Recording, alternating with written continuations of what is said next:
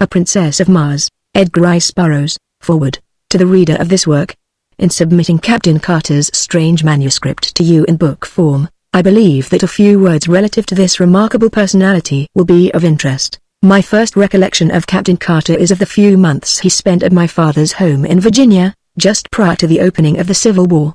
I was then a child of but 5 years, yet I well remember the tall, dark, smooth-faced, athletic man whom I called Uncle Jack. He seemed always to be laughing, and he entered into the sports of the children with the same hearty good fellowship he displayed toward those pastimes in which the men and women of his own age indulged, or he would sit for an hour at a time entertaining my old grandmother with stories of his strange, wild life in all parts of the world. We all loved him, and our slaves fairly worshipped the ground he trod. He was a splendid specimen of manhood, standing a good 2 inches over 6 feet, broad of shoulder and narrow of hip, with the carriage of the trained fighting man. His features were regular and clear-cut, his hair black and closely cropped, while his eyes were of a steel gray, reflecting a strong and loyal character, filled with fire and initiative. His manners were perfect, and his courtliness was that of a typical Southern gentleman of the highest type. His horsemanship, especially after hounds, was a marvel and delight even in that country of magnificent horsemen. I have often heard my father caution him against his wild recklessness, but he would only laugh, and say that the tumble that killed him would be from the back of a horse yet unfoaled. When the war broke out he left us, nor did I see him again for some 15 or 16 years. When he returned it was without warning, and I was much surprised to note that he had not aged apparently a moment, nor had he changed in any other outward way. He was, when others were with him, the same genial, happy fellow we had known of old, but when he thought himself alone I have seen him sit for hours gazing off into space, his face set in a look of wistful longing and hopeless misery, and at night he would sit thus looking up into the heavens, at what I did not know until I read his manuscript years afterward. He told us that he had been prospecting and mining in Arizona part of the time since the war, and that he had been very successful was evidenced by the unlimited amount of money with which he was supplied. As to the details of his life during these years he was very reticent, in fact he would not talk of them at all. He remained with us for about a year and then went to New York, where he purchased a little place on the Hudson, where I visited him once a year on the occasions of my trips to the New York market, my father and I owning and operating a string of general stores throughout Virginia at that time. Captain Carter had a small but beautiful cottage, situated on a bluff overlooking the river, and during one of my last visits, in the winter of 1885, I observed he was much occupied in writing, I presume now, upon this manuscript. He told me at this time that if anything should happen to him he wished me to take charge of his estate, and he gave me a key to a compartment in the safe which stood in his study, telling me I would find his will there and some personal instructions which he had me pledge myself to carry out with absolute fidelity. After I had retired for the night I have seen him from my window standing in the moonlight on the brink of the bluff overlooking the Hudson with his arms stretched out to the heavens as though in appeal. I thought at the time that he was praying, although I never understood that he was in the strict sense of the term a religious man. Several months after I had returned home from my last visit, the 1st of March, 1886, I think, I received a telegram from him asking me to come to him at once. I had always been his favorite among the younger generation of Carters, and so I hastened to comply with his demand. I arrived at the little station, about a mile from his grounds, on the morning of March 4, 1886. And when I asked the liveryman to drive me out to Captain Carter's he replied that if I was a friend of the captain's he had some very bad news for me. The captain had been found dead shortly after daylight that very morning by the watchman attached to an adjoining property. For some reason this news did not surprise me, but I hurried out to his place as quickly as possible, so that I could take charge of the body and of his affairs. I found the watchman who had discovered him, together with the local police chief and several townspeople, assembled in his little study. The watchman related the few details connected with the finding of the body, which he said had been still warm when he came upon it. It lay, he said, stretched full length in the snow with the arms outstretched above the head toward the edge of the bluff, and when he showed me the spot it flashed upon me that it was the identical one where I had seen him on those other nights, with his arms raised in supplication to the skies. There were no marks of violence on the body, and with the aid of a local physician the coroner's jury quickly reached a decision of death from heart failure. Left alone in the study, I opened the safe and withdrew the contents of the drawer in which he had told me I would find my instructions. They were in part peculiar indeed, but I have followed them to each last detail as faithfully as I was able. He directed that I remove his body to Virginia without embalming, and that he be laid in an open coffin within a tomb which he previously had constructed and which, as I later learned, was well ventilated. The instructions impressed upon me that I must personally see that this was carried out just as he directed, even in secrecy if necessary. His property was left in such a way that I was to receive the entire income for 25 years, when the principal was to become mine. His further instructions related to this manuscript which I was to retain sealed and unread, just as I found it, for 11 years, nor was I to divulge its contents until 21 years after his death. A strange feature about the tomb, where his body still lies, is that the massive door is equipped with a single, huge gold-plated spring lock which can be opened only from the inside. Yours very sincerely, Edgar I. Burroughs. Chapter 1 On the Arizona Hills. I am a very old man. How old I do not know. Possibly I am 100, possibly more, but I cannot tell because I have never aged as other men, nor do I remember any childhood. So far as I can recollect I have always been a man of about 30. I appear today as I did 40 years and more ago, and yet I feel that I cannot go on living forever, that some day I shall die the real death from which there is no resurrection. I do not know why I should fear death, I who have died twice and am still alive, but yet I have the same horror of it as you who have never died, and it is because of this terror of death, I believe, that I am so convinced of my mortality, and because of this conviction I have determined to write down the story of the interesting periods of my life and of my death. I cannot explain the phenomena, I can only set down here in the words of an ordinary soldier of fortune a chronicle of the strange events that befell me during the 10 years that my dead body lay undiscovered in an Arizona cave. I have never told this story, nor shall mortal man see this manuscript until after I have passed over for eternity. I know that the average human mind will not believe what it cannot grasp, and so I do not purpose being pilloried by the public, the pulpit, and the press, and held up as a colossal liar when I am but telling the simple truths which some day science will substantiate. Possibly the suggestions which I gained upon Mars, and the knowledge which I can set down in this chronicle, will aid in an earlier understanding of the mysteries of our sister planet, mysteries to you, but no longer mysteries to me. My name is John Carter, I am better known as Captain Jack Carter of Virginia. At the close of the Civil War I found myself possessed of several $100,000, Confederate, and a captain's commission in the cavalry arm of an army which no longer existed, the servant of a state which had vanished with the hopes of the South. Masterless, penniless, and with my only means of livelihood, fighting, gone, I determined to work my way to the southwest and attempt to retrieve my fallen fortunes in a search for gold. I spent nearly a year prospecting in company with another Confederate officer, Captain James K. Powell of Richmond. We were extremely fortunate, for late in the winter of 1865, after many hardships and privations, we located the most remarkable gold-bearing quartz vein that our wildest dreams had ever pictured. Powell, who was a mining engineer by education, stated that we had uncovered over $1 million worth of ore in a trifle over 3 months. As our equipment was crude in the extreme, we decided that one of us must return to civilization, purchase the necessary machinery and return with a sufficient force of men properly to work the mine. As Powell was familiar with the country, as well as with the mechanical requirements of mining, we determined that it would be best for him to make the trip. It was agreed that I was to hold down our claim against the remote possibility of its being jumped by some wandering prospector. On March 3, 1866, Powell and I packed his provisions on 2 of our burros, and bidding me goodbye he mounted his horse, and started down the mountainside toward the valley, across which led the first stage of his journey.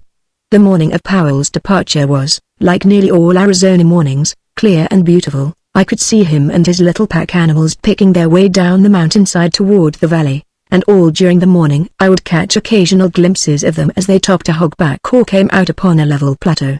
My last sight of Powell was about 3 in the afternoon as he entered the shadows of the range on the opposite side of the valley. Some half-hour later I happened to glance casually across the valley and was much surprised to note 3 little dots in about the same place I had last seen my friend and his 2 pack animals. I am not given to needless worrying, but the more I tried to convince myself that all was well with Powell, and that the dots I had seen on his trail were antelope or wild horses, the less I was able to assure myself.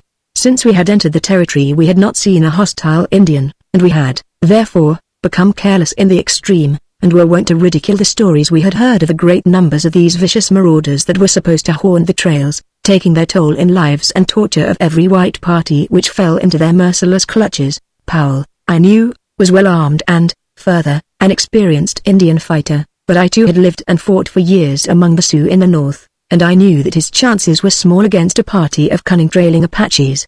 Finally I could endure this suspense no longer. and, arming myself with my 2 Colt revolvers and a carbine, I strapped 2 belts of cartridges about me and catching my saddle horse, started down the trail taken by Powell in the morning.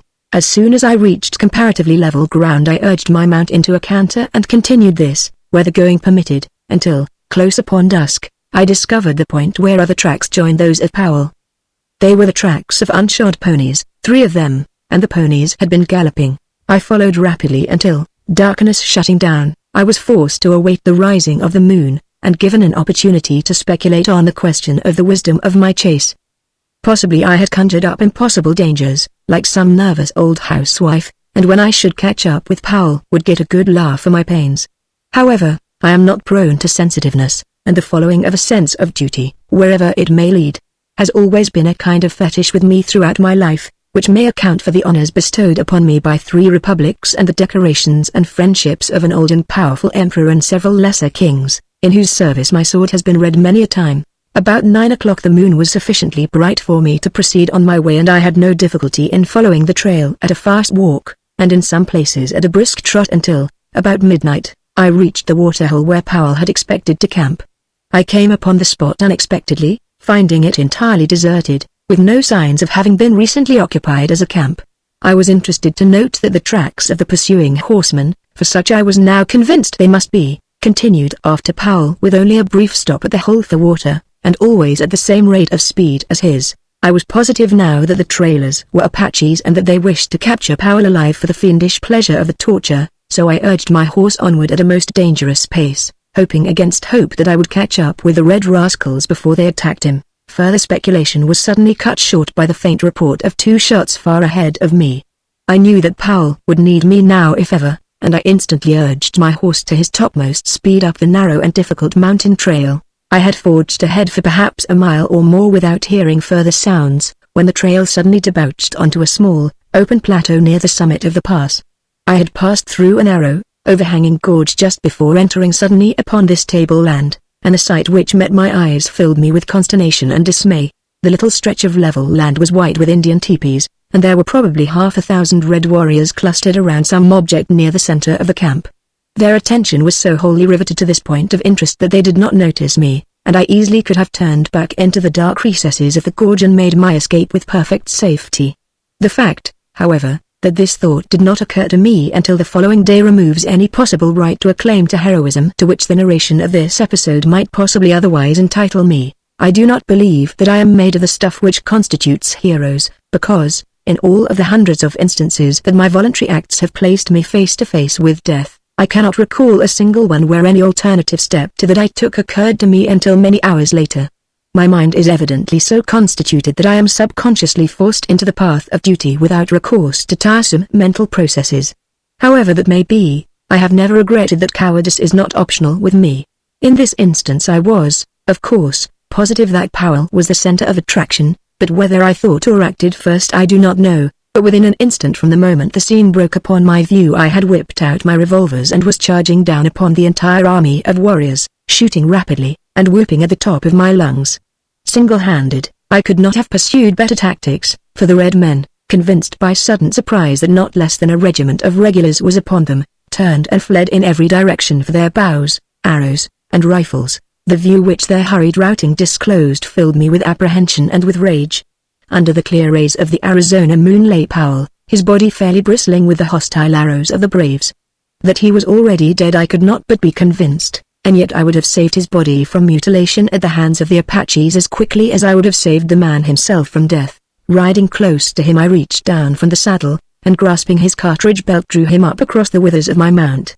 A backward glance convinced me that to return by the way I had come would be more hazardous than to continue across the plateau, so, putting spurs to my poor beast, I made a dash for the opening to the pass which I could distinguish on the far side of the tableland. The Indians had by this time discovered that I was alone and I was pursued with imprecations, arrows, and rifle balls. The fact that it is difficult to aim anything but imprecations accurately by moonlight, that they were upset by the sudden and unexpected manner of my advent, and that I was a rather rapidly moving target saved me from the various deadly projectiles of the enemy and permitted me to reach the shadows of the surrounding peaks before an orderly pursuit could be organized. My horse was traveling practically unguided as I knew that I had probably less knowledge of the exact location of the trail to the pass than he, and thus it happened that he entered a defile which led to the summit of the range and not to the pass which I had hoped would carry me to the valley and to safety. It is probable, however, that to this fact I owe my life and the remarkable experiences and adventures which befell me during the following 10 years. My first knowledge that I was on the wrong trail came when I heard the yells of the pursuing savages suddenly grow fainter and fainter far off to my left. I knew then that they had passed to the left of the jagged rock formation at the edge of the plateau, to the right of which my horse had borne me and the body of Powell. I drew rein on a little level promontory overlooking the trail below and to my left, and saw the party or pursuing savages disappearing around the point of a neighboring peak. I knew the Indians would soon discover that they were on the wrong trail and that the search for me would be renewed in the right direction as soon as they located my tracks. I had gone but a short distance further when what seemed to be an excellent trail opened up around the face of a high cliff. The trail was level and quite broad and led upward and in the general direction I wished to go. The cliff arose for several hundred feet on my right, and on my left was an equal and nearly perpendicular drop to the bottom of a rocky ravine. I had followed this trail for perhaps 100 yards when a sharp turn to the right brought me to the mouth of a large cave. The opening was about 4 feet in height and 3 to 4 feet wide, and at this opening the trail ended. It was now morning, and, with the customary lack of dawn which is a startling characteristic of Arizona, it had become daylight almost without warning. Dismounting, I laid Powell upon the ground, but the most painstaking examination failed to reveal the faintest spark of life.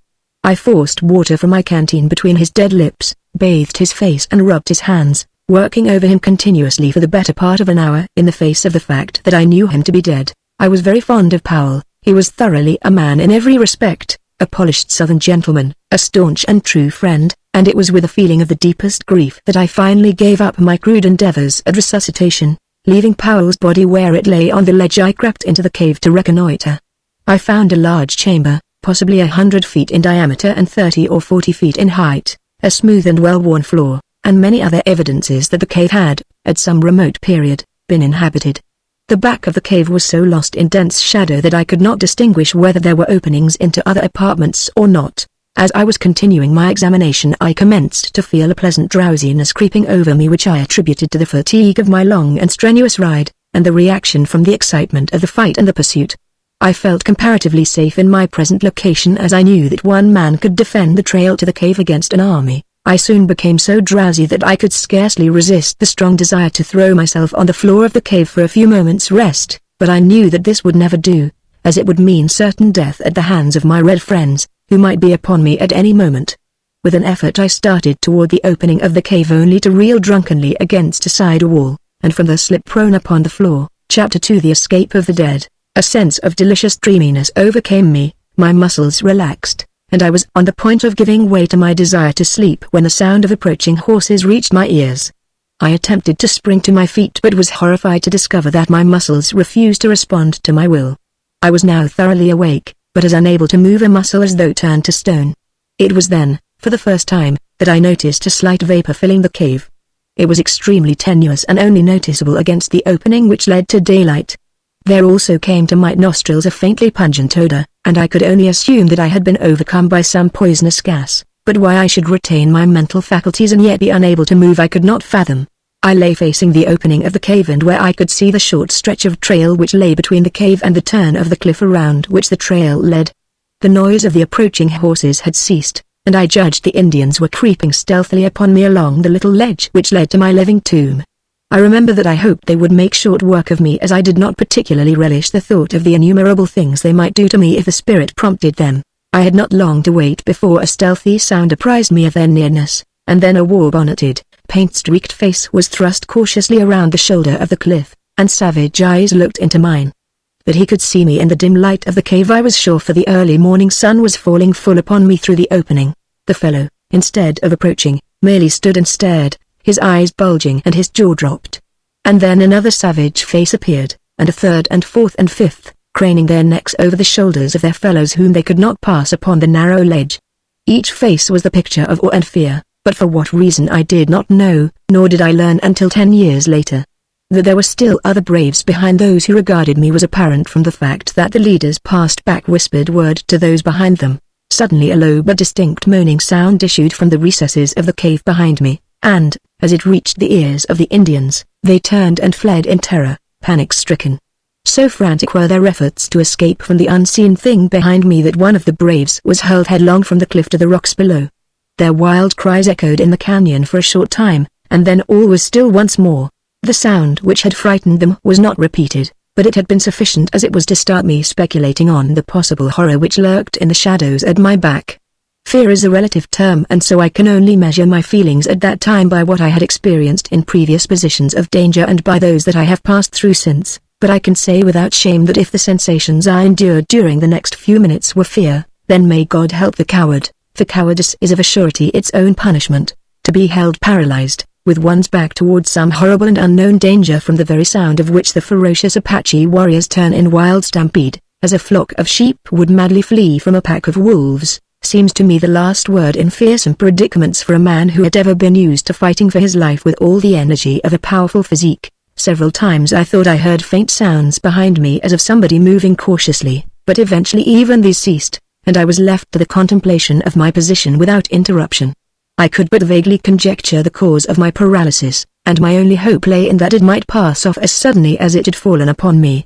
Late in the afternoon my horse, which had been standing with dragging rein before the cave, started slowly down the trail, evidently in search of food and water, and I was left alone with my mysterious unknown companion in the dead body of my friend, which lay just within my range of vision upon the ledge where I had placed it in the early morning. From then until possibly midnight all was silence, the silence of the dead. Then, suddenly, the awful moan of the morning broke upon my startled ears, and there came again from the black shadows the sound of a moving thing, and a faint rustling as of dead leaves. The shock to my already overstrained nervous system was terrible in the extreme, and with a superhuman effort I strove to break my awful bonds. It was an effort of the mind, of the will, of the nerves, not muscular, for I could not move even so much as my little finger, but none the less mighty for all that. And then something gave. There was a momentary feeling of nausea, a sharp click as of the snapping of a steel wire, and I stood with my back against the wall of the cave facing my unknown foe. And then the moonlight flooded the cave, and there before me lay my own body as it had been lying all these hours, with the eyes staring toward the open ledge and the hands resting limply upon the ground. I looked first at my lifeless clay there upon the floor of the cave and then down at myself in utter bewilderment, for there I lay clothed, and yet here I stood but naked as at the minute of my birth. The transition had been so sudden and so unexpected that it left me for a moment forgetful of aught else than my strange metamorphosis. My first thought was, is this then death? Have I indeed passed over forever into the other life? But I could not well believe this, as I could feel my heart pounding against my ribs from the exertion of my efforts to release myself from the anaesthesis which had held me. My breath was coming in quick, short gasps, cold sweat stood out from every pore of my body, and the ancient experiment of pinching revealed the fact that I was anything other than a wraith. Again was I suddenly recalled to my immediate surroundings by a repetition of the weird moan from the depths of the cave. Naked and unarmed as I was, I had no desire to face the unseen thing which menaced me. My revolvers were strapped to my lifeless body which, for some unfathomable reason, I could not bring myself to touch. My carbine was in its boot, strapped to my saddle, and as my horse had wandered off I was left without means of defense. My only alternative seemed to lie in flight, and my decision was crystallized by a recurrence of the rustling sound from the thing which now seemed, in the darkness of the cave and to my distorted imagination, to be creeping stealthily upon me. Unable longer to resist the temptation to escape this horrible place, I leapt quickly through the opening into the starlight of a clear Arizona night. The crisp, fresh mountain air outside the cave acted as an immediate tonic, and I felt new life and new courage coursing through me. Pausing upon the brink of the ledge, I upbraided myself for what now seemed to me wholly unwarranted apprehension. I reasoned with myself that I had lain helpless for many hours within the cave, yet nothing had molested me, and my better judgment, when permitted the direction of clear and logical reasoning, convinced me that the noises I had heard must have resulted from purely natural and harmless causes. Probably the conformation of the cave was such that a slight breeze had caused the sounds I heard. I decided to investigate, but first I lifted my head to fill my lungs with the pure, invigorating night air of the mountains. As I did so I saw stretching far below me the beautiful vista of rocky gorge, and level, cacti-studded flat, wrought by the moonlight into a miracle of soft splendor and wondrous enchantment. Few western wonders are more inspiring than the beauties of an Arizona moonlit landscape, the silvered mountains in the distance, the strange lights and shadows upon Hogback and Arroyo, and the grotesque details of the stiff, yet beautiful cacti form a picture at once enchanting and inspiring, as though one were catching for the first time a glimpse of some dead and forgotten world. so different is it from the aspect of any other spot upon our earth. As I stood thus meditating, I turned my gaze from the landscape to the heavens where the myriad stars formed a gorgeous and fitting canopy for the wonders of the earthly scene. My attention was quickly riveted by a large red star close to the distant horizon. As I gazed upon it I felt a spell of overpowering fascination. It was Mars, the god of war, and for me, the fighting man, it had always held the power of irresistible enchantment. As I gazed at it on that far-gone night it seemed to call across the unthinkable void, to lure me to it, to draw me as the lodestone attracts a particle of iron. My longing was beyond the power of opposition. I closed my eyes, stretched out my arms toward the god of my vocation and felt myself drawn with the suddenness of thought through the trackless immensity of space. There was an instant of extreme cold and utter darkness. Chapter 3 My Advent on Mars. I opened my eyes upon a strange and weird landscape. I knew that I was on Mars. Not once did I question either my sanity or my wakefulness. I was not asleep, no need for pinching here. My inner consciousness told me as plainly that I was upon Mars as your conscious mind tells you that you are upon Earth. You do not question the fact, neither did I. I found myself lying prone upon a bed of yellowish, moss-like vegetation which stretched around me in all directions for interminable miles. I seemed to be lying in a deep, circular basin, along the outer verge of which I could distinguish the irregularities of low hills. It was midday, the sun was shining full upon me and the heat of it was rather intense upon my naked body, yet no greater than would have been true under similar conditions on an Arizona desert. Here and there were slight outcroppings of quartz-bearing rock which glistened in the sunlight, and a little to my left, perhaps 100 yards, appeared a low, walled enclosure about 4 feet in height. No water, and no other vegetation than the moss was in evidence, and as I was somewhat thirsty I determined to do a little exploring. Springing to my feet I received my first Martian surprise, for the effort, which on Earth would have brought me standing upright, carried me into the Martian air to the height of about 3 yards. I alighted softly upon the ground, however, without appreciable shock or jar. Now commenced a series of evolutions which even then seemed ludicrous in the extreme. I found that I must learn to walk all over again, as the muscular exertion which carried me easily and safely upon Earth played strange antics with me upon Mars. Instead of progressing in a sane and dignified manner, my attempts to walk resulted in a variety of hops which took me clear of the ground a couple of feet at each step and landed me sprawling upon my face or back at the end of each second or third hop. My muscles, perfectly attuned and accustomed to the force of gravity on Earth, played the mischief with me in attempting for the first time to cope with a lesser gravitation and lower air pressure on Mars. I was determined, however, to explore the low structure which was the only evidence of habitation in sight, and so I hit upon the unique plan of reverting to first principles in locomotion, creeping. I did fairly well at this and in a few moments had reached the low, encircling wall of the enclosure. There appeared to be no doors or windows upon the side nearest me, but as the wall was but about 4 feet high I cautiously gained my feet and peered over the top upon the strangest sight it had ever been given me to see. The roof of the enclosure was of solid glass about 4 or 5 inches in thickness, and beneath this were several hundred large eggs, perfectly round and snowy white. The eggs were nearly uniform in size, being about 2½ feet in diameter. 5 or 6 had already hatched, and the grotesque caricatures which sat blinking in the sunlight were enough to cause me to doubt my sanity. They seemed mostly head, with little scrawny bodies, long necks and 6 legs, or, as I afterward learned, 2 legs and 2 arms, with an intermediary pair of limbs which could be used at will either as arms or legs.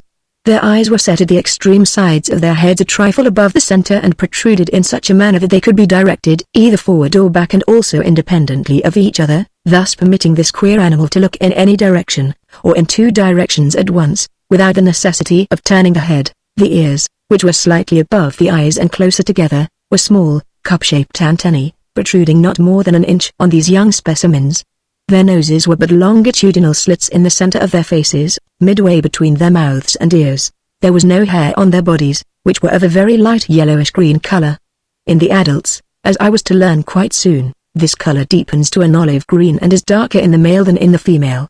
Further, the heads of the adults are not so out of proportion to their bodies as in the case of the young. The iris of the eyes is blood red, as in albinos, while the pupil is dark. The eyeball itself is very white, as are the teeth. These latter add a most ferocious appearance to an otherwise fearsome and terrible countenance, as the lower tusks curve upward to sharp points which end about where the eyes of earthly human beings are located. The whiteness of the teeth is not that of ivory, but of the snowiest and most gleaming of china. Against the dark background of their olive skins their tusks stand out in a most striking manner, making these weapons present a singularly formidable appearance. Most of these details I noted later, for I was given but little time to speculate on the wonders of my new discovery.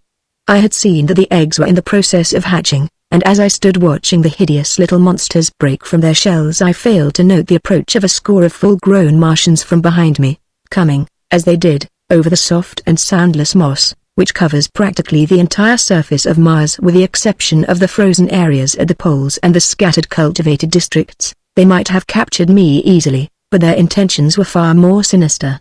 It was the rattling of the accoutrements of the foremost warrior which warned me. On such a little thing my life hung that I often marvel that I escaped so easily. Had not the rifle of the leader of the party swung from its fastenings beside his saddle in such a way as to strike against the butt of his great metal-shod spear I should have snuffed out without ever knowing that death was near me.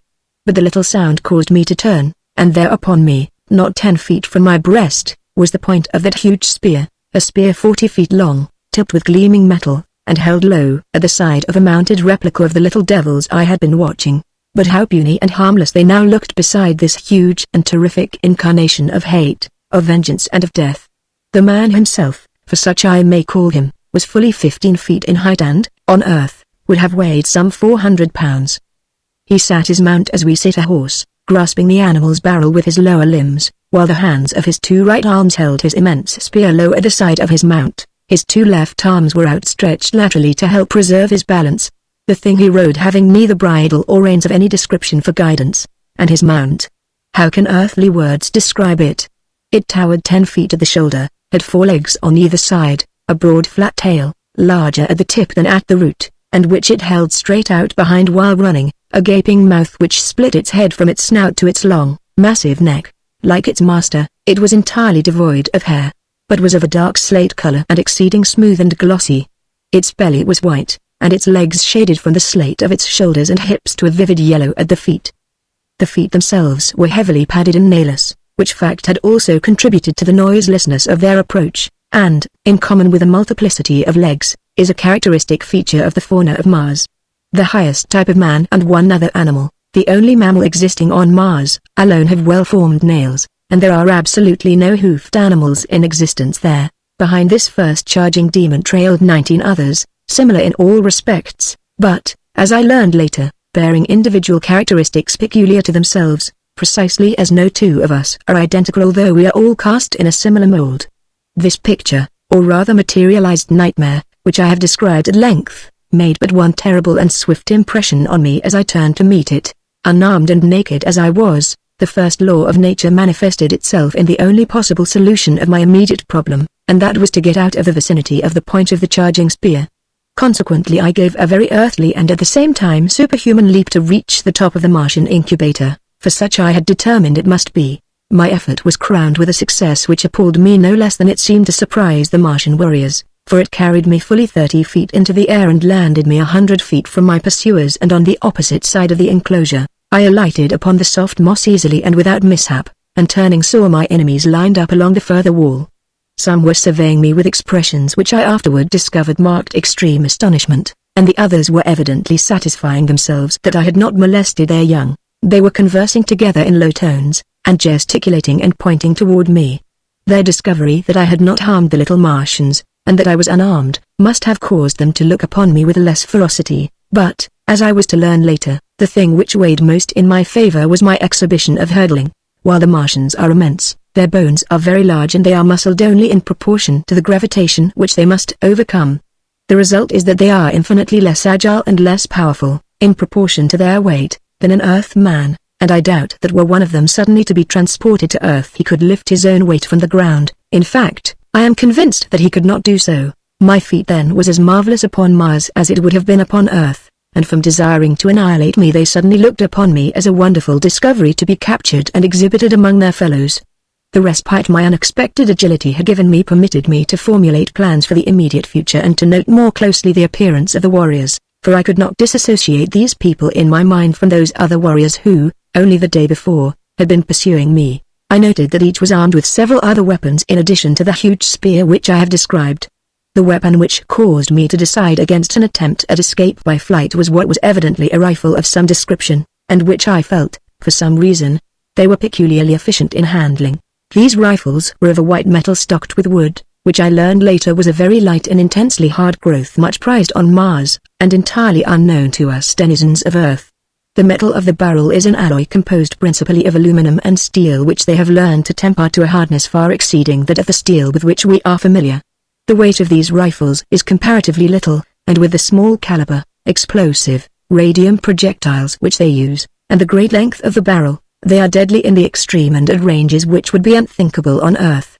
The theoretic effective radius of this rifle is 300 miles, but the best they can do in actual service when equipped with their wireless finders and sighters is but a trifle over 200 miles. This is quite far enough to imbue me with great respect for the Martian firearm, and some telepathic force must have warned me against an attempt to escape in broad daylight from under the muscles of 20 of these death-dealing machines. The Martians, after conversing for a short time, turned and rode away in the direction from which they had come, leaving one of their number alone by the enclosure.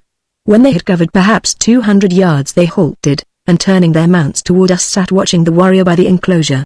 He was the one whose spear had so nearly transfixed me, and was evidently the leader of the band, as I had noted that they seemed to have moved to their present position at his direction. When his force had come to a halt he dismounted, threw down his spear and small arms, and came around the end of the incubator toward me, entirely unarmed and as naked as I, except for the ornaments strapped upon his head, limbs, and breast. When he was within about 50 feet of me he unclasped an enormous metal armlet, and holding it toward me in the open palm of his hand, addressed me in a clear, resonant voice, but in a language, it is needless to say, I could not understand. He then stopped as though waiting for my reply, pricking up his antennae-like ears and cocking his strange-looking eyes still further toward me. As the silence became painful I concluded to hazard a little conversation on my own part, as I had guessed that he was making overtures of peace. The throwing down of his weapons and the withdrawing of his troop before his advance toward me would have signified a peaceful mission anywhere on Earth, so why not, then, on Mars? Placing my hand over my heart I bowed low to the Martian and explained to him that while I did not understand his language, his actions spoke for the peace and friendship that at the present moment were most dear to my heart. Of course I might have been a babbling brook for all the intelligence my speech carried to him, but he understood the action with which I immediately followed my words. Stretching my hand toward him, I advanced and took the armlet from his open palm, clasping it about my arm above the elbow, smiled at him and stood waiting. His wide mouth spread into an answering smile, and locking one of his intermediary arms in mine we turned and walked back toward his mount. At the same time he motioned his followers to advance. They started toward us on a wild run, but were checked by a signal from him. Evidently he feared that were I to be really frightened again I might jump entirely out of the landscape. He exchanged a few words with his men, motioned to me that I would ride behind one of them, and then mounted his own animal. The fellow designated reached down 2 or 3 hands and lifted me up behind him on the glossy back of his mount, where I hung on as best I could by the belts and straps which held the Martian's weapons and ornaments. The entire cavalcade then turned and galloped away toward the range of hills in the distance. Chapter 4 A prisoner. We had gone perhaps 10 miles when the ground began to rise very rapidly. We were, as I was later to learn, nearing the edge of one of Mars' long-dead seas, in the bottom of which my encounter with the Martians had taken place. In a short time we gained the foot of the mountains, and after traversing a narrow gorge came to an open valley, at the far extremity of which was a low tableland upon which I beheld an enormous city. Toward this we galloped, entering it by what appeared to be a ruined roadway leading out from the city, but only to the edge of the tableland, where it ended abruptly in a flight of broad steps. Upon closer observation I saw as we passed them that the buildings were deserted, and while not greatly decayed had the appearance of not having been tenanted for years, possibly for ages. Toward the center of the city was a large plaza, and upon this and in the buildings immediately surrounding it were camped some 9 or 10 creatures of the same breed as my captors, for such I now considered them despite the suave manner in which I had been trapped. With the exception of their ornaments all were naked. The women varied in appearance but little from the men, except that their tusks were much larger in proportion to their height, in some instances curving nearly to their high-set ears. Their bodies were smaller and lighter in color, and their fingers and toes bore the rudiments of nails, which were entirely lacking among the males. The adult females ranged in height from 10 to 12 feet.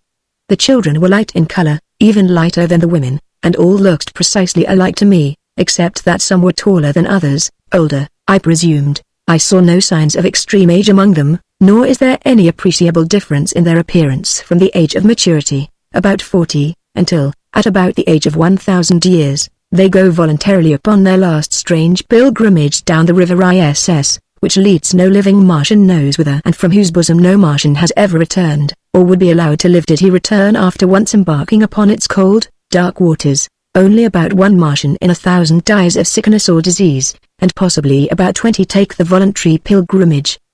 The other 979 die violent deaths in duels, in hunting, in aviation and in war, but perhaps by far the greatest death loss comes during the age of childhood, when vast numbers of the little Martians fall victims to the great white tapes of Mars. The average life expectancy of a Martian after the age of maturity is about 300 years, but would be nearer the 1,000 mark were it not for the various means leading to violent death. Owing to the waning resources of the planet, it evidently became necessary to counteract the increasing longevity which their remarkable skill in therapeutics and surgery produced, and so human life has come to be considered but lightly on Mars, as is evidenced by their dangerous sports and the almost continual warfare between the various communities. There are other and natural causes tending toward a diminution of population, but nothing contributes so greatly to this end as the fact that no male or female Martian is ever voluntarily without a weapon of destruction. As we neared the plaza and my presence was discovered, we were immediately surrounded by hundreds of the creatures who seemed anxious to pluck me from my seat behind my guard. A word from the leader of the party stilled their clamor, and we proceeded at a trot across the plaza to the entrance of as magnificent an edifice as mortal eye has rested upon. The building was low, but covered an enormous area. It was constructed of gleaming white marble inlaid with gold and brilliant stones which sparkled and scintillated in the sunlight. The main entrance was some 100 feet in width and projected from the building proper to form a huge canopy above the entrance hall. There was no stairway, but a gentle incline to the first floor of the building opened into an enormous chamber encircled by galleries. On the floor of this chamber, which was dotted with highly carved wooden desks and chairs, were assembled about 40 or 50 male Martians around the steps of a rostrum. On the platform proper squatted an enormous warrior heavily loaded with metal ornaments, gay-colored feathers and beautifully wrought leather trappings ingeniously set with precious stones. From his shoulders depended a short cape of white fur lined with brilliant scarlet silk. What struck me as most remarkable about this assemblage and the hall in which they were congregated was the fact that the creatures were entirely out of proportion to the desks, chairs, and other furnishings, these being of a size adapted to human beings such as I, whereas the great bulks of the Martians could scarcely have squeezed into the chairs, nor was there room beneath the desks for their long legs. Evidently, then, there were other denizens on Mars than the wild and grotesque creatures into whose hands I had fallen, but the evidences of extreme antiquity which showed all around me indicated that these buildings might have belonged to some long extinct and forgotten race in the dim antiquity of Mars. Our party had halted at the entrance to the building, and at a sign from the leader I had been lowered to the ground. Again locking his arm in mine, we had proceeded into the audience chamber. There were few formalities observed in approaching the Martian chieftain.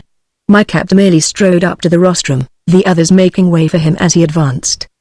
The chieftain rose to his feet and uttered the name of my escort, who, in turn, halted and repeated the name of the ruler followed by his title. At the time, this ceremony and the words they uttered meant nothing to me, but later I came to know that this was the customary greeting between green Martians.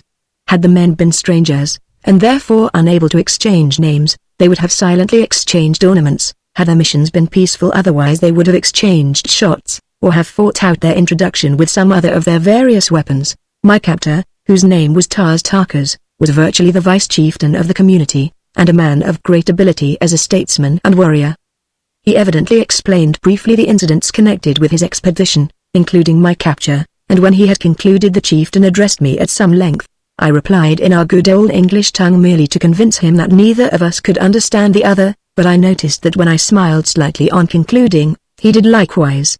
This fact, and the similar occurrence during my first talk with Tarkas, convinced me that we had at least something in common, the ability to smile, therefore to laugh, denoting a sense of humor. But I was to learn that the Martian smile is merely perfunctory, and that the Martian laugh is a thing to cause strong men to blanch in horror. The ideas of humor among the green men of Mars are widely at variance with our conceptions of incitants to merriment. The death agonies of a fellow being are, to these strange creatures, provocative of the wildest hilarity, while their chief form of commonest amusement is to inflict death on their prisoners of war in various ingenious and horrible ways. The assembled warriors and chieftains examined me closely, feeling my muscles and the texture of my skin. The principal chieftain then evidently signified a desire to see me perform, and, motioning me to follow, he started with Das Tarkas for the open plaza. Now, I had made no attempt to walk, since my first signal failure, except while tightly grasping Tas Tarkas' arm, and so now I went skipping and flitting about among the desks and chairs like some monstrous grasshopper. After bruising myself severely, much to the amusement of the Martians, I again had recourse to creeping, but this did not suit them and I was roughly jerked to my feet by a towering fellow who had laughed most heartily at my misfortunes. As he banged me down upon my feet, his face was bent close to mine and I did the only thing a gentleman might do under the circumstances of brutality, boorishness, and lack of consideration for a stranger's rights. I swung my fist squarely to his jaw and he went down like a felled ox. As he sunk to the floor I wheeled around with my back toward the nearest desk, expecting to be overwhelmed by the vengeance of his fellows, but determined to give them as good a battle as the unequal odds would permit before I gave up my life. My fears were groundless, however, as the other Martians, at first struck dumb with wonderment, finally broke into wild peals of laughter and applause. I did not recognize the applause as such, but later, when I had become acquainted with their customs, I learned that I had won what they seldom accord, a manifestation of approbation. The fellow whom I had struck lay where he had fallen, nor did any of his mates approach him. Tas Tarkas advanced toward me, holding out one of his arms, and we thus proceeded to the plaza without further mishap. I did not, of course, know the reason for which we had come to the open, but I was not long in being enlightened. They first repeated the word sack a number of times, and then Tas Tarkas made several jumps, repeating the same word before each leap. Then, turning to me, he said, "Sack."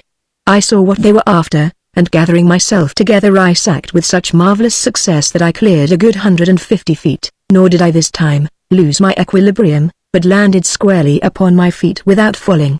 I then returned by easy jumps of 25 or 30 feet to the little group of warriors.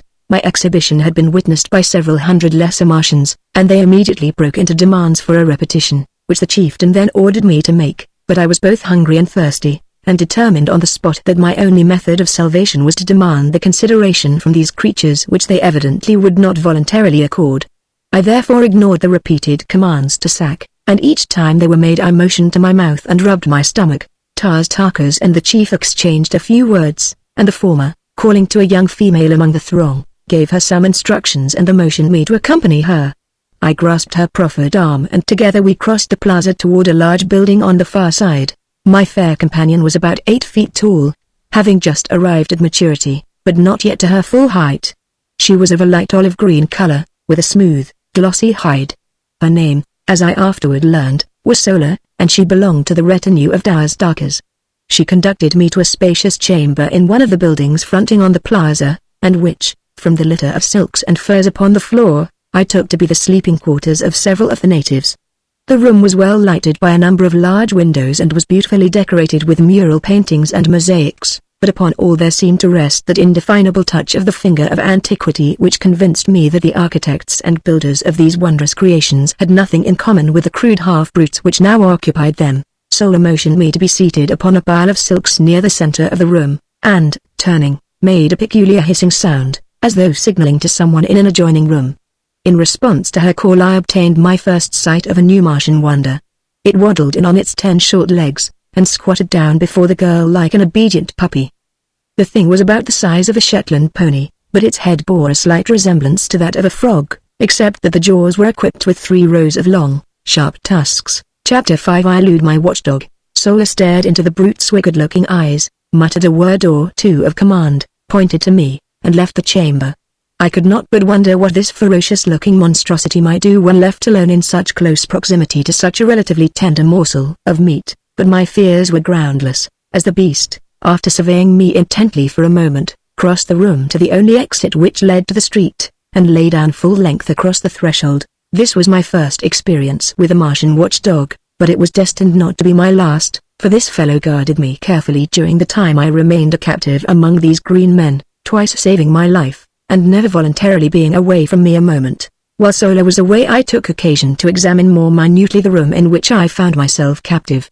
The mural painting depicted scenes of rare and wonderful beauty, mountains, rivers, lake, ocean, meadow, trees and flowers, winding roadways, sun-kissed garden scenes which might have portrayed earthly views but for the different colorings of the vegetation.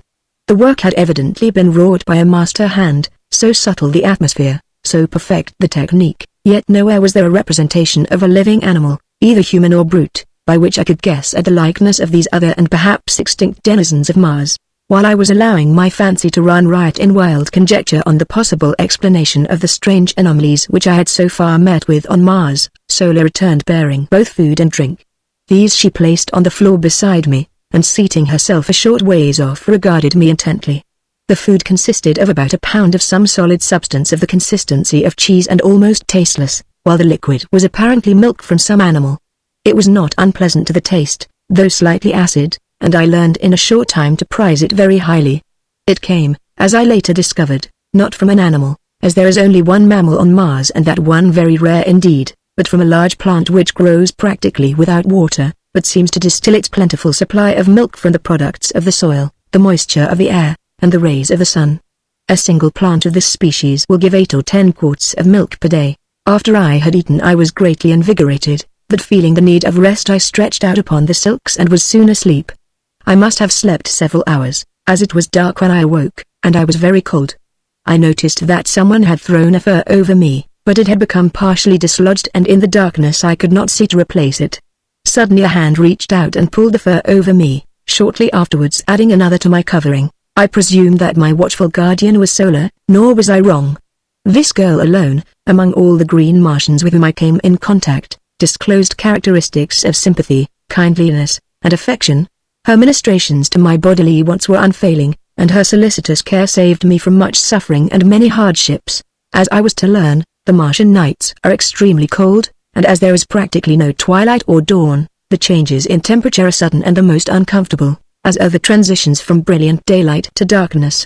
The nights are either brilliantly illumined or very dark, for if neither of the 2 moons of Mars happen to be in the sky almost total darkness results, since the lack of atmosphere, or, rather, the very thin atmosphere, fails to diffuse the starlight to any great extent. On the other hand, if both of the moons are in the heavens at night the surface of the ground is brightly illuminated. Both of Mars' moons are vastly nearer her than is our moon to Earth, the nearer moon being but about 5,000 miles distant, while the further is but little more than 14,000 miles away, against the nearly 250,000 miles which separate us from our moon.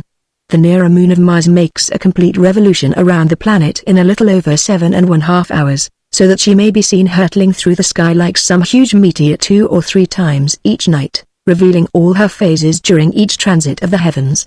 The further moon revolves about Mars in something over 30¼ hours, and with her sister satellite makes a nocturnal Martian scene one of splendid and weird grandeur.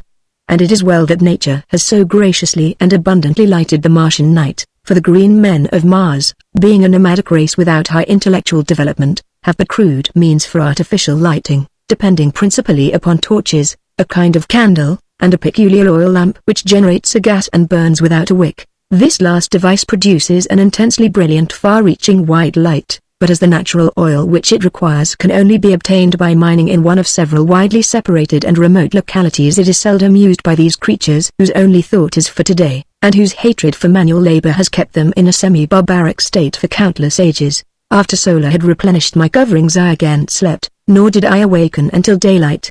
The other occupants of the room, 5 in number, were all females, and they were still sleeping, piled high with a motley array of silks and furs. Across the threshold lay stretched the sleepless guardian brute, just as I had last seen him on the preceding day. Apparently he had not moved a muscle. His eyes were fairly glued upon me, and I fell to wondering just what might befall me should I endeavor to escape. I have ever been prone to seek adventure and to investigate and experiment where wiser men would have left well enough alone. It therefore now occurred to me that the surest way of learning the exact attitude of this beast toward me would be to attempt to leave the room. I felt fairly secure in my belief that I could escape him should he pursue me once I was outside the building, for I had begun to take great pride in my ability as a jumper. Furthermore, I could see from the shortness of his legs that the brute himself was no jumper and probably no runner.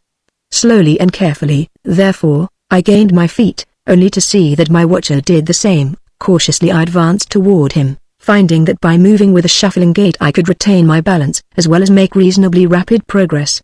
As I neared the brute he backed cautiously away from me, and when I had reached the open he moved to one side to let me pass. He then fell in behind me and followed about 10 paces in my rear as I made my way along the deserted street. Evidently his mission was to protect me only, I thought, but when we reached the edge of the city he suddenly sprang before me, uttering strange sounds and baring his ugly and ferocious tusks. Thinking to have some amusement at his expense, I rushed toward him, and when almost upon him sprang into the air, alighting far beyond him and away from the city. He wheeled instantly and charged me with the most appalling speed I had ever beheld.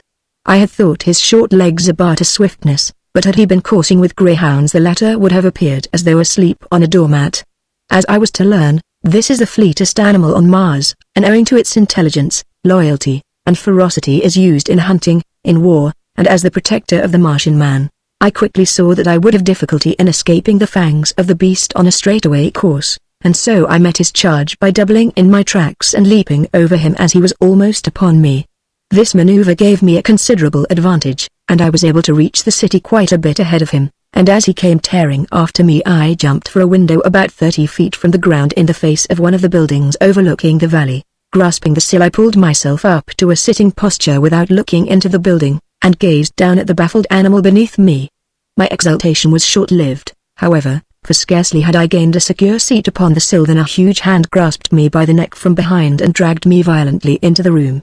Here I was thrown upon my back, and beheld standing over me a colossal ape-like creature, white and hairless except for an enormous shock of bristly hair upon its head. Chapter 6: A Fight That Won Friends.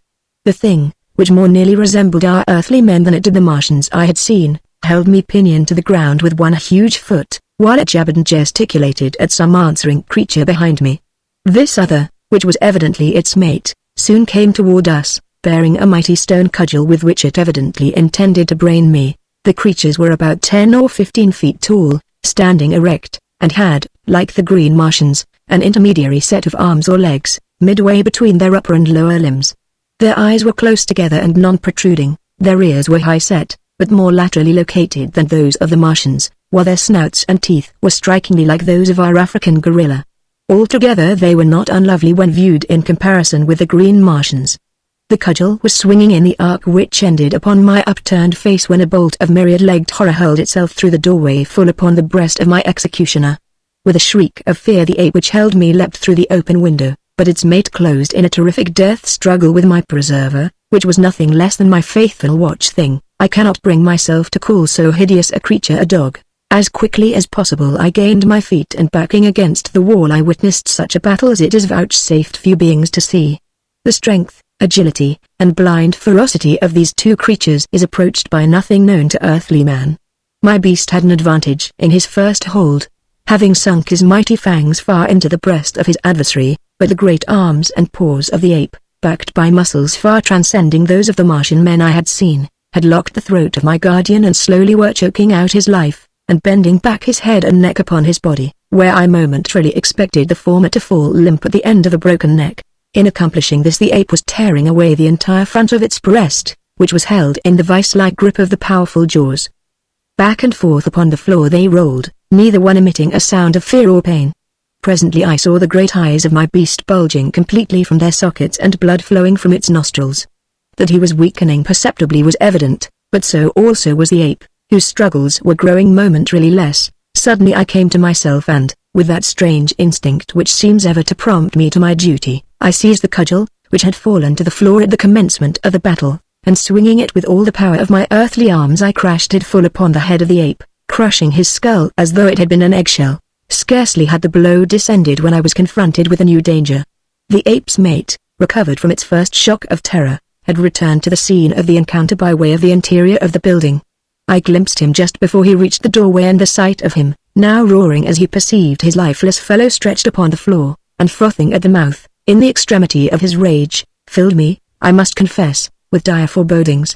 I am ever willing to stand and fight when the odds are not too overwhelmingly against me, but in this instance I perceived neither glory nor profit in pitting my relatively puny strength against the iron muscles and brutal ferocity of this enraged denizen of an unknown world. In fact, the only outcome of such an encounter, so far as I might be concerned, seemed sudden death. I was standing near the window and I knew that once in the street I might gain the plaza and safety before the creature could overtake me. At least there was a chance for safety in flight. Against almost certain death should I remain and fight however desperately. It is true I held the cudgel, but what could I do with it against his 4 great arms? Even should I break one of them with my first blow, for I figured that he would attempt to ward off the cudgel. He could reach out and annihilate me with the others before I could recover for a second attack. In the instant that these thoughts passed through my mind, I had turned to make for the window, but my eyes alighting on the form of my erstwhile guardian threw all thoughts of flight to the four winds. He lay gasping upon the floor of the chamber, his great eyes fastened upon me in what seemed a pitiful appeal for protection.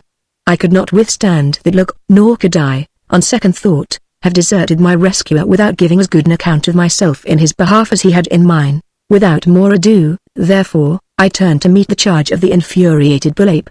He was now too close upon me for the cudgel to prove of any effective assistance, so I merely threw it as heavily as I could at his advancing bulk. It struck him just below the knees, eliciting a howl of pain and rage, and so throwing him off his balance that he lunged full upon me with arms wide stretched to ease his fall. Again, as on the preceding day, I had recourse to earthly tactics, and swinging my right fist full upon the point of his chin, I followed it with a smashing left to the pit of his stomach. The effect was marvelous, for, as I lightly sidestepped, after delivering the second blow, he reeled and fell upon the floor doubled up with pain and gasping for wind. Leaping over his prostrate body, I seized the cudgel and finished the monster before he could regain his feet. As I delivered the blow, a low laugh rang out behind me, and, turning, I beheld Tarkas, Solar, and 3 or 4 warriors standing in the doorway of the chamber.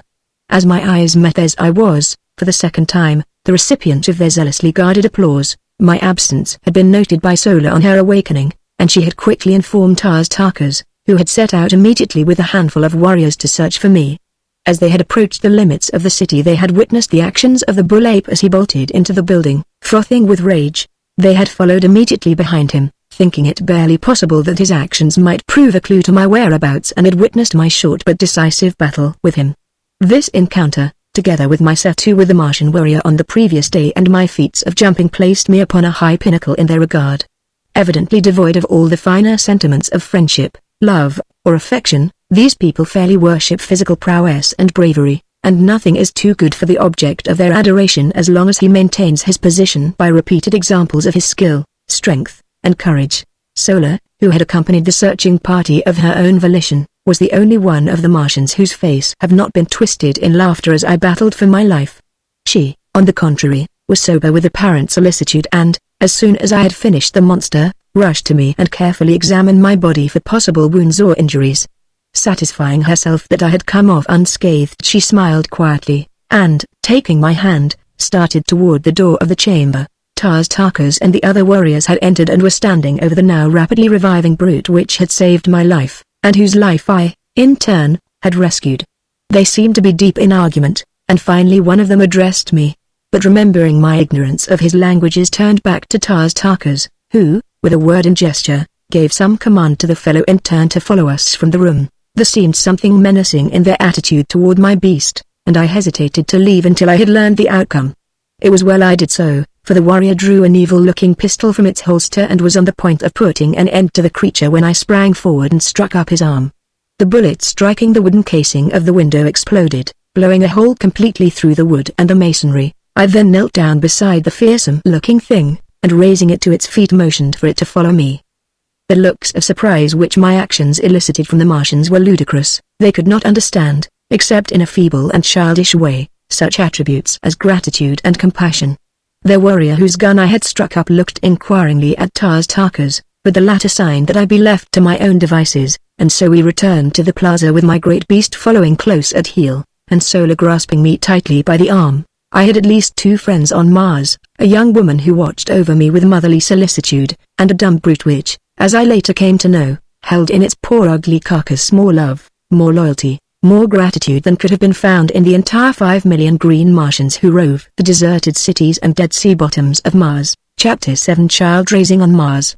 After a breakfast, which was an exact replica of the meal of the preceding day and an index of practically every meal which followed while I was with the green men of Mars, Solar escorted me to the plaza, where I found the entire community engaged in watching or helping at the harnessing of huge Mastodonian animals to great 3-wheel chariots. There were about 250 of these vehicles, each drawn by a single animal, any one of which, from their appearance, might easily have drawn the entire wagon train when fully loaded. The chariots themselves were large, commodious, and gorgeously decorated. In each was seated a female Martian loaded with ornaments of metal, with jewels and silks and furs, and upon the back of each of the beasts which drew the chariots was perched a young Martian driver. Like the animals upon which the warriors were mounted, the heavier draft animals wore neither bit nor bridle, but were guided entirely by telepathic means. This power is wonderfully developed in all Martians, and accounts largely for the simplicity of their language and the relatively few spoken words exchanged even in long conversations. It is the universal language of Mars, through the medium of which the higher and lower animals of this world of paradoxes are able to communicate to a greater or less extent, depending upon the intellectual sphere of the species and the development of the individual. As the cavalcade took up the line of march in single file, Solar dragged me into an empty chariot and we proceeded with the procession toward the point by which I had entered the city the day before. At the head of the caravan rode some 200 warriors, 5 abreast, and a like number brought up the rear, while 25 or 30 outriders flanked us on either side. Everyone but myself, men, women, and children, were heavily armed, and at the tail of each chariot trotted a Martian hound, my own beast following closely behind ours. In fact, the faithful creature never left me voluntarily during the entire 10 years I spent on Mars. Our way led out across the little valley before the city, through the hills, and down into the Dead Sea bottom which I had traversed on my journey from the incubator to the plaza. The incubator, as it proved, was the terminal point of our journey this day, and, as the entire cavalcade broke into a mad gallop as soon as we reached the level expanse of sea bottom, we were soon within sight of our goal. On reaching it, the chariots were parked with military precision on the 4 sides of the enclosure, and half a score of warriors, headed by the enormous chieftain, and including Tarkas and several other lesser chiefs, dismounted and advanced toward it. I could see Tarkas explaining something to the principal chieftain, whose name, by the way, was, as nearly as I can translate it into English, Lorquistimal, Jed being his title. I was soon apprised of the subject of their conversation, as, calling to Solar, Tarkas signed for her to send me to him. I had by this time mastered the intricacies of walking under Martian conditions, and quickly responding to his command I advanced to the side of the incubator where the warriors stood. As I reached their side, a glance showed me that all but a very few eggs had hatched, the incubator being fairly alive with the hideous little devils. They ranged in height from 3 to 4 feet, and were moving restlessly about the enclosure as though searching for food. As I came to a halt before him, Tarkas pointed over the incubator and said, "Sack."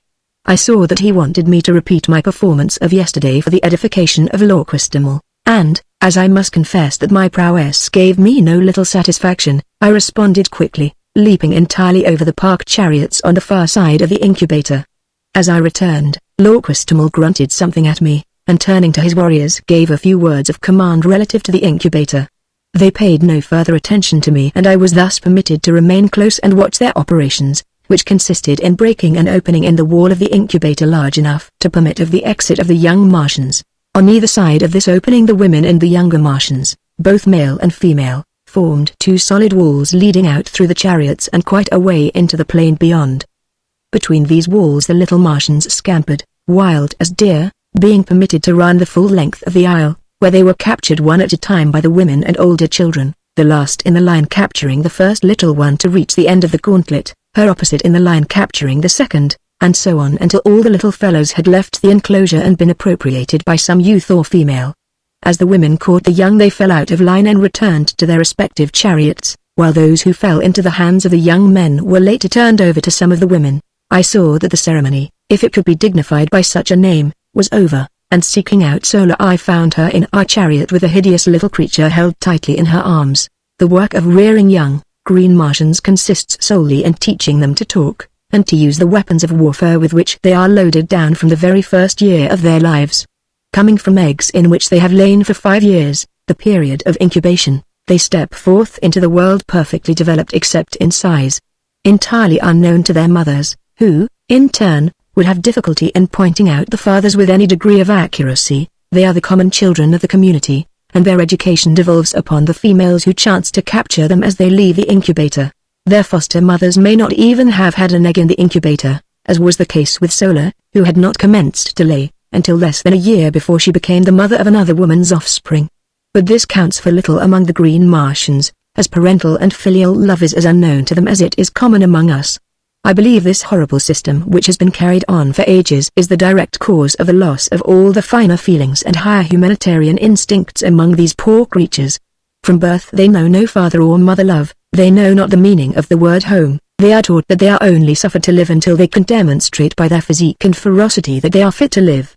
Should they prove deformed or defective in any way, they are promptly shot, nor do they see a tear shed for a single one of the many cruel hardships they pass through from earliest infancy. I do not mean that the adult Martians are unnecessarily or intentionally cruel to the young, but theirs is a hard and pitiless struggle for existence upon a dying planet, the natural resources of which have dwindled to a point where the support of each additional life means an added tax upon the community into which it is thrown. By careful selection they rear only the hardiest specimens of each species, and with almost supernatural foresight they regulate the birth rate to merely offset the loss by death.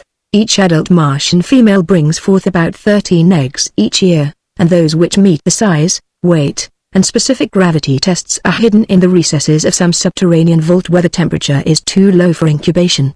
Every year these eggs are carefully examined by a council of 20 chieftains, and all but about 100 of the most perfect are destroyed out of each yearly supply.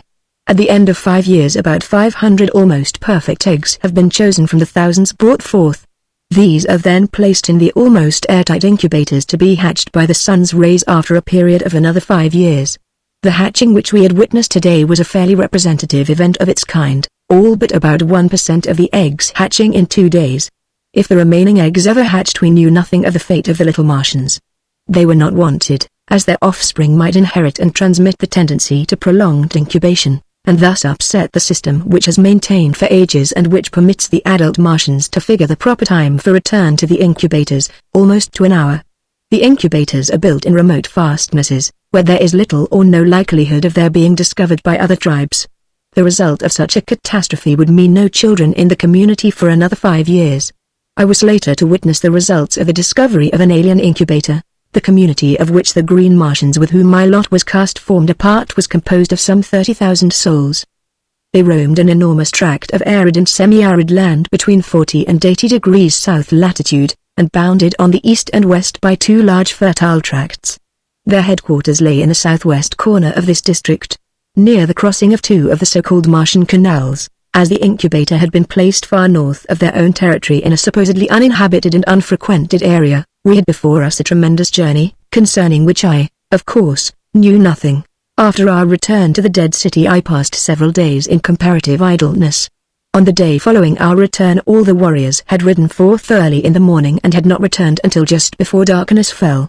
As I later learned, they had been to the subterranean vaults in which the eggs were kept and had transported them to the incubator, which they had then walled up for another 5 years, and which, in all probability, would not be visited again during that period. The vaults which hid the eggs until they were ready for the incubator were located many miles south of the incubator, and would be visited yearly by the council of 20 chieftains. Why they did not arrange to build their vaults and incubators nearer home has always been a mystery to me, and, like many other Martian mysteries, unsolved and unsolvable by earthly reasoning and customs.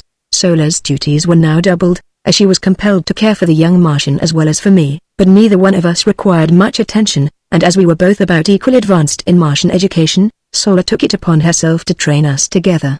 Her prize consisted in a male about 4 feet tall, very strong and physically perfect. Also, he learned quickly, and we had considerable amusement, at least I did, over the keen rivalry we displayed. The Martian language, as I have said, is extremely simple, and in a week I could make all my wants known and understand nearly everything that was said to me. Likewise, under Sola's tutelage, I developed my telepathic powers so that I shortly could sense practically everything that went on around me. What surprised Sola most in me was that while I could catch telepathic messages easily from others, and often when they were not intended for me, no one could read a jot from my mind under any circumstances. At first this vexed me, but later I was very glad of it, as it gave me an undoubted advantage over the Martians. Chapter 8: A Fair Captive from the Sky. The 3rd day after the incubator ceremony we set forth toward home, but scarcely had the head of the procession debouched into the open ground before the city than orders were given for an immediate and hasty return. As though trained for years in this particular evolution, the Green Martians melted like mist into the spacious doorways of the nearby buildings, until, in less than 3 minutes, the entire cavalcade of chariots, mastodons and mounted warriors was nowhere to be seen. Sola and I had entered a building upon the front of the city, in fact, the same one in which I had had my encounter with the apes, and, wishing to see what had caused the sudden retreat, I mounted to an upper floor and peered from the window out over the valley and the hills beyond. and there I saw the cause of their sudden scurrying to cover.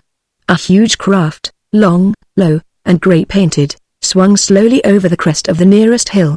Following it came another, and another, and another, until 20 of them, swinging low above the ground, sailed slowly and majestically toward us. Each carried a strange banner swung from stem to stern above the upper works, and upon the prow of each was painted some odd device that gleamed in the sunlight and showed plain even at the distance at which we were from the vessels. I could see figures crowding the forward decks and upper works of the aircraft.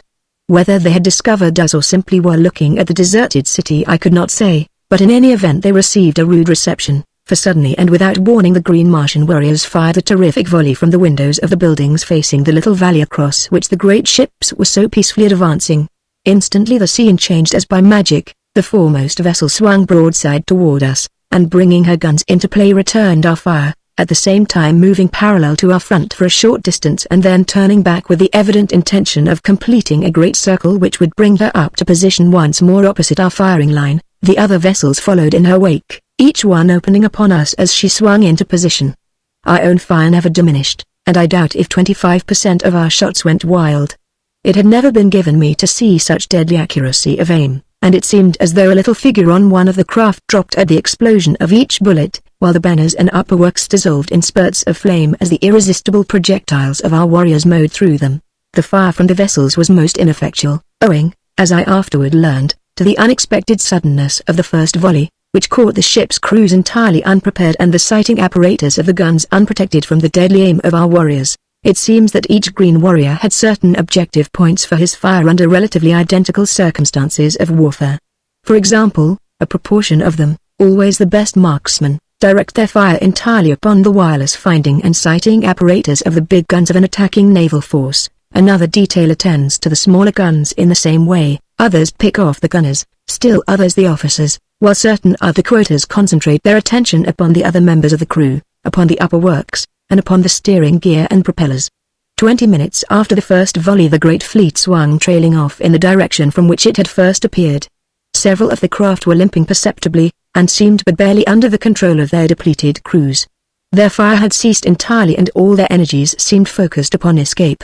Our warriors then rushed up to the roofs of the buildings which we occupied and followed the retreating armada with a continuous fusillade of deadly fire. One by one, however, the ships managed to dip below the crests of the outlying hills until only one barely moving craft was in sight.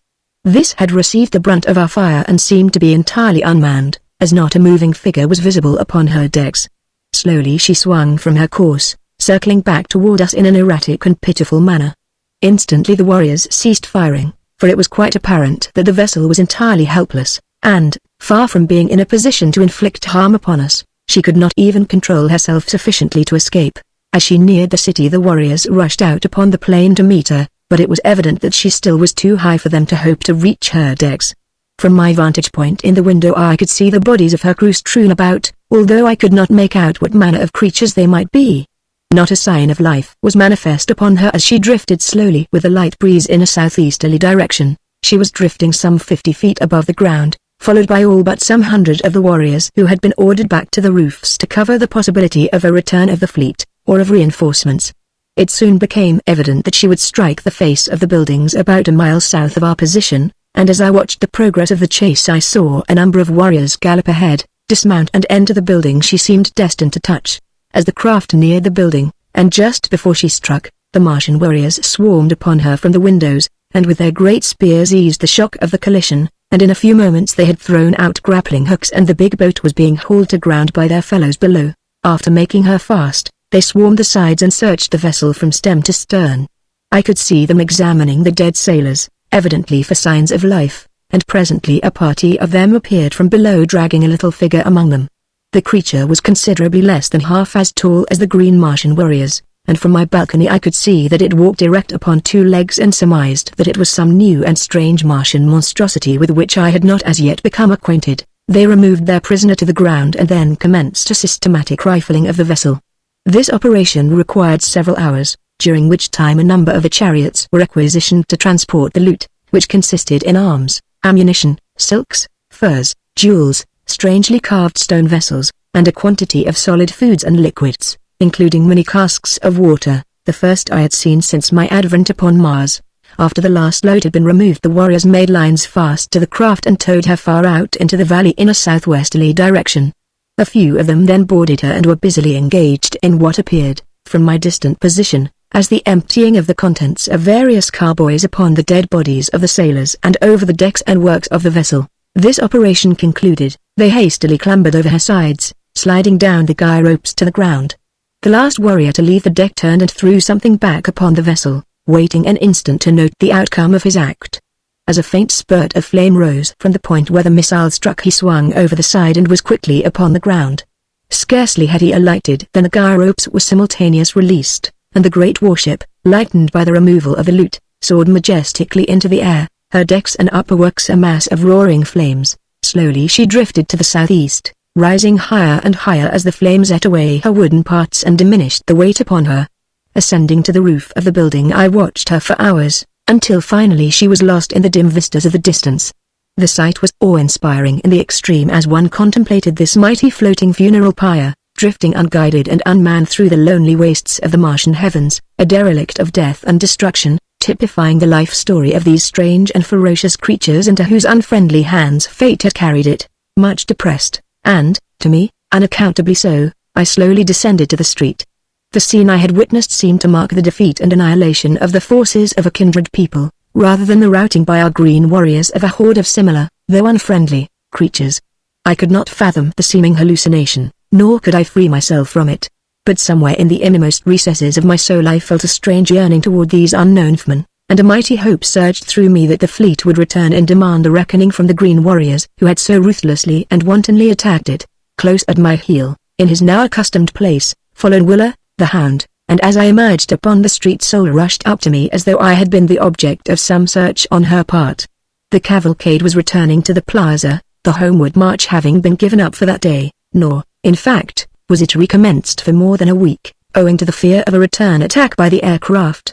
Lorquistimal was too astute an old warrior to be caught upon the open plains with a caravan of chariots and children, and so we remained at the deserted city until the danger seemed past. As Sola and I entered the plaza, a sight met my eyes which filled my whole being with a great surge of mingled hope, fear, exultation, and depression, and yet most dominant was a subtle sense of relief and happiness, for just as we neared the throng of Martians I caught a glimpse of the prisoner from the battlecraft who was being roughly dragged into a nearby building by a couple of green Martian females. And the sight which met my eyes was that of a slender, girlish figure, similar in every detail to the earthly women of my past life. She did not see me at first, but just as she was disappearing through the portal of the building which was to be her prison, she turned, and her eyes met mine. Her face was oval and beautiful in the extreme, her every feature was finely chiseled and exquisite, her eyes large and lustrous, and her head surmounted by a mass of coal-black, waving hair, caught loosely into a strange yet becoming coiffure. Her skin was of a light reddish copper color, against which the crimson glow of her cheeks and the ruby of her beautifully molded lips shone with a strangely enhancing effect. She was as destitute of clothes as the green Martians who accompanied her. Indeed, save for her highly wrought ornaments, she was entirely naked, nor could any apparel have enhanced the beauty of her perfect and symmetrical figure. As her gaze rested on me, her eyes opened wide in astonishment, and she made a little sign with her free hand, a sign which I did not, of course, understand. Just a moment we gazed upon each other, and then the look of hope and renewed courage which had glorified her face as she discovered me, faded into one of utter dejection, mingled with loathing and contempt. I realized I had not answered her signal, and ignorant as I was of Martian customs, I intuitively felt that she had made an appeal for succor and protection which my unfortunate ignorance had prevented me from answering. And then she was dragged out of my sight into the depths of the deserted edifice. Chapter 9. I learned the language. As I came back to myself I glanced at Sola, who had witnessed this encounter, and I was surprised to note a strange expression upon her usually expressionless countenance. What her thoughts were I did not know, for as yet I had learned but little of the Martian tongue, enough only to suffice for my daily needs. As I reached the doorway of our building a strange surprise awaited me. A warrior approached bearing the arms, ornaments, and full accoutrements of his kind. These he presented to me with a few unintelligible words, and a bearing at once respectful and menacing. Later, Sola, with the aid of several of the other women, remodeled the trappings to fit my lesser proportions, and after they completed the work I went about garbed in all the panoply of war. From there on Sola instructed me in the mysteries of the various weapons, and with the Martian young I spent several hours each day practicing upon the plaza. I was not yet proficient with all the weapons, but my great familiarity with similar earthly weapons made me an unusually apartment pupil, and I progressed in a very satisfactory manner. The training of myself and the young Martians was conducted solely by the women, who not only attend to the education of the young in the arts of individual defense and offense, but are also the artisans who produce every manufactured article wrought by the Green Martians. They make the powder, the cartridges, the firearms, in fact everything of value is produced by the females. In time of actual warfare they form a part of the reserves, and when the necessity arises fight with even greater intelligence and ferocity than the men. The men are trained in the higher branches of the art of war, in strategy and the maneuvering of large bodies of troops. They make the laws as they are needed, a new law for each emergency. They are unfettered by precedent in the administration of justice. Customs have been handed down by ages of repetition, but the punishment for ignoring a custom is a matter for individual treatment by a jury of the culprit's peers, and I may say that justice seldom misses fire, but seems rather to rule in inverse ratio to the ascendancy of law. In one respect at least the Martians are a happy people, they have no lawyers. I did not see the prisoner again for several days subsequent to our first encounter, and then only to catch a fleeting glimpse of her as she was being conducted to the great audience chamber where I had had my first meeting with Lord Christamel. I could not but note the unnecessary harshness and brutality with which her guards treated her, so different from the almost maternal kindliness which Sola manifested toward me, and the respectful attitude of the few Green Martians who took the trouble to notice me at all. I had observed on the 2 occasions when I had seen her that the prisoner exchanged words with her guards, and this convinced me that they spoke, or at least could make themselves understood by a common language. With this added incentive I nearly drove Sola distracted by my importunities to hasten on my education, and within a few more days I had mastered the Martian tongue sufficiently well to enable me to carry on a passable conversation and to fully understand practically all that I heard. At this time our sleeping quarters were occupied by 3 or 4 females and a couple of the recently hatched young, besides Sola and her youthful ward, myself, and Wooler the Hound. After they had retired for the night it was customary for the adults to carry on a desultory conversation for a short time before lapsing into sleep, and now that I could understand their language I was always a keen listener, although I never proffered any remarks myself. On the night following the prisoner's visit to the audience chamber the conversation finally fell upon this subject, and I was all ears on the instant. I had feared to question Sola relative to the beautiful captive, as I could not but recall the strange expression I had noted upon her face after my first encounter with the prisoner. That it denoted jealousy I could not say, and yet, judging all things by mundane standards as I still did, I felt it safer to affect indifference in the matter until I learned more surely Sola's attitude toward the object of my solicitude. Sarkoa, one of the older women who shared our domicile, had been present at the audience as one of the captive's guards, and it was toward her the question turned. When, asked one of the women, will we enjoy the death throes of the Red One? Or does Lord Christamel, Jed, intend holding her for ransom? They have decided to carry her with us back to the Ark, and exhibit her last agonies at the great games before Talhajas, replied Sarkoa. What will be the manner of her going out? Inquired Sola. She is very small and very beautiful. I had hoped that they would hold her for ransom. Sarkoa and the other women grunted angrily at this evidence of weakness on the part of Sola. It is sad, Sola, that you were not born 1,000,000 years ago, snapped Sarkoa, when all the hollows of the land were filled with water, and the peoples were as soft as the stuff they sailed upon. In our day we have progressed to a point where such sentiments mark weakness and atavism. It will not be well for you to permit Tarkas to learn that you hold such degenerate sentiments, as I doubt that he would care to entrust such as you with the grave responsibilities of maternity. I see nothing wrong with my expression of interest in this Red Woman, retorted Sola. She has never harmed us, nor would she should we have fallen into her hands. It is only the men of her kind who war upon us, and I have ever thought that their attitude toward us is but the reflection of ours toward them. They live at peace with all their fellows, except when duty calls upon them to make war, while we are at peace with none, forever warring among our own kind as well as upon the Red Men, and even in our own communities the individuals fight amongst themselves. Oh, it is one continual, awful period of bloodshed from the time we break the shell until we gladly embrace the bosom of the river of mystery, the dark and ancient ISS which carries us to an unknown, but at least no more frightful and terrible existence. Fortunate indeed is he who meets his end in an early death. Say what you please to Tarkas, he can mete out no worse fate to me than a continuation of the horrible existence we are forced to lead in this life. This wild outbreak on the part of Sola so greatly surprised and shocked the other women, that, after a few words of general reprimand, they all lapsed into silence and were soon asleep. One thing the episode had accomplished was to assure me of Sola's friendliness toward the poor girl, and also to convince me that I had been extremely fortunate in falling into her hands rather than those of some of the other females. I knew that she was fond of me, and now that I had discovered that she hated cruelty and barbarity, I was confident that I could depend upon her to aid me and the girl captive to escape, provided of course that such a thing was within the range of possibilities. I did not even know that there were any better conditions to escape to. But I was more than willing to take my chances among people fashioned after my own mold rather than to remain longer among the hideous and bloodthirsty green men of Mars.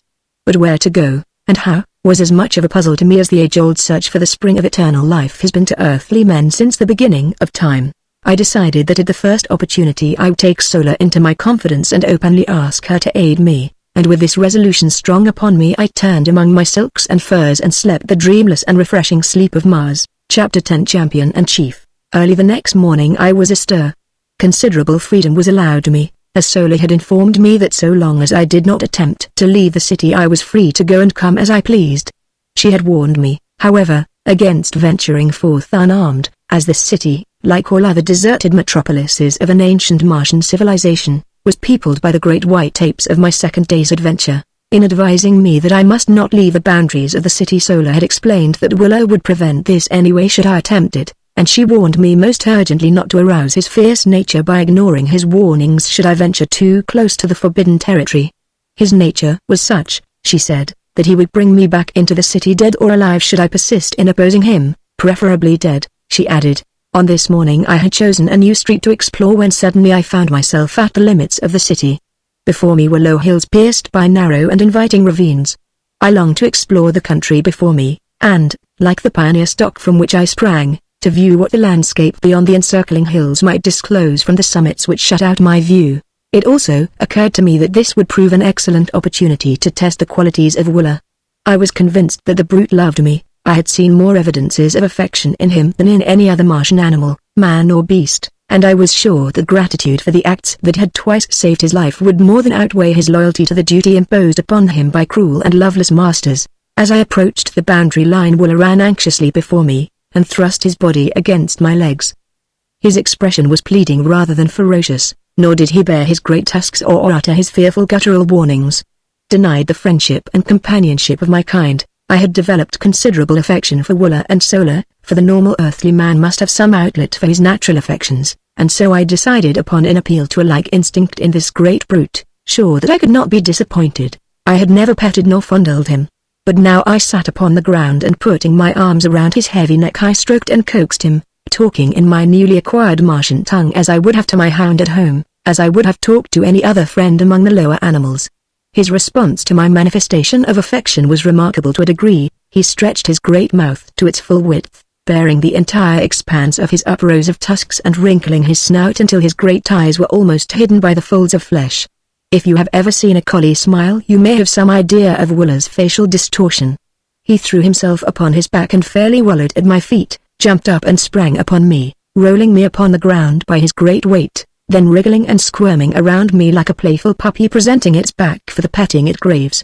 I could not resist the ludicrousness of the spectacle, and holding my sides I rocked back and forth in the first laughter which had passed my lips in many days, the first, in fact, since the morning Powell had left camp when his horse, long unused, had precipitately and unexpectedly bucked him off headforemost into a pot of frijoles. My laughter frightened Willa, his antics ceased and he crawled pitifully toward me, poking his ugly head far into my lap, and then I remembered what laughter signified on Mars: torture, suffering, death.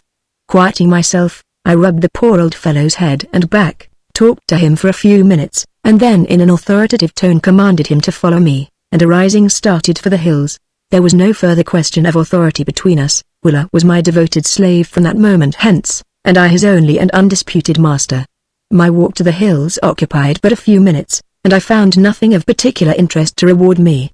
Numerous brilliantly colored and strangely formed wildflowers dotted the ravines, and from the summit of the first hill I saw still other hills stretching off toward the north, and rising, one range above another, until lost in mountains of quite respectable dimensions, though I afterward found that only a few peaks on all Mars exceed 4,000 feet in height. The suggestion of magnitude was merely relative. My morning's walk had been large with importance to me, for it had resulted in a perfect understanding with Wooler, upon whom Tars Tarkas relied for my safekeeping.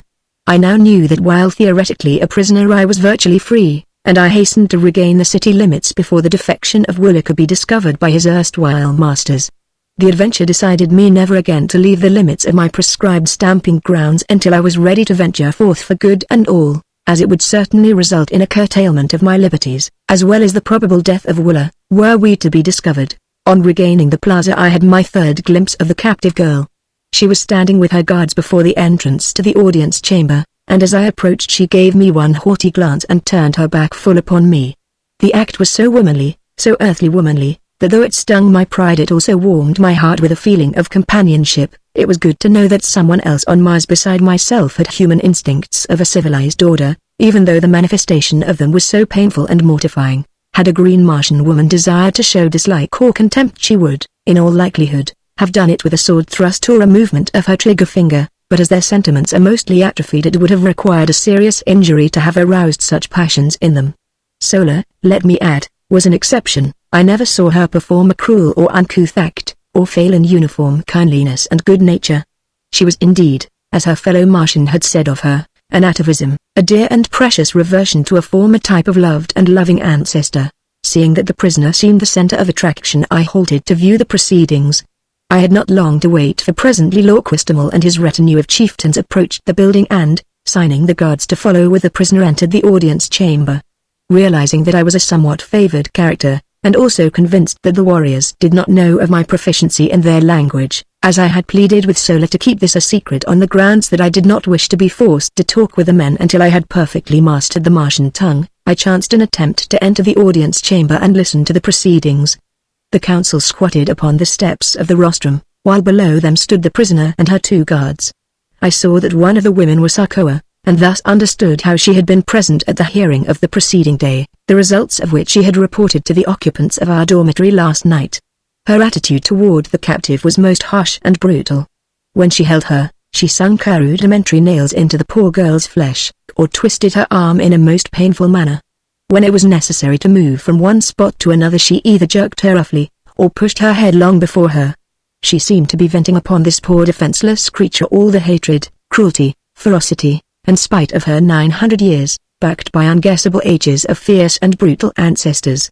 The other woman was less cruel because she was entirely indifferent. If the prisoner had been left to her alone, unfortunately she was at night, she would have received no harsh treatment, nor, by the same token, would she have received any attention at all. As Lord Quistimal raised his eyes to address the prisoner they fell on me, and he turned to Tars Tarkas with a word and gesture of impatience. Tars Tarkas made some reply which I could not catch, but which caused Lord Quistimal to smile, after which they paid no further attention to me. "What is your name?" asked Lord Quistimal, addressing the prisoner. "Digithoris, daughter of Mors Kajak of Helium, and the nature of your expedition?" He continued. "It was a purely scientific research party sent out by my father's father, the Jeddak of Helium, to rechart the air currents, and to take atmospheric density tests," replied the fair prisoner, in a low, well-modulated voice. "We were unprepared for battle," she continued, "as we were on a peaceful mission, as our banners and the colors of our craft denoted. The work we were doing was as much in your interests as in ours, for you know full well that were it not for our labors and the fruits of our scientific operations there would not be enough air or water on Mars to support a single human life. For ages we have maintained the air and water supply at practically the same point without an appreciable loss, and we have done this in the face of the brutal and ignorant interference of your green men. Why, oh, why will you not learn to live in amity with your fellows? Must you ever go on down the ages to your final extinction but little above the plane of the dumb brutes that serve you? A people without written language, without art, without homes, without love, the victim of eons of the horrible community idea. Owning everything in common, even to your women and children, has resulted in your owning nothing in common. You hate each other as you hate all else except yourselves. Come back to the ways of our common ancestors, come back to the light of kindliness and fellowship. The way is open to you, you will find the hands of the red men stretched out to aid you. Together we may do still more to regenerate our dying planet. The granddaughter of the greatest and mightiest of the Red Jedaks has asked you. Will you come?" Lord Quistimal and the warriors sat looking silently and intently at the young woman for several moments after she had ceased speaking.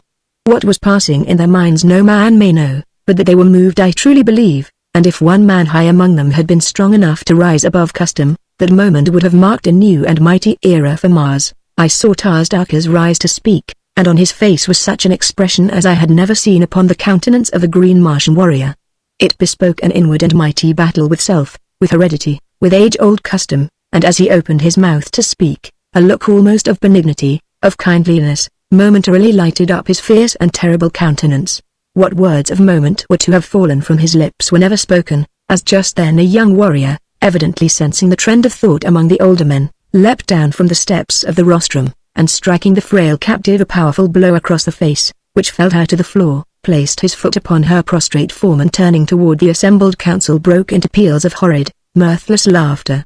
For an instant I thought Tar's would strike him dead, nor did the aspect of Lorquestimal augur any too favorably for the brute, but the mood passed, their old selves reasserted their ascendancy, and they smiled.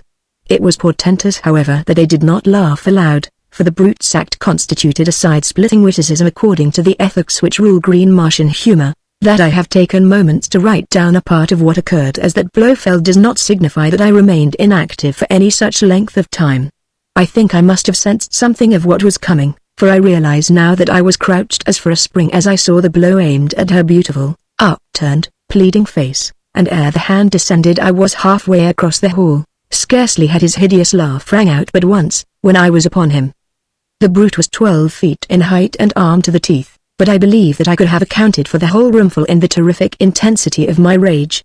Springing upward, I struck him full in the face as he turned at my warning cry, and then as he drew his short sword I drew mine and sprang up again upon his breast, hooking one leg over the butt of his pistol and grasping one of his huge tusks with my left hand while I delivered blow after blow upon his enormous chest. He could not use his short sword to advantage because I was too close to him, nor could he draw his pistol, which he attempted to do in direct opposition to Martian custom, which says that you may not fight a fellow warrior in private combat with any other than the weapon with which you are attacked.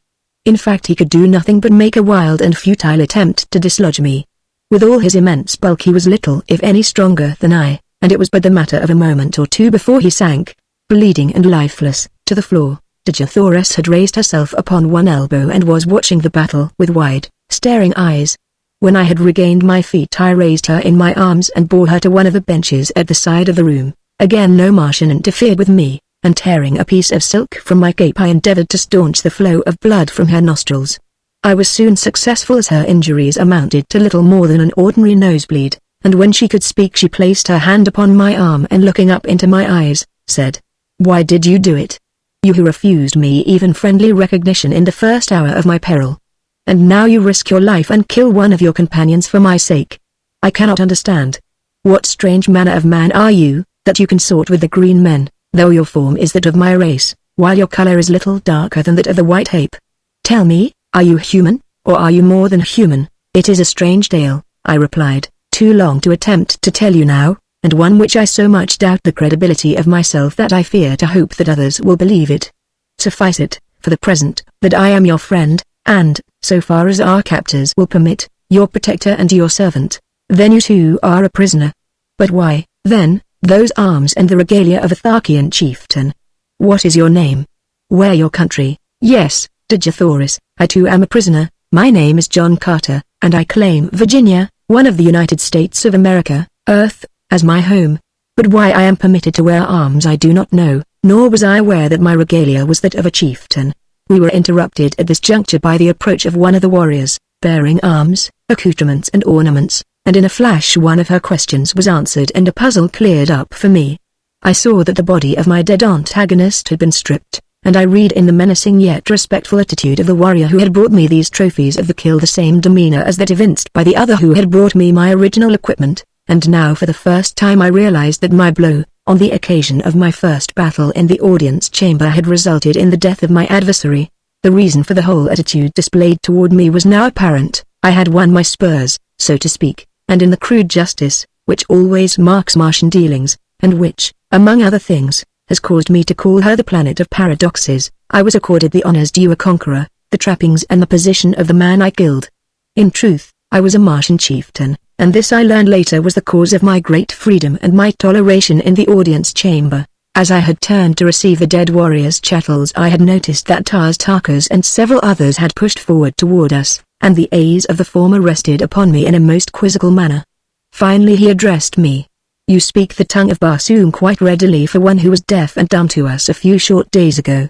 Where did you learn it, John Carter? You, yourself, are responsible, Tarkas," I replied, "in that you furnished me with an instructress of remarkable ability. I have to thank Sola for my learning." "She has done well," he answered, "but your education in other respects needs considerable polish.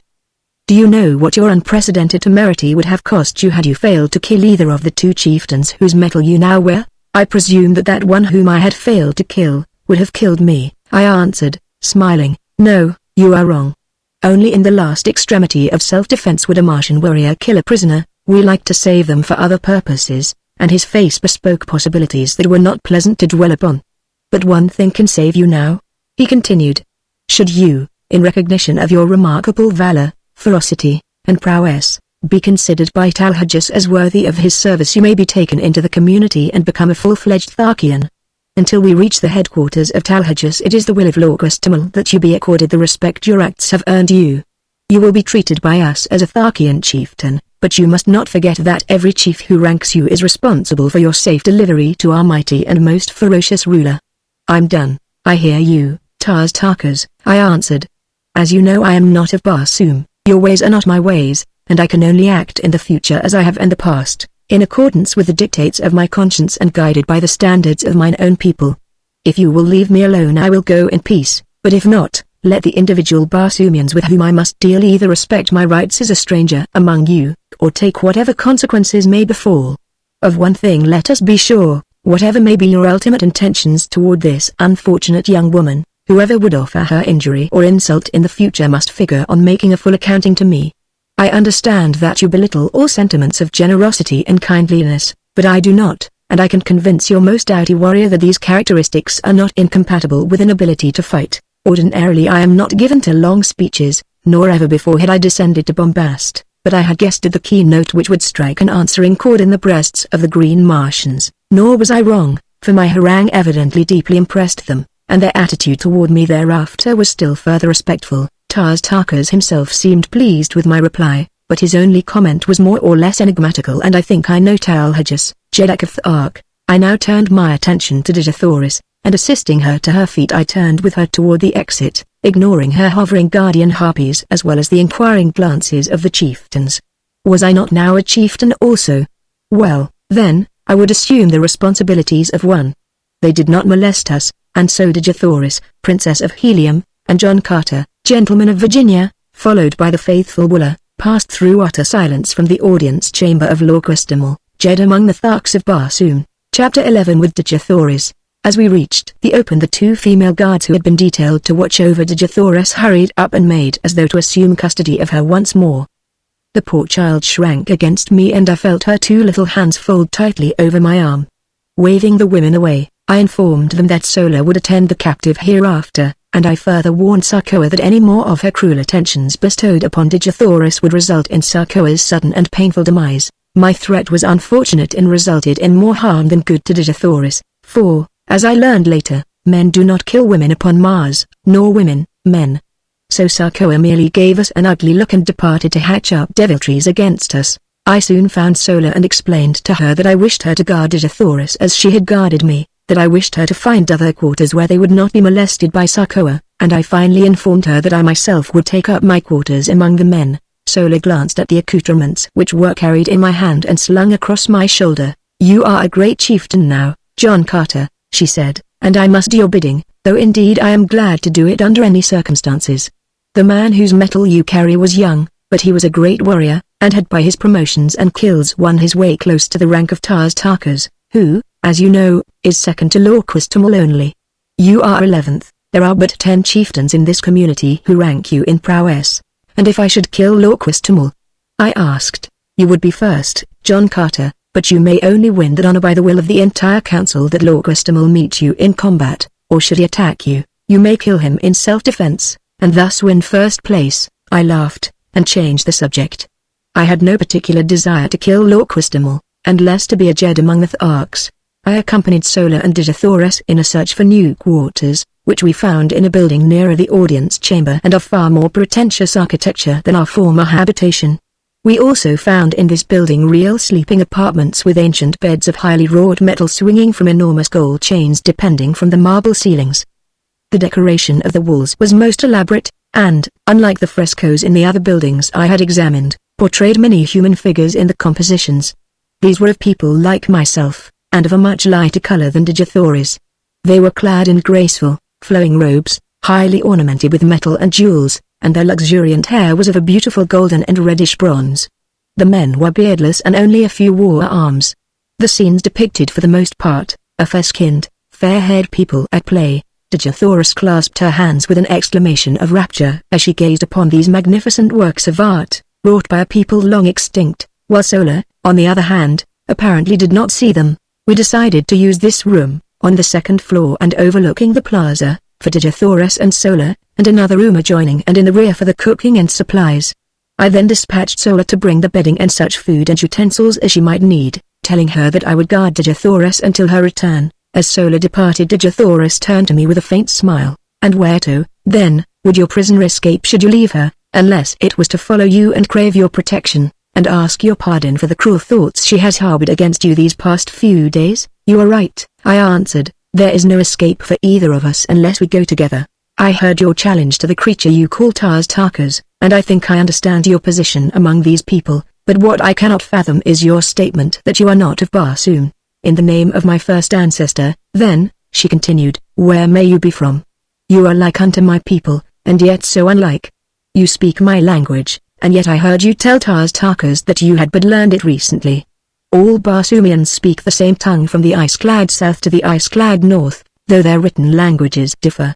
Only in the valley door, where the river Iss empties into the lost sea of Chorus, is there supposed to be a different language spoken, and, except in the legends of our ancestors, there is no record of a Barsoomian returning up the river Iss, from the shores of Chorus in the valley of Dor.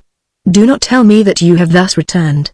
They would kill you horribly anywhere upon the surface of Barsoom if that were true. Tell me it is not." Her eyes were filled with a strange, weird light, her voice was pleading, and her little hands, reached up upon my breast, were pressed against me as though to wring a denial from my very heart. "I do not know your customs, Digithoris, but in my own Virginia a gentleman does not like to save himself. I'm not of Dor, I have never seen the mysterious Iss, the lost sea of Chorus is still lost, so far as I am concerned. Do you believe me?" And then it struck me suddenly that I was very anxious that she should believe me. It was not that I feared the results which would follow a general belief that I had returned from the Barsoomian heaven or hell, or whatever it was. Why was it, then? Why should I care what she thought? I looked down at her, her beautiful face upturned, and her wonderful eyes opening up the very depth of her soul, and as my eyes met hers I knew why, and I shuddered. A similar wave of feeling seemed to stir her. She drew away from me with a sigh, and with her earnest, beautiful face turned up to mine, she whispered, "I believe you, John Carter. I do not know what a gentleman is, nor have I ever heard before of Virginia, but on Barsoom no man lies. If he does not wish to speak the truth he is silent." "Where is this Virginia, your country, John Carter?" she asked, and it seemed that this fair name of my fair land had never sounded more beautiful than as it fell from those perfect lips on that far-gone day. "I am of another world," I answered, "the great planet Earth, which revolves about our common sun and next within the orbit of your Barsoom, which we know as Mars. How I came here I cannot tell you, for I do not know, but here I am, and since my presence has permitted me to serve Digithoris I am glad that I am here." She gazed at me with troubled eyes, long and questioningly. That it was difficult to believe my statement I well knew, nor could I hope that she would do so however much I craved her confidence and respect. I would much rather not have told her anything of my antecedents, but no man could look into the depth of those eyes and refuse her slightest behest. Finally she smiled, and, rising, said, "I shall have to believe even though I cannot understand. I can readily perceive that you are not of the Barsoom of today, you are like us, yet different. But why should I trouble my poor head with such a problem, when my heart tells me that I believe because I wish to believe?" It was good logic, good, earthly, feminine logic, and if it satisfied her I certainly could pick no flaws in it. As a matter of fact it was about the only kind of logic that could be brought to bear upon my problem. We fell into a general conversation then, asking and answering many questions on each side. She was curious to learn of the customs of my people and displayed a remarkable knowledge of events on earth. When I questioned her closely on this seeming familiarity with earthly things, she laughed, and cried out, "Why, every schoolboy on Barsoom knows the geography, and much concerning the fauna and flora, as well as the history of your planet fully as well as of his own. Can we not see everything which takes place upon Earth, as you call it? Is it not hanging there in the heavens in plain sight?" This baffled me, I must confess, fully as much as my statements had confounded her, and I told her so. She then explained in general the instruments her people had used and been perfecting for ages, which permit them to throw upon a screen a perfect image of what is transpiring upon any planet and upon many of the stars. These pictures are so perfect in detail that, when photographed and enlarged, objects no greater than a blade of grass may be distinctly recognized.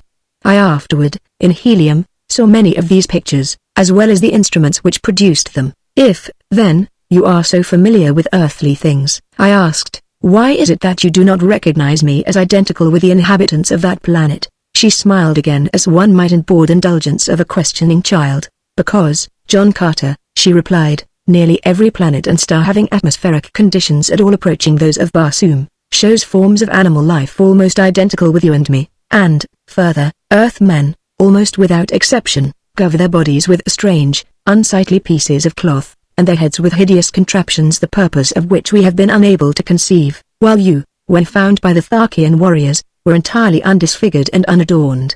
The fact that you wore no ornaments is a strong proof of your un-Barsoomian origin, while the absence of grotesque coverings might cause a doubt as to your earthliness." I then narrated the details of my departure from the earth, explaining that my body there lay fully clothed in all the, to her, strange garments of mundane dwellers.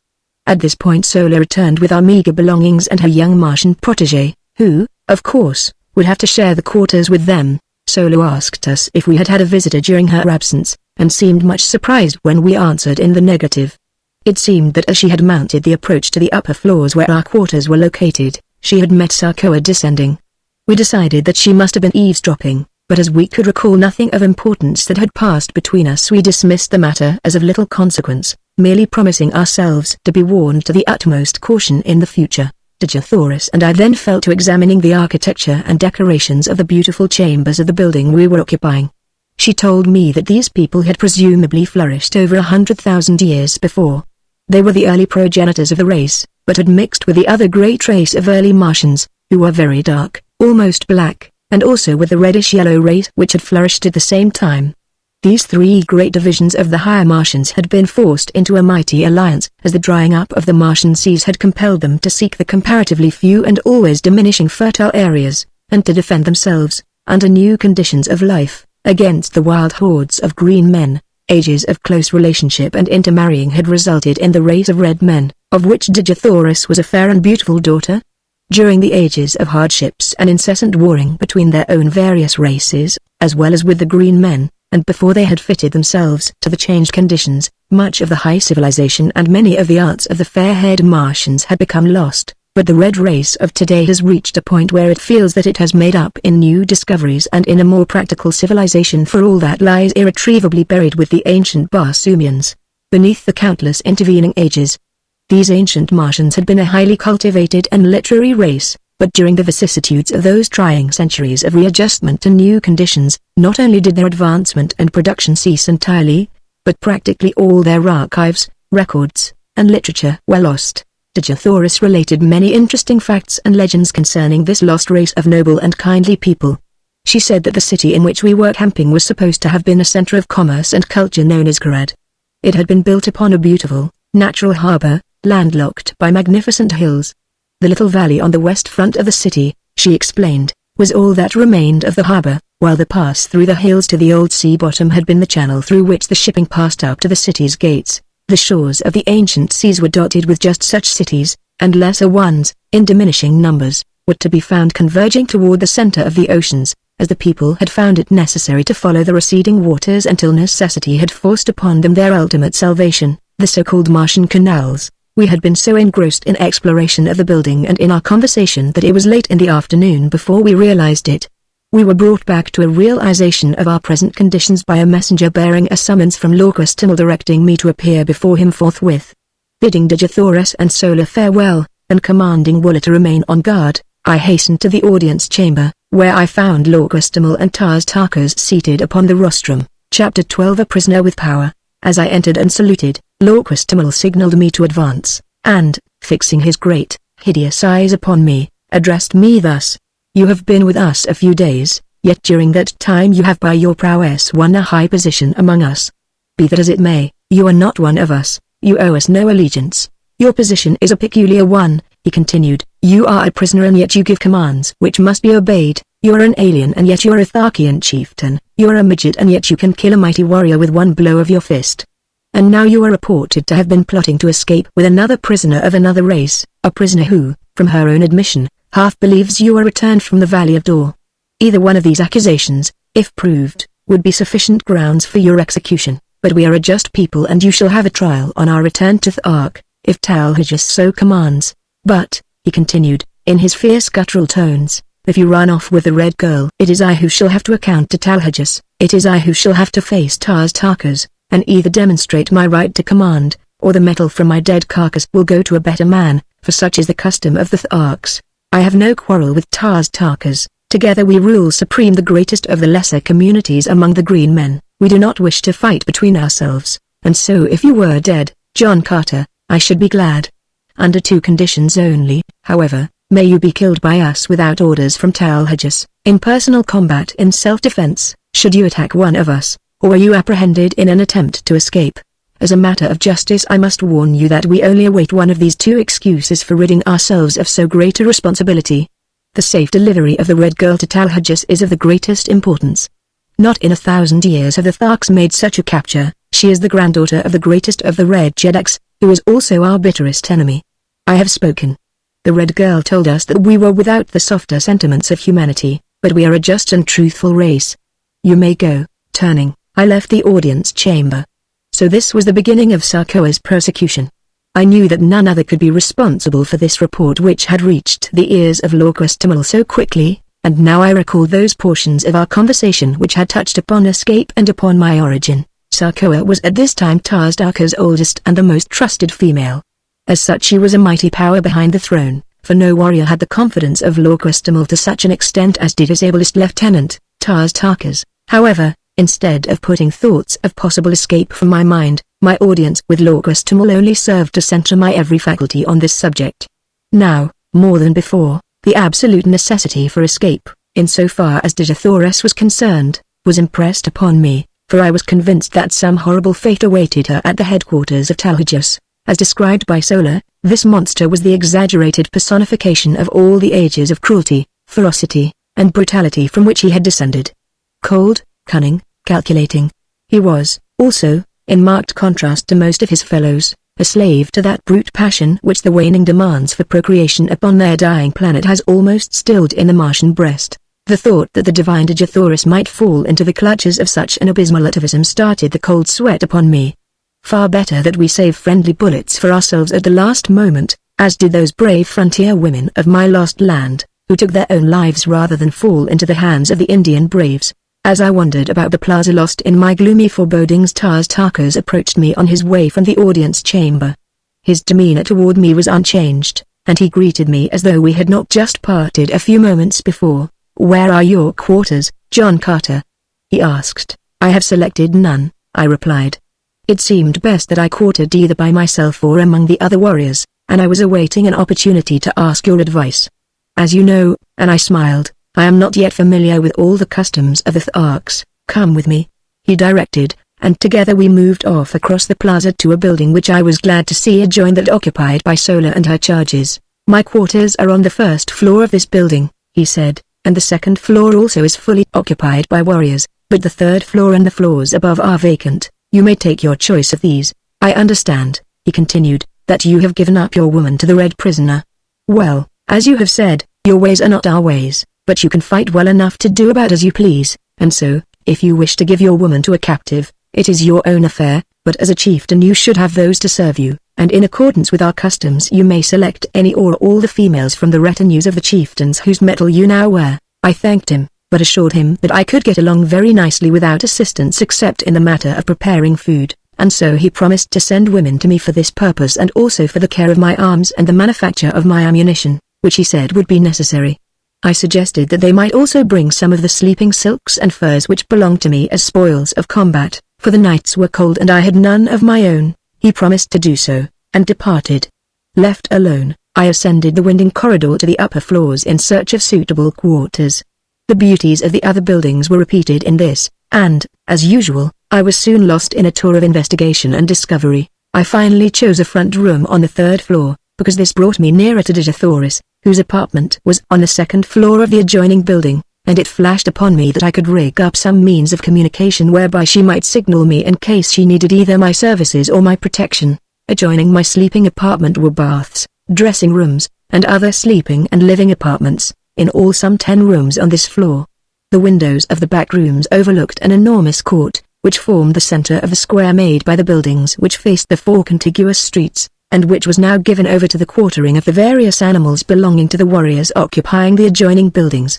While the court was entirely overgrown with the yellow, moss-like vegetation which blankets practically the entire surface of Mars, yet numerous fountains, statuary, benches, and pergola-like contraptions bore witness to the beauty which the court must have presented in bygone times, when graced by the fair-haired, laughing people whom stern and unalterable cosmic laws had driven not only from their homes, but from all except the vague legends of their descendants. One could easily picture the gorgeous foliage of the luxuriant Martian vegetation which once filled this scene with life and color, the graceful figures of the beautiful women, the straight and handsome men, the happy frolicking children, all sunlight, happiness and peace.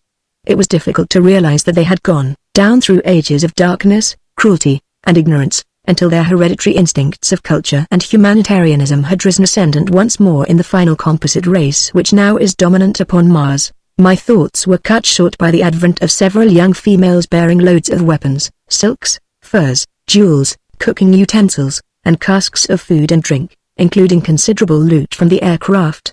All this, it seemed, had been the property of the 2 chieftains I had slain, and now, by the customs of the Tharks, it had become mine.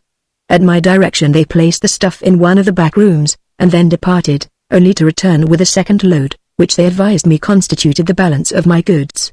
On the second trip they were accompanied by 10 or 15 other women and youths, who, it seemed, formed the retinues of the 2 chieftains. They were not their families, nor their wives, nor their servants. The relationship was peculiar, and so unlike anything known to us that it is most difficult to describe.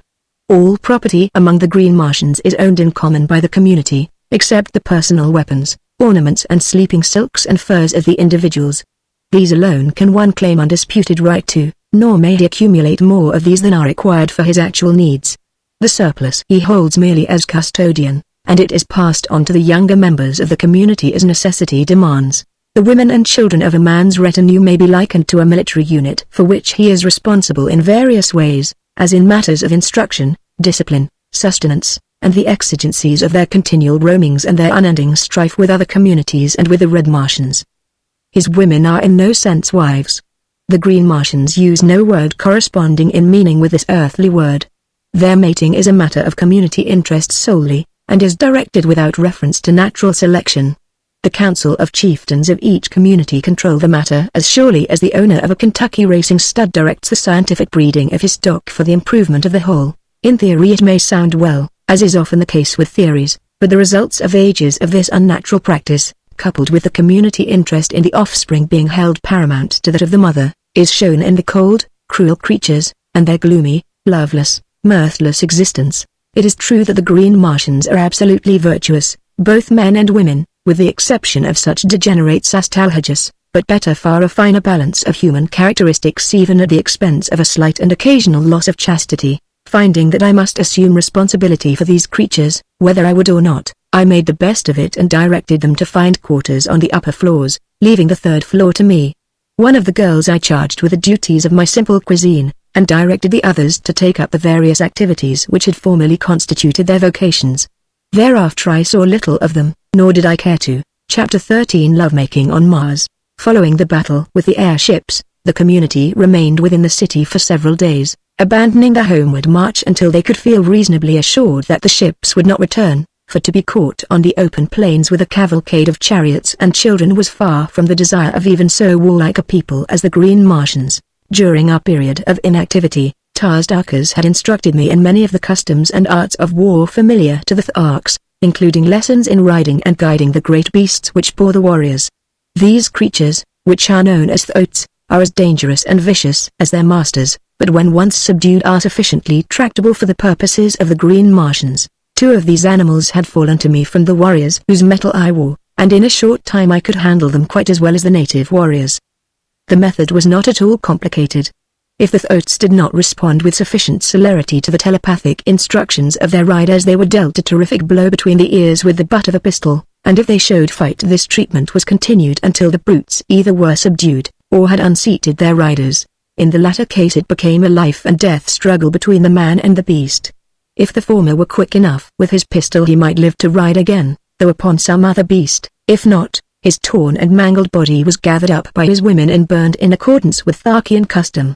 My experience with Wooler determined me to attempt the experiment of kindness in my treatment of my thoats. First I taught them that they could not unseat me, and even rapped them sharply between the ears to impress upon them my authority and mastery. Then, by degrees, I won their confidence in much the same manner as I had adopted countless times with my many mundane mounts. I was ever a good hand with animals, and by inclination, as well as because it brought more lasting and satisfactory results, I was always kind and humane in my dealings with the lower orders.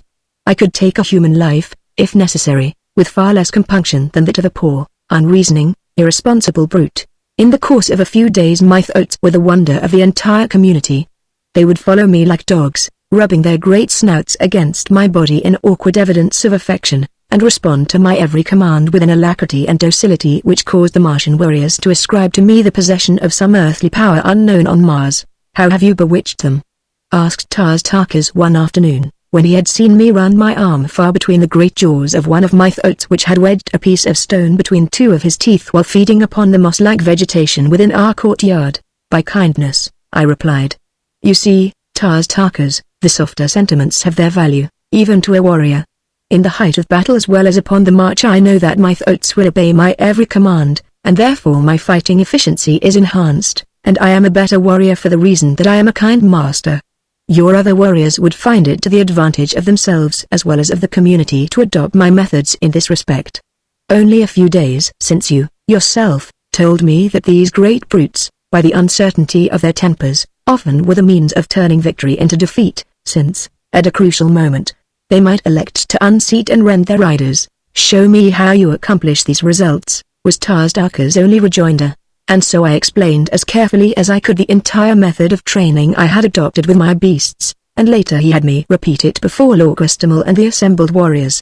That moment marked the beginning of a new existence for the poor thoats, and before I left the community of Lorquestimal I had the satisfaction of observing a regiment of as tractable and docile mounts as one might care to see. The effect on the precision and celerity of the military movements was so remarkable that Lorquestimal presented me with a massive anklet of gold from his own leg, as a sign of his appreciation of my service to the Horde. On the 7th day following the battle with the aircraft we again took up the march toward the Ark, all probability of another attack being deemed remote by Lorquestimal. During the days just preceding our departure I had seen but little of Digithoris, as I had been kept very busy by Tarkas with my lessons in the art of Martian warfare, as well as in the training of my thoats. The few times I had visited her quarters she had been absent, walking upon the streets with Solar, or investigating the buildings in the near vicinity of the plaza. I had warned them against venturing far from the plaza for fear of the great white tapes, whose ferocity I was only too well acquainted with. However, since Wooler accompanied them on all their excursions, and as Solar was well armed, there was comparatively little cause for fear.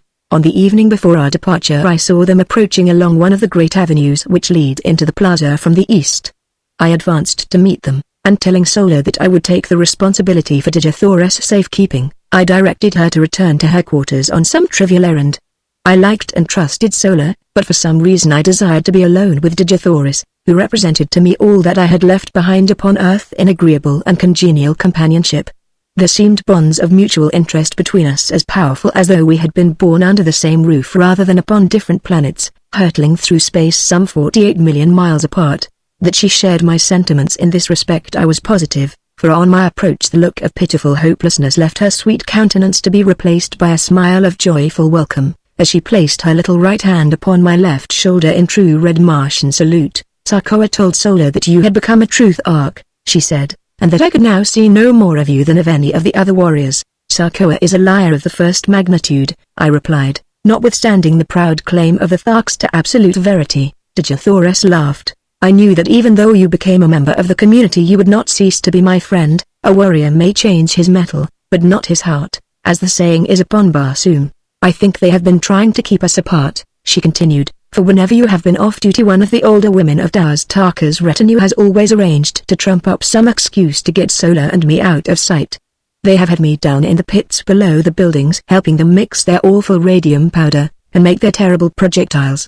You know that these have to be manufactured by artificial light, as exposure to sunlight always results in an explosion. You have noticed that their bullets explode when they strike an object?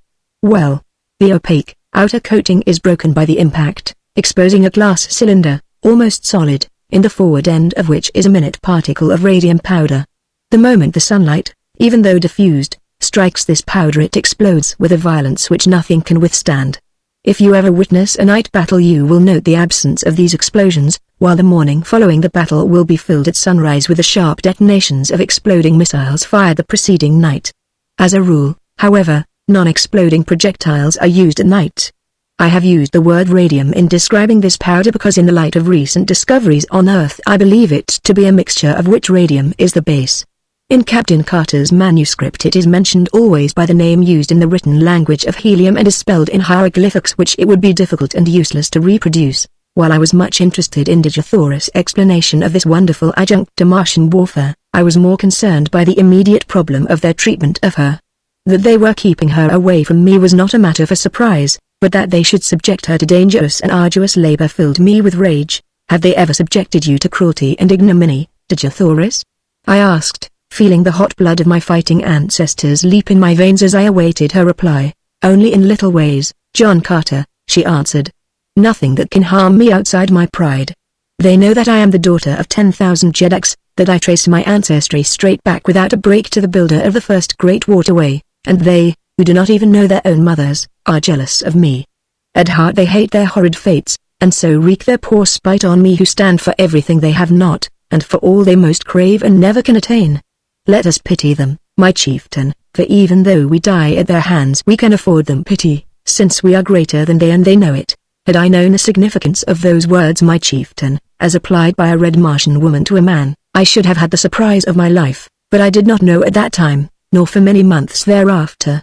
Yes, I still had much to learn upon Barsoom. I presume it is the better part of wisdom that we bow to our fate with as good grace as possible, Digisaurus, but I hope, nevertheless, that I may be present the next time that any Martian, green, red, pink, or violet, has the temerity to even so much as frown on you, my princess. Digisaurus caught her breath at my last words, and gazed upon me with dilated eyes and quickening breath, and then, with an odd little laugh, which brought roguish dimples to the corners of her mouth, she shook her head and cried, "What a child!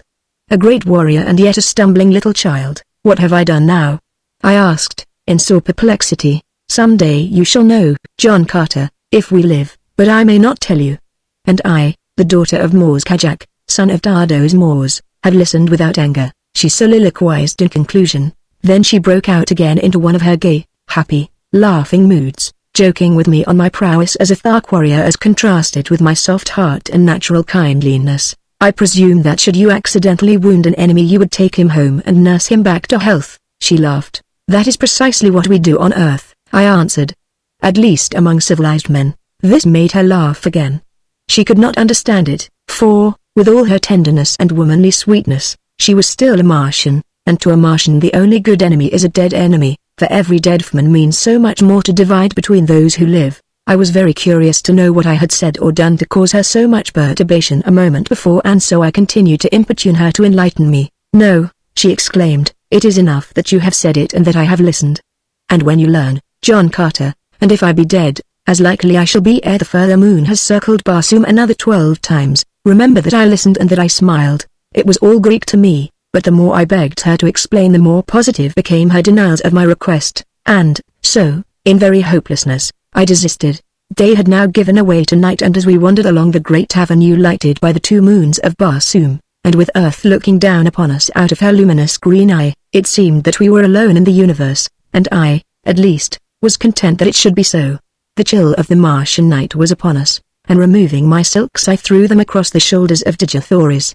As my arm rested for an instant upon her, I felt a thrill pass through every fiber of my being such as contact with no other mortal had even produced, and it seemed to me that she had leaned slightly toward me. But of that I was not sure. Only I knew that as my arm rested there across her shoulders longer than the act of adjusting the silk required, she did not draw away, nor did she speak. And so, in silence, we walked the surface of a dying world, but in the breast of one of us at least had been born that which is ever oldest, yet ever new. I loved Digithoris. The touch of my arm upon her naked shoulder had spoken to me in words I would not mistake, and I knew that I had loved her since the first moment that my eyes had met hers that first time in the plaza of the dead city of Karad. Chapter 14 A Duel to the Death. My first impulse was to tell her of my love, and then I thought of the helplessness of her position wherein I alone could lighten the burdens of her captivity, and protect her in my poor way against the thousands of hereditary enemies she must face upon our arrival at the Ark. I could not chance causing her additional pain or sorrow by declaring a love which, in all probability, she did not return. Should I be so indiscreet, her position would be even more unbearable than now, and the thought that she might feel that I was taking advantage of her helplessness to influence her decision was the final argument which sealed my lips. "Why are you so quiet, Digithoris?" I asked. "Possibly you would rather return to Sola and your quarters." "No," she murmured, "I am happy here. I do not know why it is that I should always be happy and contented when you, John Carter, a stranger, are with me, yet at such times it seems that I am safe and that, with you, I shall soon return to my father's court and feel his strong arms about me and my mother's tears and kisses on my cheek." "Do people kiss, then, upon Barsoom?" I asked, when she had explained the word she used, in answer to my inquiry as to its meaning. "Parents, brothers, and sisters, yes, and," she added in a low, thoughtful tone, "lovers, and you, Digithoris, have parents and brothers and sisters?" "Yes, and a lover?" She was silent, nor could I venture to repeat the question. "The man of Barsoom," she finally ventured, "does not ask personal questions of women, except his mother, and the woman he was fought for and won, but I have fought." I started, and then I wished my tongue had been cut from my mouth, for she turned even as I caught myself and ceased, and drawing my silks from her shoulder she held them out to me, and without a word, and with head held high, she moved with the carriage of the queen. She was toward the plaza and the doorway of her quarters. I did not attempt to follow her, other than to see that she reached the building in safety, but, directing Wooler to accompany her, I turned disconsolately and entered my own house. I sat for hours cross-legged, and cross-tempered, upon my silks meditating upon the queer freaks chance plays upon us poor devils of mortals. So this was love. I had escaped it for all the years I had roamed the 5 continents and their encircling seas, in spite of beautiful women and urging opportunity, in spite of a half-desire for love and a constant search for my ideal. It had remained for me to fall furiously and hopelessly in love with a creature from another world, of a species similar possibly, yet not identical with mine. A woman who was hatched from an egg, and whose span of life might cover 1,000 years, whose people had strange customs and ideas, a woman whose hopes, whose pleasures, whose standards of virtue and of right and wrong might vary as greatly from mine as did those of the Green Martians. Yes, I was a fool, but I was in love, and though I was suffering the greatest misery I had ever known, I would not have had it otherwise for all the riches of Barsoom. Such is love, and such are lovers wherever love is known. To me, Digithoris was all that was perfect, all that was virtuous and beautiful and noble and good. I believe that from the bottom of my heart, from the depth of my soul, on that night in Karad, as I sat cross-legged upon my silks while the nearer moon of Barsoom raced through the western sky toward the horizon, and lighted up the gold and marble and jeweled mosaics of my world-old chamber, and I believe it today as I sit at my desk in the little study overlooking the Hudson. 20 years have intervened. For 10 of them I lived and fought for Digithoris and her people, and for 10 I have lived upon her memory. The morning of our departure for Thark dawned clear and hot, as do all Martian mornings except for the 6 weeks when the snow melts at the poles. I sought out Digithoris in the throng of departing chariots, but she turned her shoulder to me, and I could see the red blood mount to her cheek. With the foolish inconsistency of love I held my peace when I might have pleaded ignorance of the nature of my offense, or at least the gravity of it, and so have effected, at worst, a half-conciliation. My duty dictated that I must see that she was comfortable, and so I glanced into her chariot and rearranged her silks and furs. In doing so I noted with horror that she was heavily chained by one ankle to the side of the vehicle. "What does this mean?" I cried, turning to Sola. "Sarkoa thought it best," she answered, her face betokening her disapproval of the procedure. Examining the manacles, I saw that they fastened with a massive spring lock. "Where is the key, Sola?" "Let me have it, Sarkoa wears it, John Carter," she answered. I turned without further word and sought out Tarkas, to whom I vehemently objected to the unnecessary humiliations and cruelties, as they seemed to my lover's eyes, that were being heaped upon Digithoris. "John Carter," he answered, "if ever you and Digithoris escape the Tharks, it will be upon this journey. We know that you will not go without her. You have shown yourself a mighty fighter, and we do not wish to manacle you, so we hold you both in the easiest way that will yet ensure security." I have spoken. I saw the strength of his reasoning at a flash, and knew that it were futile to appeal from his decision, but I asked that the key be taken from Sarkoa and that she be directed to leave the prisoner alone in future. "This much, Tarkas, you may do for me in return for the friendship that, I must confess, I feel for you." "Friendship?" he replied. "There is no such thing, John Carter, but have your will. I shall direct that Sarkoa cease to annoy the girl, and I myself will take the custody of the key, unless you wish me to assume the responsibility," I said, smiling. He looked at me long and earnestly before he spoke. "Were you to give me your word that neither you nor Digithoris would attempt to escape until after we have safely reached the court of Talhajas, you might have the key and throw the chains into the river ISS. It were better that you held the key, Tarkas," I replied. He smiled, and said no more, but that night as we were making camp I saw him unfasten Digithoris' fetters himself. With all his cruel ferocity and coldness there was an undercurrent of something in Tarkas which he seemed ever battling to subdue. Could it be a vestige of some human instinct come back from an ancient forebear to haunt him with the horror of his people's ways? As I was approaching Digithoris' chariot I passed Sarkoa, and the black, venomous look she accorded me was the sweetest balm I had felt for many hours. Lord, how she hated me! It bristled from her so palpably that one might almost have cut it with a sword. A few moments later I saw her deep in conversation with a warrior named Zad, a big, hulking, powerful brute, but one who had never made a kill among his own chieftains, and a second name only with the metal of some chieftain. It was this custom which entitled me to the names of either of the chieftains I had killed. In fact, some of the warriors addressed me as Dota Sojat, a combination of the surnames of the two warrior chieftains whose metal I had taken, or, in other words, whom I had slain in fair fight. As Sarkoa talked with Zad he cast occasional glances in my direction, while she seemed to be urging him very strongly to some action. I paid little attention to it at the time, but the next day I had good reason to recall the circumstances, and at the same time gain a slight insight into the depths of Sarkoa's hatred and the lengths to which she was capable of going to wreak her horrid vengeance on me. Digithoris would have none of me again on this evening, and though I spoke her name she neither replied, nor conceded by so much as the flutter of an eyelid that she realized my existence. In my extremity I did what most other lovers would have done, I sought word from her through an intimate. In this instance it was Sola whom I intercepted in another part of camp. "What is the matter with Digithoris?" I blurted out at her. "Why will she not speak to me?" Sola seemed puzzled herself, as though such strange actions on the part of two humans were quite beyond her, as indeed they were. "Poor child, she says you have angered her, and that is all she will say, except that she is the daughter of a Jed and the granddaughter of a Jedak, and she has been humiliated by a creature who could not polish the teeth of her grandmother's Sarak." I pondered over this report for some time, finally asking, "What might a Sarak be, Sola?" "A little animal about as big as my hand, which the Red Martian women keep to play with," explained Sola. "Not fit to polish the teeth of her grandmother's cat." I must rank pretty low in the consideration of Digithoris, I thought, but I could not help laughing at the strange figure of speech, so homely and in this respect so earthly.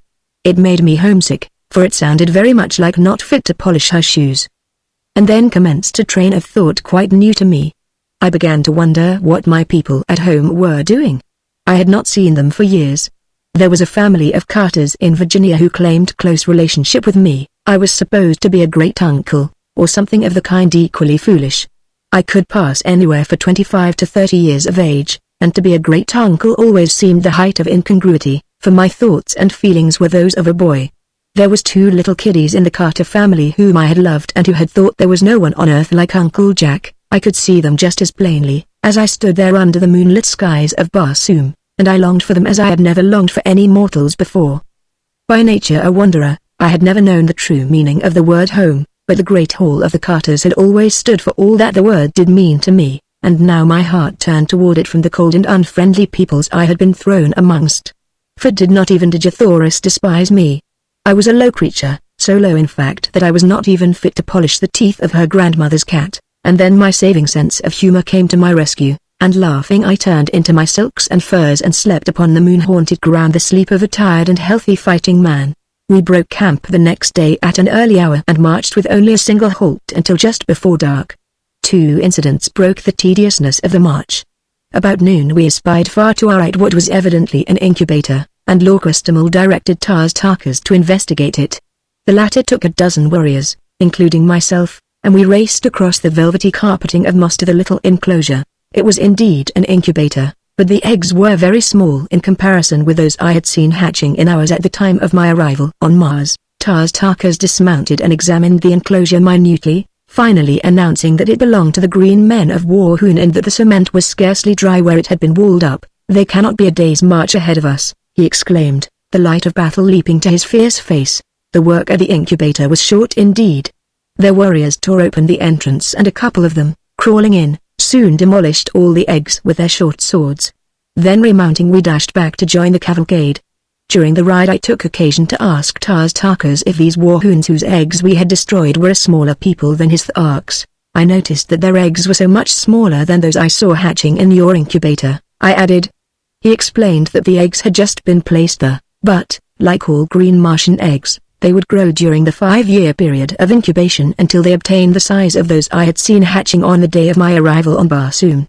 This was indeed an interesting piece of information, for it had always seemed remarkable to me that the green Martian women, large as they were, could bring forth such enormous eggs as I had seen the 4-foot infants emerging from. As a matter of fact, the new laid egg is but little larger than an ordinary goose egg, and as it does not commence to grow until subjected to the light of the sun, the chieftains have little difficulty in transporting several hundreds of them at one time from the storage vaults to the incubators. Shortly after the incident of the Warhoon eggs we halted to rest the animals, and it was during this halt that the second of the day's interesting episodes occurred.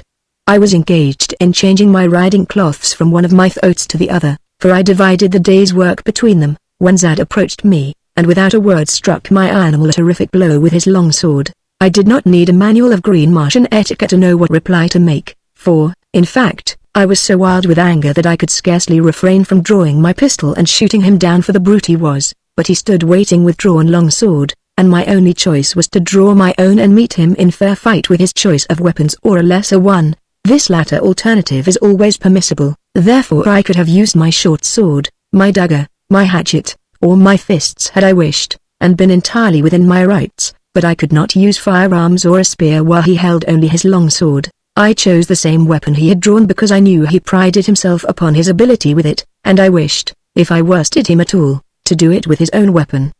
The fight that followed was a long one and delayed the resumption of the march for an hour. The entire community surrounded us, leaving a clear space about 100 feet in diameter for our battle.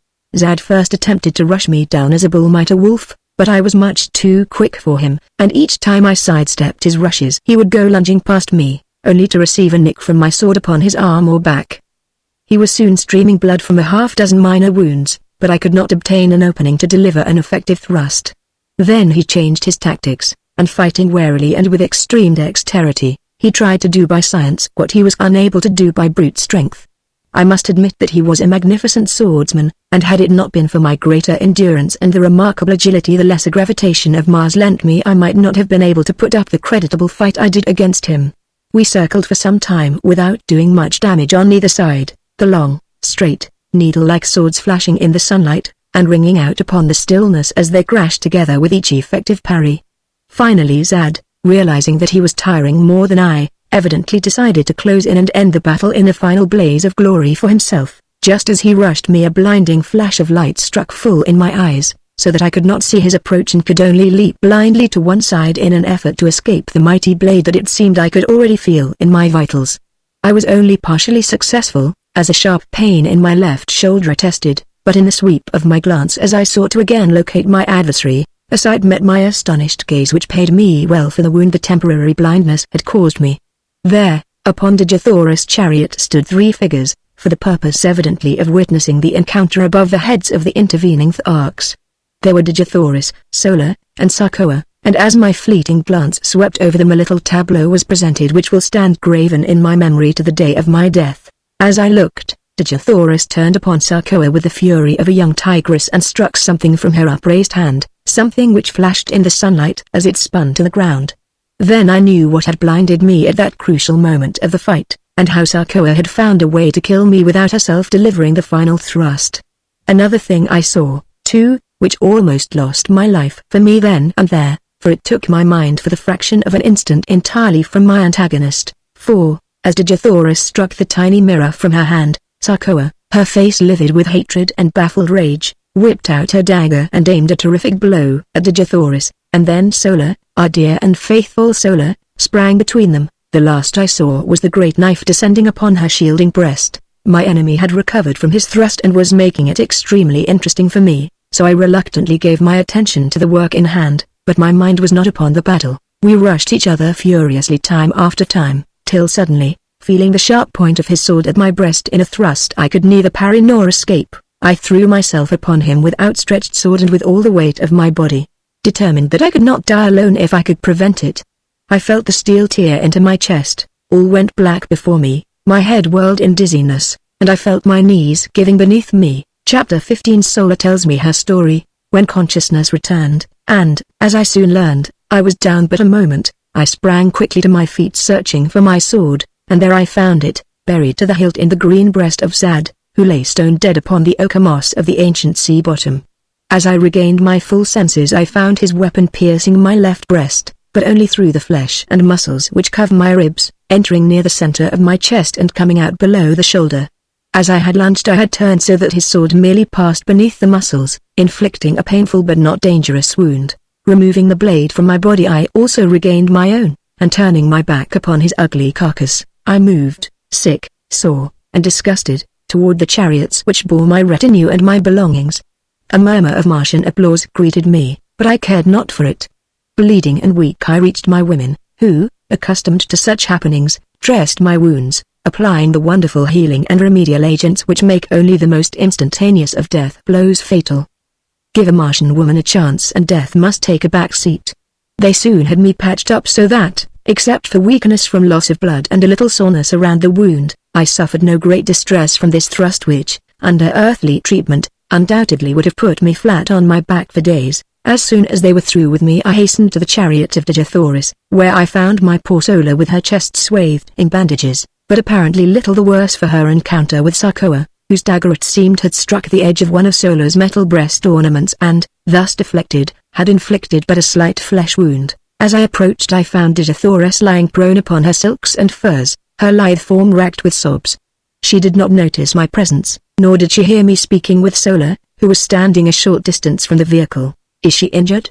I asked of Sola, indicating Dejathoris by an inclination of my head. No, she answered, she thinks that you are dead, and that her grandmother's cat may now have no one to polish its teeth. I queried, smiling. I think you wrong her, John Carter, said Sola. I do not understand either her ways or yours, but I am sure the granddaughter of 10,000 Jedaks would never grieve like this over any who held but the highest claim upon her affections.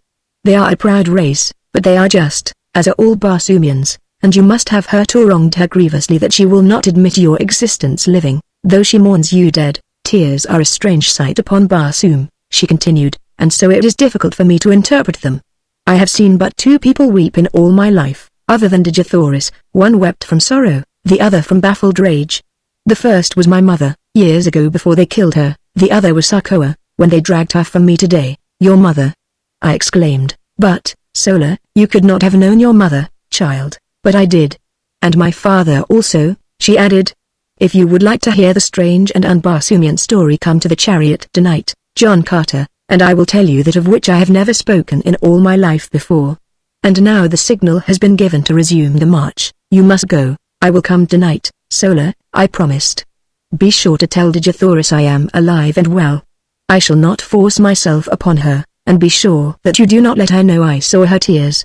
If she would speak with me I but await her command. Sola mounted the chariot, which was swinging into its place in line, and I hastened to my waiting throat and galloped to my station beside Tazdakas at the rear of the column. We made a most imposing and awe-inspiring spectacle as we strung out across the yellow landscape, the 250 ornate and brightly colored chariots, preceded by an advance guard of some 200 mounted warriors and chieftains riding 5 abreast and 100 yards apart, and followed by a like number in the same formation, with a score or more of flankers on either side, the 50 extra mastodons, or heavy draft animals, known as zitidas, and the 500 or 600 extra thoats of the warriors running loose within the hollow square formed by the surrounding warriors. The gleaming metal and jewels are the gorgeous ornaments of the men and women, duplicated in the trappings of the zitidas and thoats, and interspersed with the flashing colors of magnificent silks and furs and feathers, lent a barbaric splendor to the caravan which would have turned an East Indian potentate green with envy. The enormous broad tires of the chariots and the padded feet of the animals brought forth no sound from the moss-covered sea bottom, and so we moved in utter silence, like some huge phantasmagoria, except when the stillness was broken by the guttural growling of a goaded zitida, or the squealing of fighting thoats. The green Martians converse but little, and then usually in monosyllables, low and like the faint rumbling of distant thunder. We traversed a trackless waste of moss which, bending to the pressure of broad tire or padded foot, rose up again behind us, leaving no sign that we had passed. We might indeed have been the wraiths of the departed dead upon the dead sea of that dying planet for all the sound or sign we made in passing. It was the first march of a large body of men and animals I had ever witnessed which raised no dust and left no spoor, for there is no dust upon Mars except in the cultivated districts during the winter months, and even then the absence of high winds renders it almost unnoticeable. We camped that night at the foot of the hills we had been approaching for 2 days and which marked the southern boundary of this particular sea.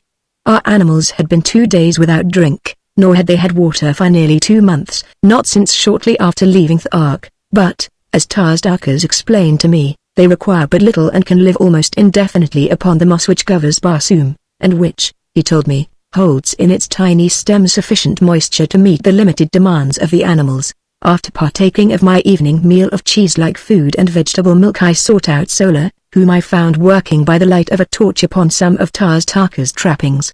She looked up at my approach, her face lighting with pleasure and with welcome. "I am glad you came," she said. "Djathoras sleeps and I am lonely. Mine own people do not care for me, John Carter. I am too unlike them. It is a sad fate, since I must live my life amongst them, and I often wish that I were a true green Martian woman, without love and without hope, but I have known love and so I am lost. I promised to tell you my story, or rather the story of my parents. From what I have learned of you and the ways of your people I am sure that the tale will not seem strange to you, but among green Martians it has no parallel within the memory of the oldest living Thark, nor do our legends hold many similar tales. My mother was rather small, in fact too small to be allowed the responsibilities of maternity, as our chieftains breed principally for size. She was also less cold and cruel than most green Martian women, and caring little for their society, she often roamed the deserted avenues of Thark alone, or went and sat among the wild flowers that deck the nearby hills, thinking thoughts and wishing wishes which I believe I alone among Tharkian women today may understand, for am I not the child of my mother? And there among the hills she met a young warrior, whose duty it was to guard the feeding zitidas and thoats and see that they roamed not beyond the hills. They spoke at first only of such things as interest a community of Tharks, but gradually, as they came to meet more often, and, as was now quite evident to both, no longer by chance, they talked about themselves, their likes, their ambitions and their hopes. She trusted him and told him of the awful repugnance she felt for the cruelties of their kind, for the hideous, loveless lives they must ever lead, and then she waited for the storm of denunciation to break from his cold, hard lips, but instead he took her in his arms and kissed her. They kept their love a secret for 6 long years. She, my mother, was of the retinue of the great Talhajas, while her lover was a simple warrior, wearing only his own metal. Had their defection from the traditions of the Tharks been discovered, both would have paid the penalty in the great arena before Talhajas and the assembled hordes. The egg from which I came was hidden beneath a great glass vessel upon the highest and the most inaccessible of the partially ruined towers of ancient Thark. Once each year my mother visited it for the 5 long years it lay there in the process of incubation. She dared not come oftener, for in the mighty guilt of her conscience she feared that her every move was watched. During this period my father gained great distinction as a warrior and had taken the metal from several chieftains. His love for my mother had never diminished, and his own ambition in life was to reach a point where he might wrest the metal from Talhajas himself, and thus, as ruler of the Tharks, be free to claim her as his own, as well as, by the might of his power, protect the child which otherwise would be quickly dispatched should the truth become known. It was a wild dream, that of wresting the metal from Talhajas in 5 short years, but his advance was rapid, and he soon stood high in the councils of the Ark. But one day the chance was lost forever, insofar as it could come in time to save his loved ones, for he was ordered away upon a long expedition to the ice-clad south, to make war upon the natives there and despoil them of their furs, for such is the manner of the green Barsoomian, he does not labor for what he can wrest in battle from others. He was gone for 4 years, and when he returned all had been over for 3, for about a year after his departure, and shortly before the time for the return of an expedition which had gone forth to fetch the fruits of a community incubator, the egg had hatched. Thereafter my mother continued to keep me in the old tower, visiting me nightly and lavishing upon me the love the community life would have robbed us both of. She hoped, upon the return of the expedition from the incubator, to mix me with the other young assigned to the quarters of Talhajas, and thus escape the fate which would surely follow discovery of her sin against the ancient traditions of the green men. She taught me rapidly the language and customs of my kind, and one night she told me the story I have told to you up to this point, impressing upon me the necessity for absolute secrecy and the great caution I must exercise after she had placed me with the other young Tharks to permit no one to guess that I was further advanced in education than they, nor by any sign to divulge in the presence of others my affection for her, or my knowledge of my parentage. And then drawing me close to her she whispered in my ear the name of my father, and then a light flashed out upon the darkness of the tower chamber, and there stood Sarkoa, her gleaming, baleful eyes fixed in a frenzy of loathing and contempt upon my mother. The torrent of hatred and abuse she poured out upon her turned my young heart cold in terror. That she had heard the entire story was apparent, and that she had suspected something wrong from my mother's long nightly absences from her quarters accounted for her presence there on that fateful night. One thing she had not heard, nor did she know, the whispered name of my father. This was apparent from her repeated demands upon my mother to disclose the name of her partner in sin. But no amount of abuse or threats could wring this from her, and to save me from needless torture she lied, for she told Sarkoa that she alone knew, nor would she even tell her child. With final imprecations, Sarkoa hastened away to Talhajas to report her discovery, and while she was gone my mother, wrapping me in the silks and furs of her night coverings, so that I was scarcely noticeable, descended to the streets and ran wildly away toward the outskirts of the city, in the direction which led to the far south, out toward the man whose protection she might not claim, but on whose face she wished to look once more before she died. As we neared the city's southern extremity a sound came to us from across the mossy flat, from the direction of the only pass through the hills which led to the gates, the pass by which caravans from either north or south or east or west would enter the city. The sounds we heard were the squealing of throats and the grumbling of zitidas, with the occasional clank of arms which announced the approach of a body of warriors. The thought uppermost in her mind was that it was my father returned from his expedition, but the cunning of the Thark held her from headlong and precipitate flight to greet him. Retreating into the shadows of a doorway she awaited the coming of the cavalcade which shortly entered the avenue, breaking its formation and thronging the thoroughfare from wall to wall. As the head of the procession passed us the lesser moon swung clear of the overhanging roofs and lit up the scene with all the brilliancy of her wondrous light. My mother shrank further back into the friendly shadows, and from her hiding place saw that the expedition was not that of my father, but the returning caravan bearing the young Tharks. Instantly her plan was formed, and as a great chariot swung close to a hiding place she slipped stealthily in upon the trailing tailboard, crouching low in the shadow of the high side, straining me to her bosom in a frenzy of love. She knew, what I did not, that never again after that night would she hold me to her breast, nor was it likely we would ever look upon each other's face again. In the confusion of the plaza she mixed me with the other children, whose guardians during the journey were now free to relinquish their responsibility. We were herded together into a great room, fed by women who had not accompanied the expedition, and the next day we were parceled out among the retinues of the chieftains. I never saw my mother after that night. She was imprisoned by Talhajas, and every effort, including the most horrible and shameful torture, was brought to bear upon her to wring from her lips the name of my father, but she remained steadfast and loyal, dying at last amidst the laughter of Talhajas and his chieftains during some awful torture she was undergoing. I learned afterwards that she told them that she had killed me to save me from a like fate at their hands, and that she had thrown my body to the white apes. Sarkoa alone disbelieved her, and I feel to this day that she suspects my true origin, but does not dare expose me, at the present, at all events, because she also guesses, I am sure, the identity of my father.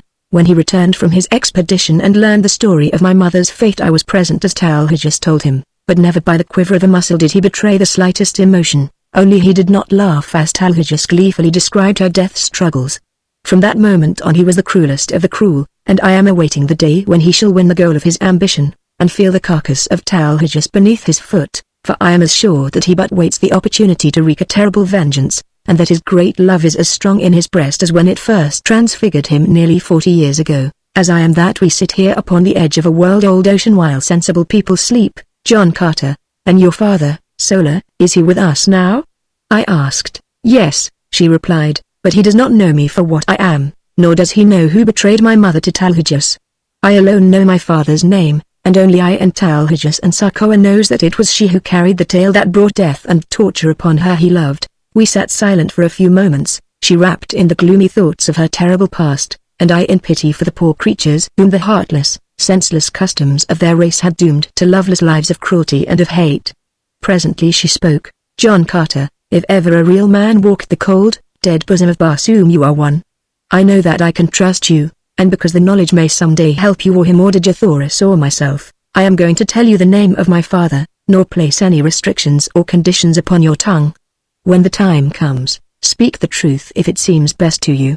I trust you because I know that you are not cursed with the terrible trait of absolute and unswerving truthfulness, that you could lie like one of your own Virginia gentlemen if a lie would save others from sorrow or suffering. My father's name is Daz Darkers. Chapter 16. We plan escape. The remainder of our journey to Thark was uneventful.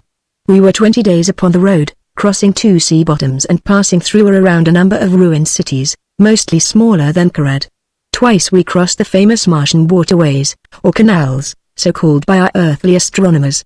When we approached these points a warrior would be sent far ahead with a powerful field glass, and if no great body of red Martian troops was in sight we would advance as close as possible without chance of being seen and then camp until dark, when we would slowly approach the cultivated tract, and, locating one of the numerous, broad highways which cross these areas at regular intervals, creep silently and stealthily across to the arid lands upon the other side. It required 5 hours to make one of these crossings without a single halt, and the other consumed the entire night, so that we were just leaving the confines of the high-walled fields when the sun broke out upon us. Crossing in the darkness, as we did, I was unable to see but little, except as the nearer moon, in her wild and ceaseless hurtling through the Barsoomian heavens, lit up little patches of the landscape from time to time, disclosing walled fields and low, rambling buildings, presenting much the appearance of earthly farms. There were many trees, methodically arranged, and some of them were of enormous height. There were animals in some of the enclosures, and they announced their presence by terrified squealings and snortings as they scented our queer, wild beasts and wilder human beings. Only once did I perceive a human being, and that was at the intersection of our crossroad with the wide, white turnpike which cuts each cultivated district longitudinally at its exact center. The fellow must have been sleeping beside the road, for, as I came abreast of him, he raised upon one elbow and after a single glance at the approaching caravan leapt shrieking to his feet and fled madly down the road, scaling a nearby wall with the agility of a scared cat. The Tharks paid him not the slightest attention. They were not out upon the warpath, and the only sign that I had that they had seen him was a quickening of the pace of the caravan as we hastened toward the bordering desert which marked our entrance into the realm of Talhajas. Not once did I have speech with Digithoris, as she sent no word to me that I would be welcome at her chariot, and my foolish pride kept me from making any advances. I verily believe that a man's way with women is in inverse ratio to his prowess among men. The weakling and the saphead have often great ability to charm the fair sex, while the fighting man who can face 1,000 real dangers unafraid, sits hiding in the shadows like some frightened child. Just 30 days after my advent upon Barsoom we entered the ancient city of Thark, from whose long-forgotten people this horde of green men have stolen even their name. The hordes of Thark number some 30,000 souls, and are divided into 25 communities. Each community has its own Jed and lesser chieftains, but all are under the rule of Talhajas, Jeddak of Thark. 5 communities make their headquarters at the city of Thark, and the balance are scattered among other deserted cities of ancient Mars throughout the district claimed by Talhajas. We made our entry into the great central plaza early in the afternoon. There were no enthusiastic friendly greetings for the return expedition. Those who chanced to be in sight spoke the names of warriors or women with whom they came in direct contact, in the formal greeting of their kind, but when it was discovered that they brought 2 captives a greater interest was aroused, and Digithoris and I were the centers of inquiring groups. We were soon assigned to new quarters, and the balance of the day was devoted to settling ourselves to the changed conditions. My home now was upon an avenue leading into the plaza from the south, the main artery down which we had marched from the gates of the city. I was at the far end of the square and had an entire building to myself. The same grandeur of architecture which was so noticeable a characteristic of Karad was in evidence here, only, if that were possible, on a larger and richer scale. My quarters would have been suitable for housing the greatest of earthly emperors, but to these queer creatures nothing about a building appealed to them but its size and the enormity of its chambers. The larger the building, the more desirable, and so Talhajas occupied what must have been an enormous public building, the largest in the city, but entirely unfitted for residence purposes. The next largest was reserved for Lorquestimal, the next for the Jed of a lesser rank, and so on to the bottom of the list of 5 Jeds. Their warriors occupied the buildings with the chieftains to whose retinues they belonged, or, if they preferred, sought shelter among any of the thousands of untenanted buildings in their own quarter of town, each community being assigned a certain section of the city. The selection of building had to be made in accordance with these divisions, except in so far as the Jeds were concerned, they all occupying edifices which fronted upon the plaza. When I had finally put my house in order, or rather seen that it had been done, it was nearing sunset, and I hastened out with the intention of locating Sola and her charges, as I had determined upon having speech with Digithoris and trying to impress on her the necessity of our at least patching up a truce until I could find some way of aiding her to escape. I searched in vain until the upper rim of the great red sun was just disappearing behind the horizon, and then I spied the ugly head of wool appearing from a second-story window on the opposite side of the very street where I was quartered, but nearer the plaza. Without waiting for a further invitation I bolted up the winding runway which led to the second floor, and entering a great chamber at the front of the building was greeted by the frenzied Wooler, who threw his great carcass upon me, nearly hurling me to the floor. The poor old fellow was so glad to see me that I thought he would devour me. His head split from ear to ear, showing his 3 rows of tusks in his hobgoblin smile. Quieting him with a word of command and a caress, I looked hurriedly through the approaching gloom for a sign of Digithoris, and then, not seeing her, I called her name. There was an answering murmur from the far corner of the apartment, and with a couple of quick strides I was standing beside her where she crouched among the furs and silks upon an ancient carved wooden seat.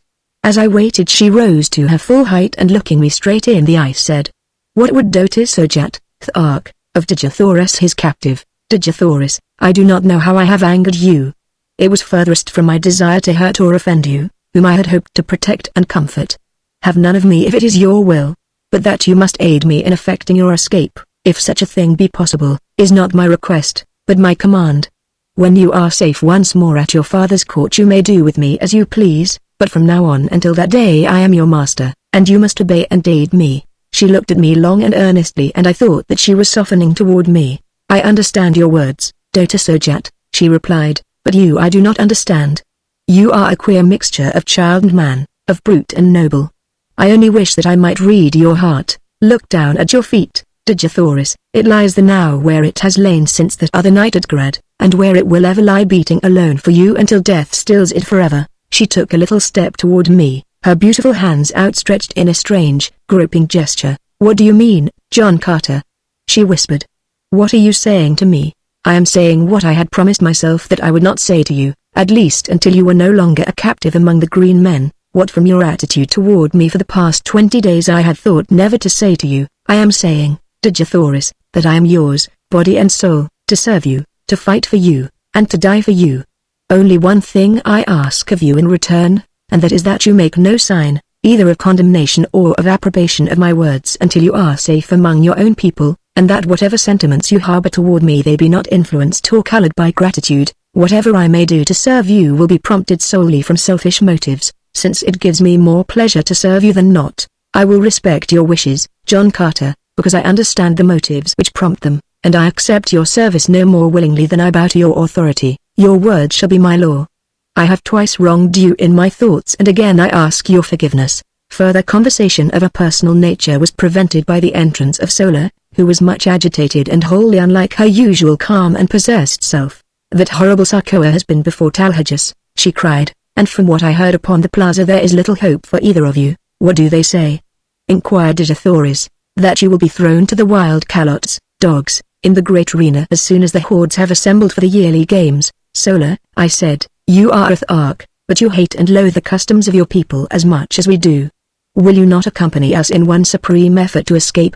I am sure that Digithoris can offer you a home and protection among her people, and your fate can be no worse among them than it must ever be here." "Yes," cried Digithoris, "come with us, Solar, you will be better off among the red men of Helium than you are here, and I can promise you not only a home with us, but the love and affection your nature craves and which must always be denied you by the customs of your own race. Come with us, Solar, we might go without you, but your fate would be terrible if they thought you had connived to aid us. I know that even that fear would not tempt you to interfere in our escape, but we want you with us, we want you to come to a land of sunshine and happiness, amongst a people who know the meaning of love, of sympathy, and of gratitude. Say that you will, Solar, tell me that you will. The great waterway which leads to Helium is but 50 miles to the south, murmured Solar, half to herself. A swift thought might make it in 3 hours, and then to Helium it is 500 miles, most of the way through thinly settled districts. They would know and they would follow us. We might hide among the great trees for a time, but the chances are small indeed for escape. They would follow us to the very gates of Helium, and they would take toll of life at every step. You do not know them. Is there no other way we might reach Helium? I asked. Can you not draw me a rough map of the country we must traverse, Dejathoris? Yes, she replied, and taking a great diamond from her hair she drew upon the marble floor the first map of Barsumian territory I had ever seen. It was crisscrossed in every direction with long straight lines, sometimes running parallel and sometimes converging towards some great circle. The lines, she said, were waterways, the circles, cities, and one far to the northwest of us she pointed out as Helium.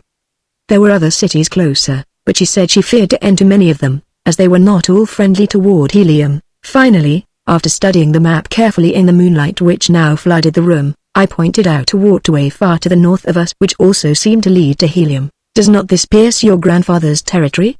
I asked. Yes, she answered, but it is 200 miles north of us. It is one of the waterways we crossed on the trip to the Ark. They would never suspect that we would try for that distant waterway, I answered, and that is why I think that it is the best route for our escape. Solar agreed with me, and it was decided that we should leave Thark this same night, just as quickly, in fact, as I could find and saddle my thoats. Solar was to ride one and Dejathoris and I the other, each of us carrying sufficient food and drink to last us for 2 days, since the animals could not be urged too rapidly for so long a distance. I directed Solar to proceed with Dejathoris along one of the less frequented avenues to the southern boundary of the city, where I would overtake them with the thoats as quickly as possible. Then, leaving them to gather what food, silks, and furs we were to need, I slipped quietly to the rear of the first floor, and entered the courtyard, where our animals were moving restlessly about, as was their habit, before settling down for the night. In the shadows of the buildings and out beneath the radiance of the Martian moons moved the great herd of thoats and zitidas, the latter grunting their low gutturals and the former occasionally emitting the sharp squeal which denotes the almost habitual state of rage in which these creatures pass their existence. They were quiet now, owing to the absence of man, but as they scented me they became more restless and their hideous noise increased. It was risky business, this entering a paddock of thoats alone and at night, first, because their increasing noisiness might warn the nearby warriors that something was amiss, and also because for the slightest cause, or for no cause at all some great bull thoat might take it upon himself to lead a charge upon me. Having no desire to awaken their nasty tempers upon such a night as this, where so much depended upon secrecy and dispatch, I hugged the shadows of the buildings, ready at an instant's warning to leap into the safety of a nearby door or window. Thus I moved silently to the great gates which opened upon the street at the back of the court, and as I neared the exit I called softly to my 2 animals. How I thanked the kind Providence which had given me the foresight to win the love and confidence of these wild dumb brutes, for presently from the far side of the court I saw 2 huge bulks forcing their way toward me through the surging mountains of flesh. They came quite close to me, rubbing their muscles against my body and nosing for the bits of food it was always my practice to reward them with. Opening the gates I ordered the 2 great beasts to pass out, and then slipping quietly after them I closed the portals behind me. I did not saddle or mount the animals there, but instead walked quietly in the shadows of the buildings toward an unfrequented avenue which led toward the point I had arranged to meet Dejathoris and Solar.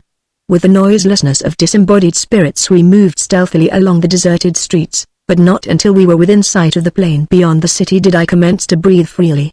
I was sure that Solar and Dejathoris would find no difficulty in reaching our rendezvous undetected, but with my great thoats I was not so sure for myself, as it was quite unusual for warriors to leave the city after dark. In fact there was no place for them to go within any but a long ride.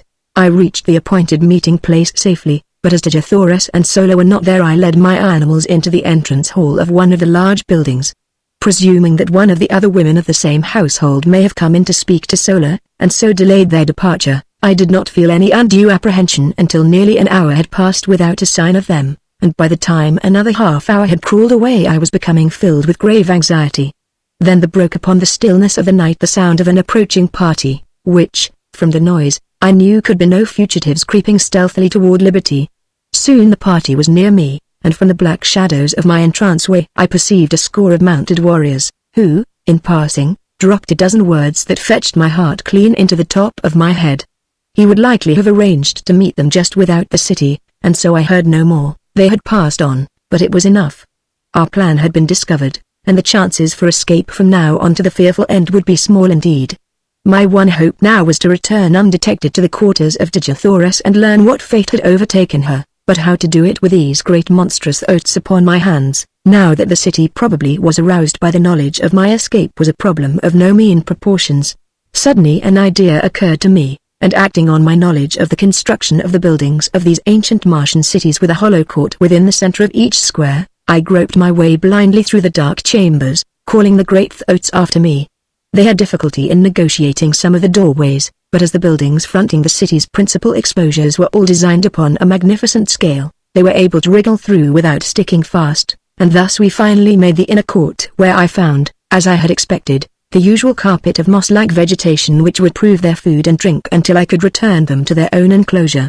That they would be as quiet and contented here as elsewhere I was confident, nor was there but the remotest possibility that they would be discovered, as the green men had no great desire to enter these outlying buildings, which were frequented by the only thing, I believe, which caused them the sensation of fear, the great white tapes of Barsoom.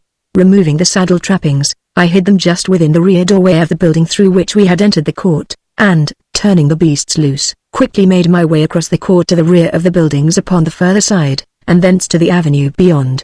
Waiting in the doorway of the building until I was assured that no one was approaching, I hurried across to the opposite side and through the first doorway to the court beyond. Thus, crossing through court after court with only the slight chance of detection which the necessary crossing of the avenues entailed, I made my way in safety to the courtyard in the rear of Dejathoris' quarters. Here, of course, I found the beasts of the warriors who quartered in the adjacent buildings, and the warriors themselves I might expect to meet within if I entered, but, fortunately for me, I had another and safer method of reaching the upper story where Dejathoris should be found, and, after first determining as nearly as possible which of the buildings she occupied, for I had never observed them before from the court side, I took advantage of my relatively great strength and agility and sprang upward until I grasped the sill of a second-story window which I thought to be in the rear of her apartment.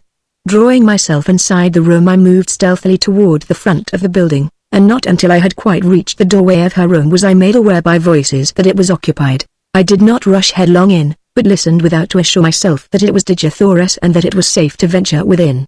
It was well indeed that I took this precaution, for the conversation I heard was in the low gutturals of men, and the words which finally came to me proved a most timely warning. The speaker was a chieftain and he was giving orders to 4 of his warriors. And when he returns to this chamber, he was saying, as he surely will when he finds she does not meet him at the city's edge, you 4 are to spring upon him and disarm him. It will require the combined strength of all of you to do it if the reports they bring back from Karad are correct. When you have him fast bound, bear him to the vaults beneath the Jedak's quarters and chain him securely where he may be found when Talhajus wishes him. Allow him to speak with none, nor permit any other to enter this apartment before he comes.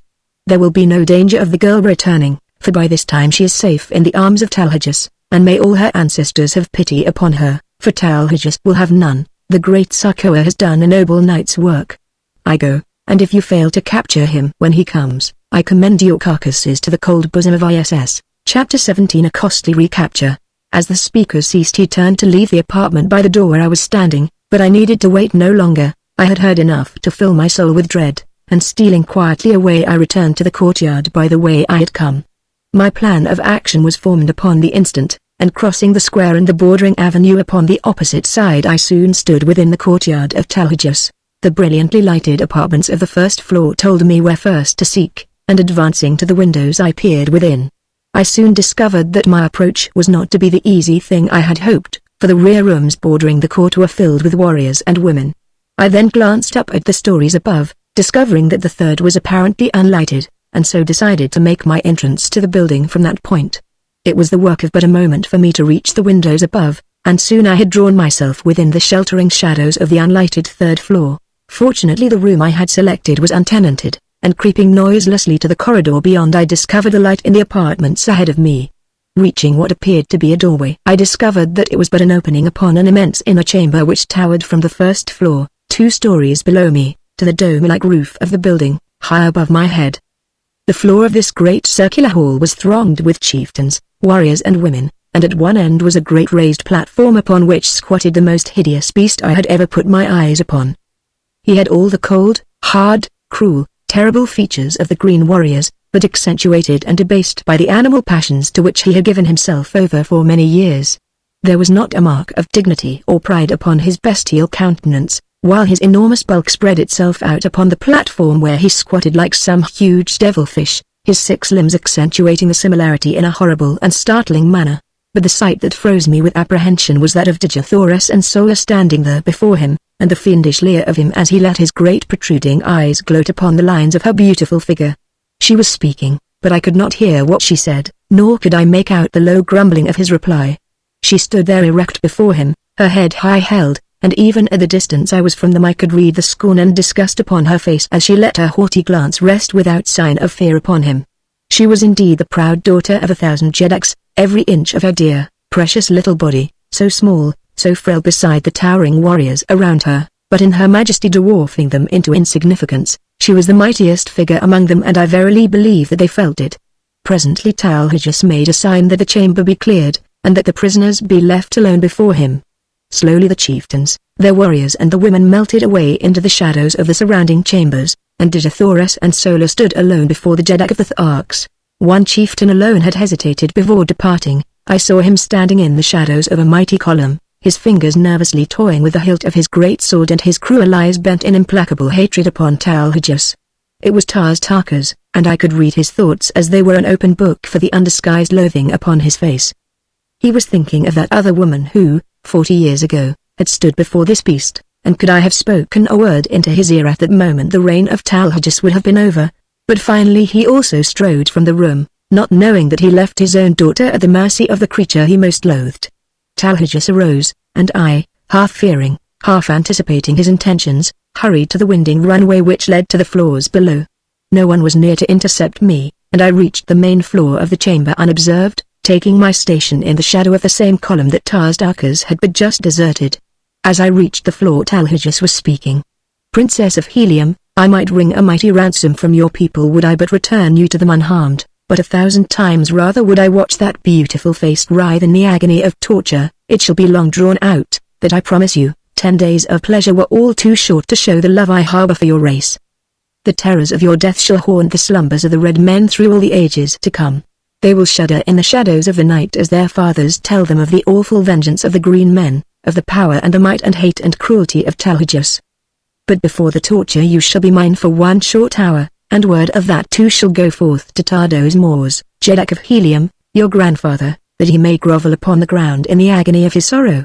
Tomorrow the torture will commence. Tonight thou art Talhajas. Come." He sprang down from the platform and grasped her roughly by the arm, but scarcely had he touched her than I leapt between them. My short sword, sharp and gleaming, was in my right hand. I could have plunged it into his putrid heart before he realized that I was upon him, but as I raised my arm to strike I thought of Tarkas, and, with all my rage, with all my hatred, I could not rob him of that sweet moment for which he had lived and hoped all these long, weary years, and so, instead, I swung my good right fist full upon the point of his jaw. Without a sound he slipped to the floor as one dead. In the same deathly silence I grasped Digisaurus by the hand, and motioning Sola to follow we sped noiselessly from the chamber and to the floor above. Unseen we reached a rear window, and with the straps and leather of my trappings I lowered, first Sola and then Digisaurus to the ground below. Dropping lightly after them I drew them rapidly around the court in the shadows of the buildings, and thus we returned over the same course I had so recently followed from the distant boundary of the city. We finally came upon my oats in the courtyard where I had left them, and placing the trappings upon them we hastened through the building to the avenue beyond. Mounting, Sola upon one beast, and Digisaurus behind me upon the other, we rode from the city of Thark through the hills to the south.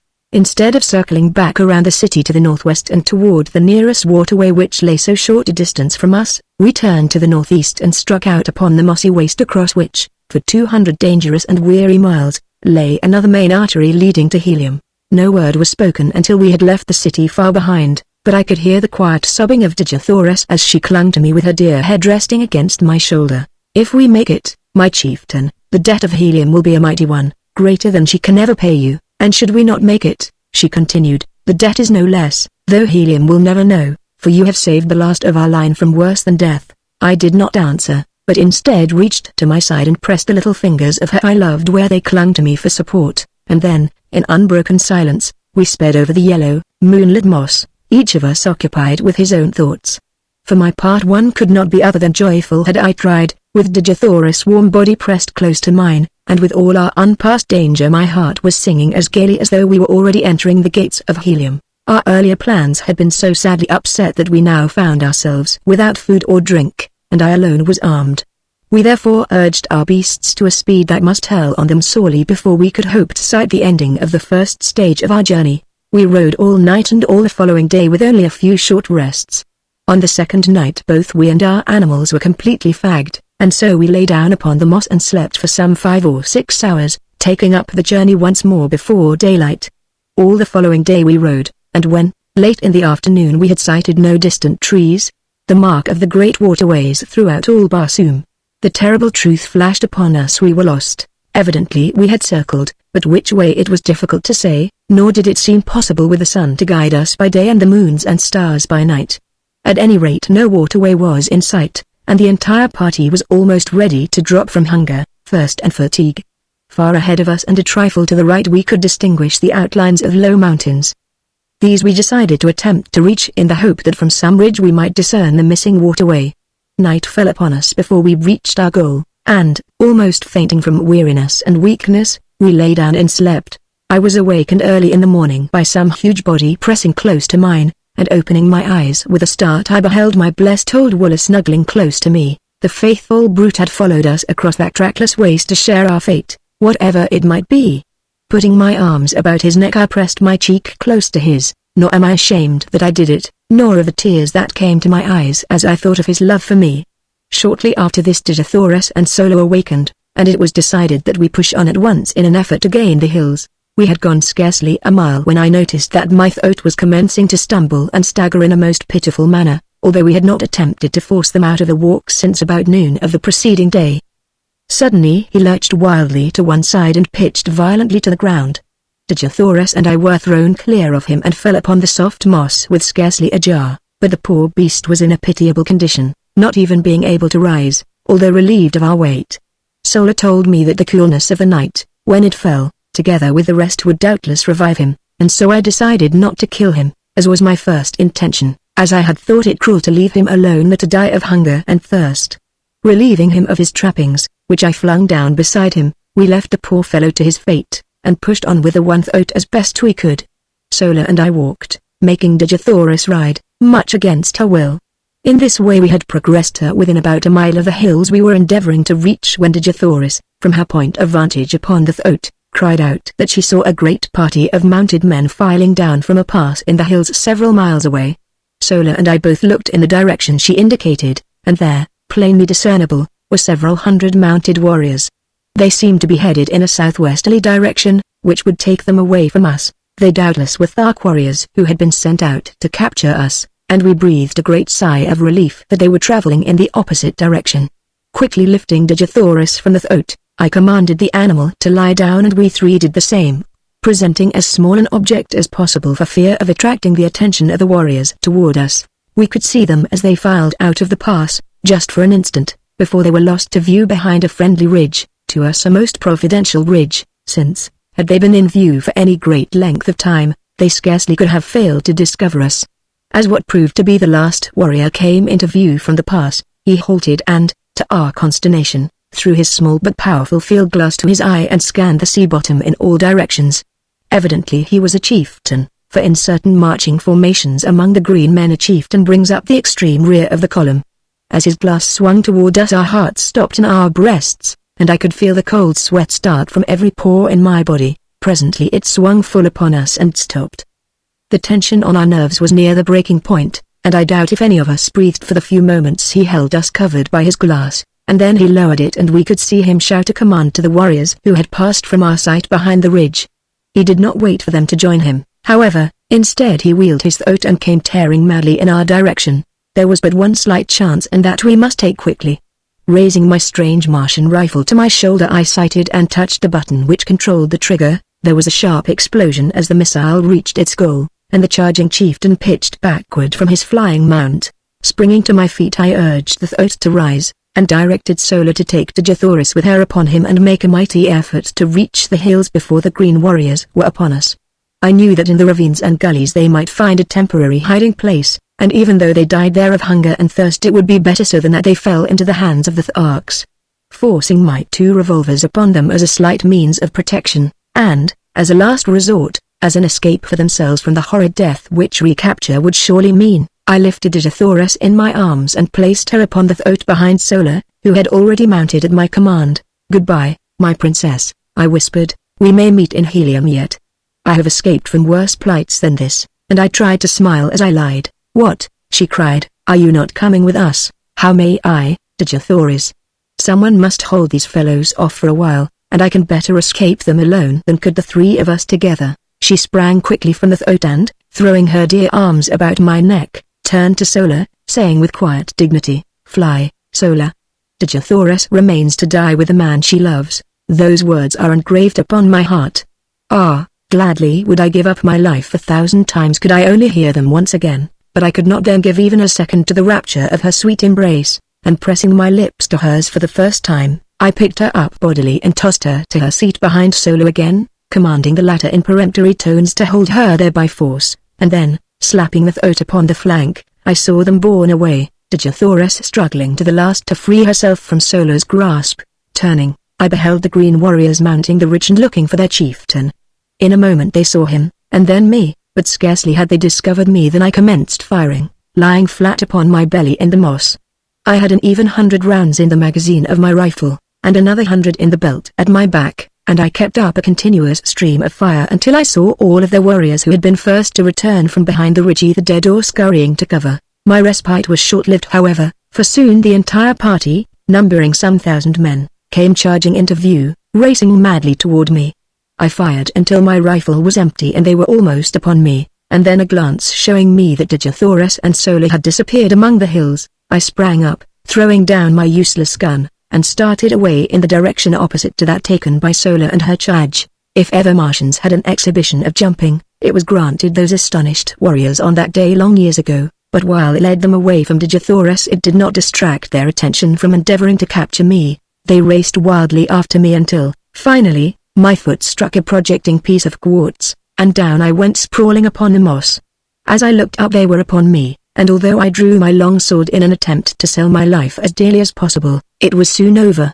I reeled beneath their blows which fell upon me in perfect durance, my head swam, all was black, and I went down beneath them to oblivion, Chapter 18 Chained and Warhoon. It must have been several hours before I regained consciousness, and I well remember the feeling of surprise which swept over me as I realized that I was not dead. I was lying among a pile of sleeping silks and furs in the corner of a small room in which were several green warriors, and bending over me was an ancient and ugly female. As I opened my eyes she turned to one of the warriors, saying, "He will live, O Jed." "'Tis well," replied the one so addressed, rising and approaching my couch. "He should render rare sport for the great games." And now as my eyes fell upon him, I saw that he was no Thark, for his ornaments and metal were not of that horde. He was a huge fellow, terribly scarred about the face and chest, and with one broken tusk and a missing ear. Strapped on either breast were human skulls, and depending from these a number of dried human hands. His reference to the great games of which I had heard so much while among the Tharks convinced me that I had but jumped from purgatory into Jaina. After a few more words with the female, during which he assured him that I was now fully fit to travel, the Jed ordered that we mount and ride after the main column. I was strapped securely to as wild and unmanageable a throat as I had ever seen, and, with a mounted warrior on either side to prevent the beast from bolting, we rode forth at a furious pace in pursuit of the column. My wounds gave me but little pain, so wonderfully and rapidly had the applications and injections of the female exercised their therapeutic powers, and so deftly had she bound and plastered the injuries, Just before dark we reached the main body of troops shortly after they had made camp for the night. I was immediately taken before the leader, who proved to be the Jeddak of the hordes of Warhoon. Like the Jed who had brought me, he was frightfully scarred, and also decorated with the breastplate of human skulls and dried dead hands which seemed to mark all the greater warriors among the Warhoons, as well as to indicate their awful ferocity, which greatly transcends even that of the Tharks. The Jeddak, Barcomas, who was comparatively young, was the object of the fierce and jealous hatred of his old lieutenant, Dak Kova, the Jed who had captured me, and I could not but note the almost studied efforts which the latter made to affront his superior. He entirely omitted the usual formal salutation as we entered the presence of the Jeddak, and as he pushed me roughly before the ruler he exclaimed in a loud and menacing voice, "I have brought a strange creature wearing the metal of a Thark whom it is my pleasure to have battle with a wild throat at the Great Games. He will die as Barcomas, your Jeddak, sees fit, if at all," replied the young ruler, with emphasis and dignity. "If at all?" roared Dak Kova. "By the dead hands at my throat, but he shall die, Barcomas. No maudlin weakness on your part shall save him. Oh, would that Warhoon were ruled by a real Jeddak rather than by a water-hearted weakling from whom even old Dak Kova could tear the metal with his bare hands." Barcomas eyed the defiant and insubordinate chieftain for an instant, his expression one of haughty, fearless contempt and hate, and then without drawing a weapon and without uttering a word he hurled himself at the throat of his defamer. I never before had seen two green Martian warriors battle with nature's weapons, and the exhibition of animal ferocity which ensued was as fearful a thing as the most disordered imagination could picture. They tore at each other's eyes and ears with their hands, and with their gleaming tusks repeatedly slashed and gored until both were cut fairly to ribbons from head to foot. Barcomas had much the better of the battle as he was stronger, quicker and the more intelligent. It soon seemed that the encounter was done, saving only the final death thrust when Barcomas slipped in, breaking away from a clinch. It was the one little opening that Dak Kova needed, and hurling himself at the body of his adversary he buried his single mighty tusk in Barcomas' groin, and with a last powerful effort tripped the young Jeddak wide open the full length of his body, the great tusk finally wedging in the bones of Barcomas' jaw. Victor and vanquished rolled limp and lifeless upon the moss, a huge mass of torn and bloody flesh. Barcomas was stone dead, and only the most Herculean efforts on the part of Dak Kova's females saved him from the fate he deserved. 3 days later he walked without assistance to the body of Barcomas, which, by custom, had not been moved from where it fell, and placing his foot upon the neck of his erstwhile ruler he assumed the title of Jeddak of Warhoon. The dead Jeddak's hands and head were removed to be added to the ornaments of his conqueror, and then his women cremated what remained, amid wild and terrible laughter. The injuries to Dak Kova had delayed the march so greatly that it was decided to give up the expedition, which was a raid upon a small Thark community in retaliation for the destruction of the incubator, until after the Great Games, and the entire body of warriors, 10,000 in number, turned back toward Warhoon.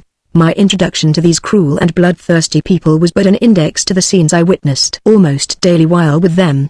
They are a smaller horde than the Tharks, but much more ferocious. Not a day passed but that some members of the various Warhoon communities met in deadly combat. I have seen as high as 8 mortal duels within a single day. We reached the city of Warhoon after some 3 days' march, and I was immediately cast into a dungeon and heavily chained to the floor and walls. Food was brought me at intervals, but owing to the utter darkness of the place I do not know whether I lay the days, or weeks, or months. It was the most horrible experience of all my life, and that my mind did not give way to the terrors of that inky blackness has been a wonder to me ever since. The place was filled with creeping, crawling things. Cold, sinuous bodies passed over me when I lay down, and in the darkness I occasionally caught glimpses of gleaming, fiery eyes, fixed in horrible intentness upon me. No sound reached me from the world above, and no word would my jail vouchsafe when my food was brought to me, although I at first bombarded him with questions. Finally all the hatred and maniacal loathing for these awful creatures who had placed me in this horrible place was centered by my tottering reason upon this single emissary who represented to me the entire horde of Warhoons. I had noticed that he always advanced with his dim torch to where he could place the food within my reach, and as he stooped to place it upon the floor his head was about on a level with my breast. So, with the cunning of a madman, I backed into the far corner of my cell when next I heard him approaching, and gathering a little slack of the great chain which held me in my hand I waited his coming, crouching like some beast of prey.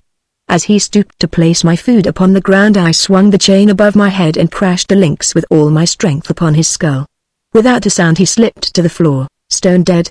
Laughing and chattering like the idiot I was fast becoming, I fell upon his prostrate form, my fingers feeling for his dead throat. Presently they came in contact with a small chain at the end of which dangled a number of keys. The touch of my fingers on these keys brought back my reason with the suddenness of thought.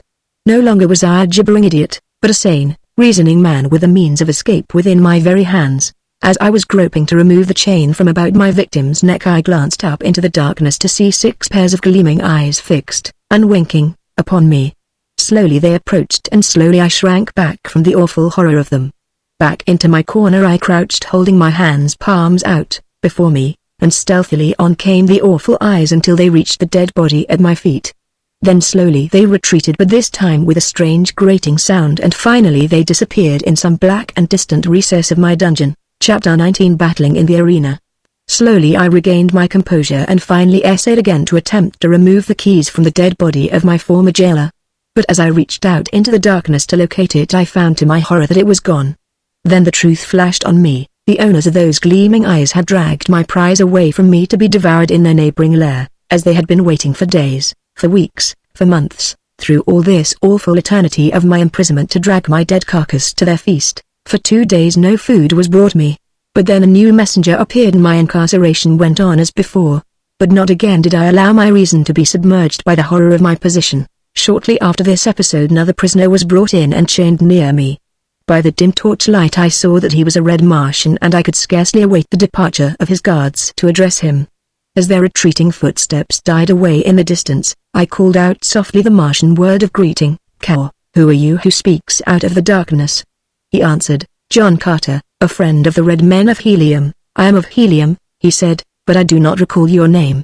And then I told him my story as I have written it here, omitting only any reference to my love for Digithoris. He was much excited by the news of Helium's princess and seemed quite positive that she and Sola could easily have reached a point of safety from where they left me.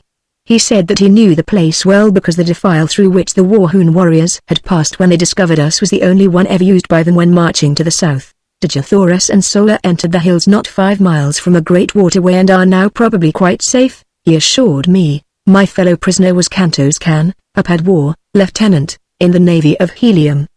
He had been a member of the ill-fated expedition which had fallen into the hands of the Tharks at the time of Digithoris' capture, and he briefly related the events which followed the defeat of the battleships. Badly injured and only partially manned, they had limped slowly toward Helium, but while passing near the city of Zodanga, the capital of Helium's hereditary enemies among the Red Men of Barsoom, they had been attacked by a great body of war vessels, and all but the craft to which Kantos Kan belonged were either destroyed or captured. His vessel was chased for days by 3 of the Zodangan warships but finally escaped during the darkness of a moonless night. 30 days after the capture of Digithoris, or about the time of our coming to Thark, his vessel had reached Helium with about 10 survivors of the original crew of 700 officers and men. Immediately 7 great fleets, each of 100 mighty warships, had been dispatched to search for Digithoris, and from these vessels 2,000 smaller craft had been kept out continuously in futile search for the missing princess. 2 green Martian communities had been wiped off the face of Barsoom by the avenging fleets. But no trace of Digithoris had been found. They had been searching among the northern hordes, and only within the past few days had they extended their quest to the south. Kantos Kan had been detailed to one of the small one-man flyers and had had the misfortune to be discovered by the Warhoons while exploring their city. The bravery and daring of the man won my greatest respect and admiration. Alone he had landed at the city's boundary and on foot had penetrated to the buildings surrounding the plaza. For 2 days and nights he had explored their quarters and their dungeons in search of his beloved princess, only to fall into the hands of a party of Warhoons as he was about to leave, after assuring himself that Digithoris was not a captive there. During the period of our incarceration, Kantos Kan and I became well acquainted, and formed a warm personal friendship. A few days only elapsed, however, before we were dragged forth from our dungeon for the great games. We were conducted early one morning to an enormous amphitheater, which instead of having been built upon the surface of the ground was excavated below the surface. It had partially filled with debris, so that how large it had originally been was difficult to say. In its present condition it held the entire 20,000 Warhoons of the assembled hordes. The arena was immense but extremely uneven and unkempt. Around it the Warhoons had piled building stone from some of the ruined edifices of the ancient city to prevent the animals and the captives from escaping into the audience, and at each end had been constructed cages to hold them until their turns came to meet some horrible death upon the arena. Kantos Kan and I were confined together in one of the cages. In the others were wild calots, thoats, mad zit-eaters, green warriors, and women of other hordes, and many strange and ferocious wild beasts of Barsoom which I had never before seen.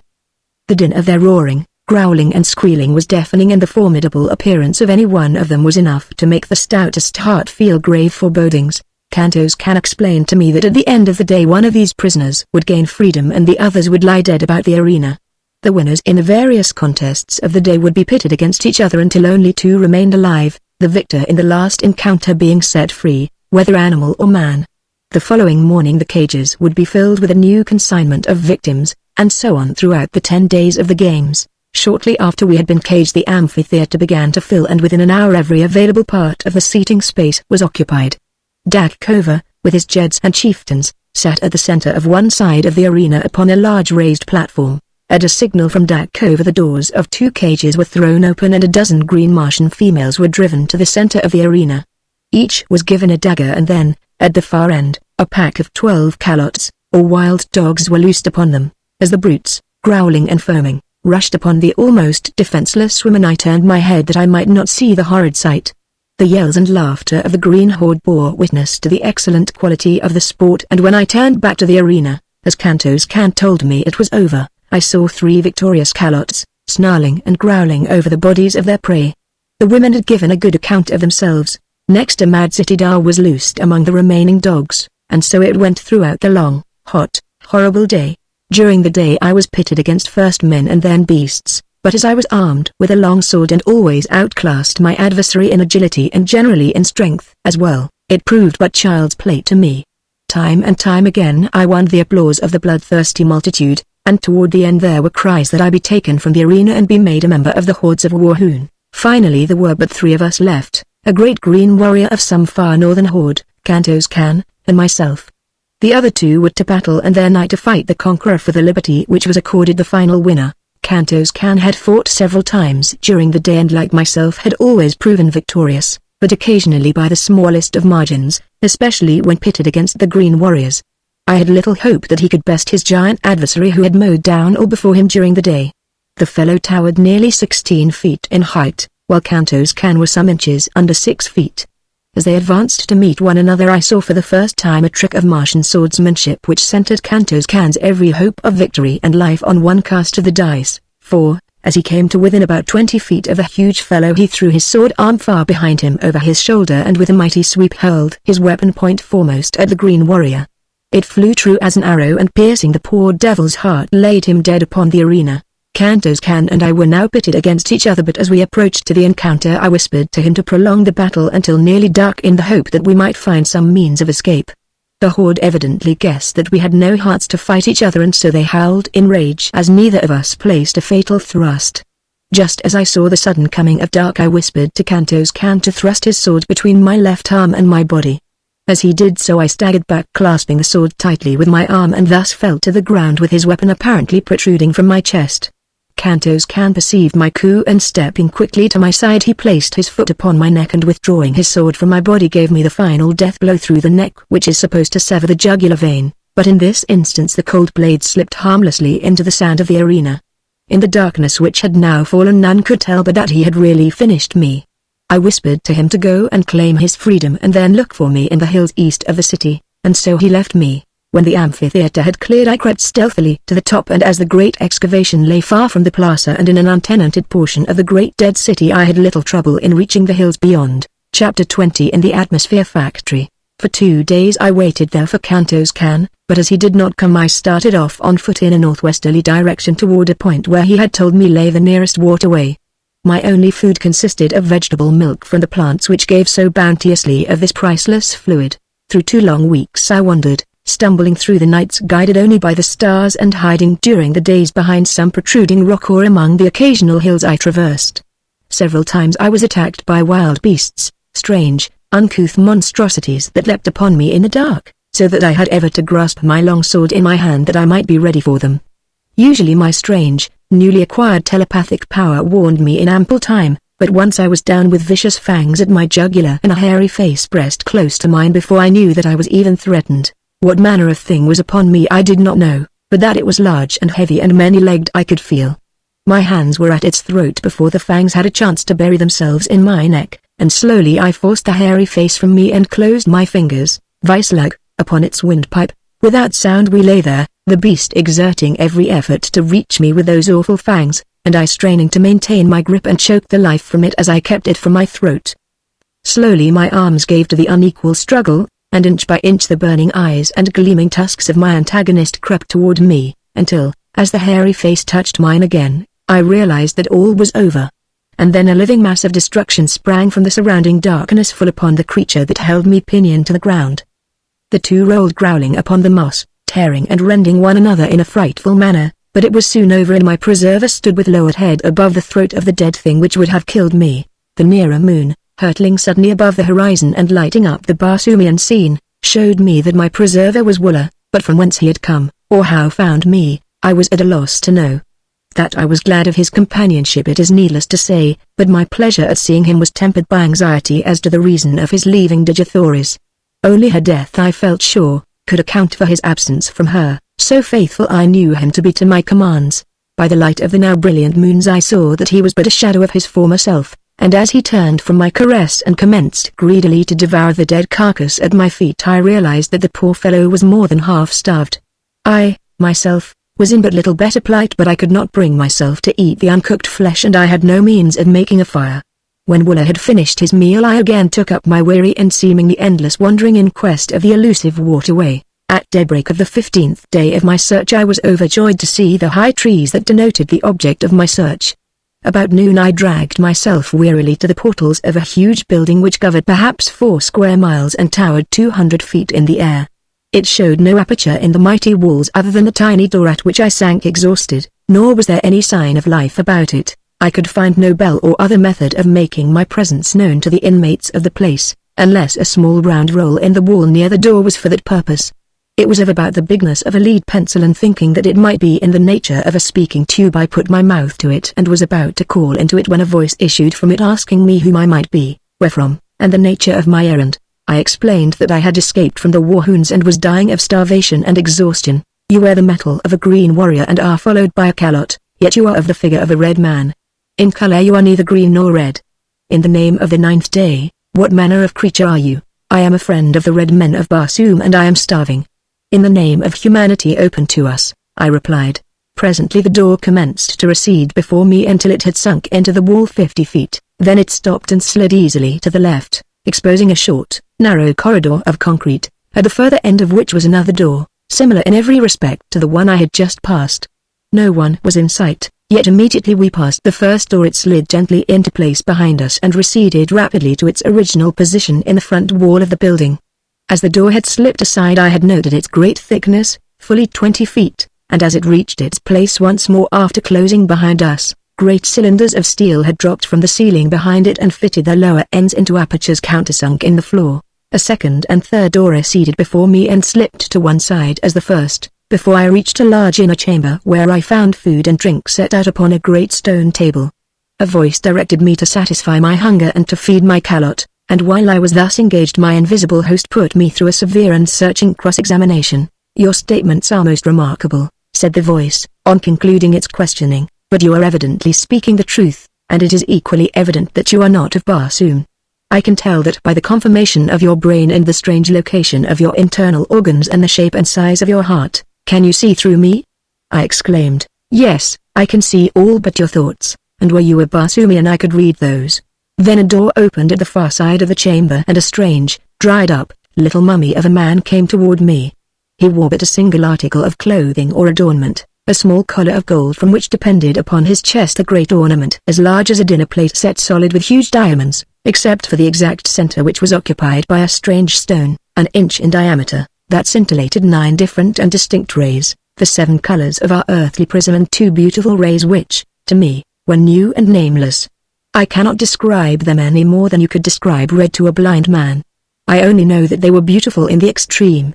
The old man sat and talked with me for hours, and the strangest part of our intercourse was that I could read his every thought while he could not fathom an iota from my mind unless I spoke. I did not apprise him of my ability to sense his mental operations, and thus I learned a great deal which proved of immense value to me later and which I would never have known had he suspected my strange power, for for the Martians have such perfect control of their mental machinery that they are able to direct their thoughts with absolute precision. The building in which I found myself contained the machinery which produces that artificial atmosphere which sustains life on Mars. The secret of the entire process hinges on the use of the ninth ray, one of the beautiful scintillations which I had noted emanating from the great stone in my host's diadem. This ray is separated from the other rays of the sun by means of finely adjusted instruments placed upon the roof of a huge building, 3/4 of which is used for reservoirs in which the ninth ray is stored. This product is then treated electrically, or rather certain proportions of refined electric vibrations are incorporated with it, and the result is then pumped to the 5 principal air centers of the planet where, as it is released, contact with the ether of space transforms it into atmosphere. There is always sufficient reserve of the ninth ray stored in the great building to maintain the present Martian atmosphere for 1,000 years, and the only fear, as my new friend told me, was that some accident might befall the pumping apparatus. He led me to an inner chamber where I beheld a battery of 20 radium pumps, any one of which was equal to the task of furnishing all Mars with the atmosphere compound. For 800 years, he told me, he had watched these pumps which are used alternately a day each at a stretch, or a little over 24½ Earth hours. He has one assistant who divides the watch with him. Half a Martian year, about 344 of our days, each of these men spend alone in this huge, isolated plant. Every red Martian is taught during earliest childhood the principles of the manufacture of atmosphere, but only 2 at one time ever hold the secret of ingress to the great building, which, built as it is with walls 150 feet thick, is absolutely unassailable, even the roof being guarded from assault by aircraft by a glass covering 5 feet thick. The only fear they entertain of attack is from the green Martians or some demented red man, as all Barsoomians realize that the very existence of every form of life of Mars is dependent upon the uninterrupted working of this plant. One curious fact I discovered as I watched his thoughts was that the outer doors are manipulated by telepathic means. The locks are so finely adjusted that the doors are released by the action of a certain combination of thought waves. To experiment with my newfound toy, I thought to surprise him into revealing this combination, and so I asked him in a casual manner how he had managed to unlock the massive doors for me from the inner chambers of the building. As quick as a flash there leapt to his mind 9 Martian sounds, but as quickly faded as he answered that this was a secret he must not divulge. From then on his manner toward me changed as though he feared that he had been surprised into divulging his great secret, and I read suspicion and fear in his looks and thoughts, though his words were still fair. Before I retired for the night he promised to give me a letter to a nearby agricultural officer who would help me on my way to Zodanga, which he said, was the nearest Martian city. But be sure that you do not let them know you are bound for Helium, as they are at war with that country. My assistant and I are of no country, we belong to all Barsoom, and this talisman which we wear protects us in all lands, even among the green men, though we do not trust ourselves to their hands if we can avoid it, he added. And so good night, my friend, he continued. May you have a long and restful sleep. Yes, a long sleep. And though he smiled pleasantly, I saw in his thoughts the wish that he had never admitted me, and then a picture of him standing over me in the night, and the swift thrust of a long dagger and the half-formed words, I am sorry, but it is for the best good of Barsoom. As he closed the door of my chamber behind him, his thoughts were cut off from me, as was the sight of him, which seemed strange to me in my little knowledge of thought transference. What was I to do? How could I escape through these mighty walls? Easily could I kill him now that I was warned, but once he was dead I could no more escape, and with the stopping of the machinery of the great plant I should die with all the other inhabitants of the planet, all, even Digithoris, were she not already dead. For the others I did not give the snap of my finger, but the thought of Digithoris drove from my mind all desire to kill my mistaken host. Cautiously I opened the door of my apartment and, followed by Wooler, sought the inner of the great doors. A wild scheme had come to me. I would attempt to force the great locks by the 9 thought waves I had read in my host's mind, creeping stealthily through corridor after corridor and down winding runways which turned hither and thither. I finally reached the great hall in which I had broken my long fast that morning. Nowhere had I seen my host, nor did I know where he kept himself by night. I was on the point of stepping boldly out into the room when a slight noise behind me warned me back into the shadows of a recess in the corridor. Dragging Wooler after me, I crouched low in the darkness. Presently the old man passed close by me, and as he entered the dimly lighted chamber which I had been about to pass through, I saw that he held a long thin dagger in his hand and that he was sharpening it upon a stone. In his mind was the decision to inspect the radium pumps, which would take about 30 minutes, and then return to my bed chamber and finish me. As he passed through the great hall and disappeared down the runway which led to the pump room, I stole stealthily from my hiding place and crossed to the great door, the inner of the three which stood between me and liberty. Concentrating my mind upon the massive lock, I hurled the 9 thought waves against it. In breathless expectancy I waited, when finally the great door moved softly toward me and slid quietly to one side. One after the other the remaining mighty portals opened at my command, and Willa and I stepped forth into the darkness, free, but little better off than we had been before. Other than that we had full stomachs, hastening away from the shadows of the formidable pile. I made for the first crossroad, intending to strike the central turnpike as quickly as possible. This I reached about morning, and entering the first enclosure I came to I searched for some evidences of a habitation. There were low rambling buildings of concrete barred with heavy impassable doors, and no amount of hammering and hallooing brought any response. Weary and exhausted from sleeplessness I threw myself upon the ground, commanding Willa to stand guard. Some time later I was awakened by his frightful growlings and opened my eyes to see 3 red Martians standing a short distance from us and covering me with their rifles. I am unarmed and no enemy, I hastened to explain. I have been a prisoner among the green men and am on my way to Zodanga. All I ask is food and rest for myself and my Calot, and the proper directions for reaching my destination. They lowered their rifles and advanced pleasantly toward me, placing their right hands upon my left shoulder, after the manner of their custom of salute, and asking me many questions about myself and my wanderings. They then took me to the house of one of them, which was only a short distance away. The buildings I had been hammering at in the early morning were occupied only by stock and farm produce, the house proper standing among a grove of enormous trees, and, like all Red Martian homes, had been raised at night some 40 or 50 feet from the ground on a large round metal shaft which slid up or down within a sleeve sunk in the ground, and was operated by a tiny radium engine in the entrance hall of the building. Instead of bothering with bolts and bars for their dwellings, the Red Martians simply run them up out of harm's way during the night. They also have private means for lowering or raising them from the ground without if they wish to go away and leave them. These brothers, with their wives and children, occupied 3 similar houses on this farm. They did no work themselves, being government officers in charge. The labor was performed by convicts, prisoners of war, delinquent debtors and confirmed bachelors who were too poor to pay the high celibate tax which all Red Martian governments impose. They were the personification of cordiality and hospitality, and I spent several days with them, resting and recuperating from my long and arduous experiences. When they had heard my story I omitted all reference to Digithoris and the old man of the atmosphere plant. They advised me to color my body to more nearly resemble their own race and then attempt to find employment in Zodanga, either in the army or the navy. The chances are small that your tale will be believed until after you have proven your trustworthiness and won friends among the higher nobles of the court. This you can most easily do through military service, as we are a warlike people on Barsoom, explained one of them, and save our richest favors for the fighting man. When I was ready to depart they furnished me with a small domestic bull thoat, such as is used for saddle purposes by all Red Martians. The animal is about the size of a horse and quite gentle, but in color and shape an exact replica of his huge and fierce cousin of the wilds. The brothers had supplied me with a reddish oil with which I anointed my entire body, and one of them cut my hair, which had grown quite long, in the prevailing fashion of the time, square at the back and banged in front, so that I could have passed anywhere upon Barsoom as a full-fledged Red Martian. My metal and ornaments were also renewed in the style of a Zodangan gentleman, attached to the house of Ta, which was the family name of my benefactors. They filled a little sack at my side with Zodangan money. The medium of exchange upon Mars is not dissimilar from our own, except that the coins are oval.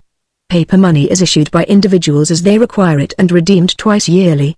If a man issues more than he can redeem, the government pays his creditors in full and the debtor works out the amount upon the farms or in mines, which are all owned by the government. This suits everybody except the debtor, as it has been a difficult thing to obtain sufficient voluntary labor to work the great isolated farmlands of Mars, stretching as they do like narrow ribbons from pole to pole, through wild stretches peopled by wild animals and wilder men. When I mentioned my inability to repay them for their kindness to me, they assured me that I would have ample opportunity if I lived long upon Barsoom, and bidding me farewell they watched me until I was out of sight upon the broad white turnpike. Chapter 21 An Air Scout for Zodanga. As I proceeded on my journey towards Zodanga many strange and interesting sights arrested my attention, and at the several farmhouses where I stopped I learned a number of new and instructive things concerning the methods and manners of Barsoom. The water which supplies the farms of Mars is collected in immense underground reservoirs at either pole from the melting ice caps, and pumped through long conduits to the various populated centers. Along either side of these conduits, and extending their entire length, lie the cultivated districts. These are divided into tracts of about the same size, each tract being under the supervision of one or more government officers. Instead of flooding the surface of the fields, and thus wasting immense quantities of water by evaporation, the precious liquid is carried underground through a vast network of small pipes directly to the roots of the vegetation. The crops upon Mars are always uniform, for there are no droughts, no rains, no high winds, and no insects, or destroying birds. On this trip I tasted the first meat I had eaten since leaving Earth, large, juicy steaks and chops from the well-fed domestic animals of the farms. Also I enjoyed luscious fruits and vegetables, but not a single article of food which was exactly similar to anything on Earth.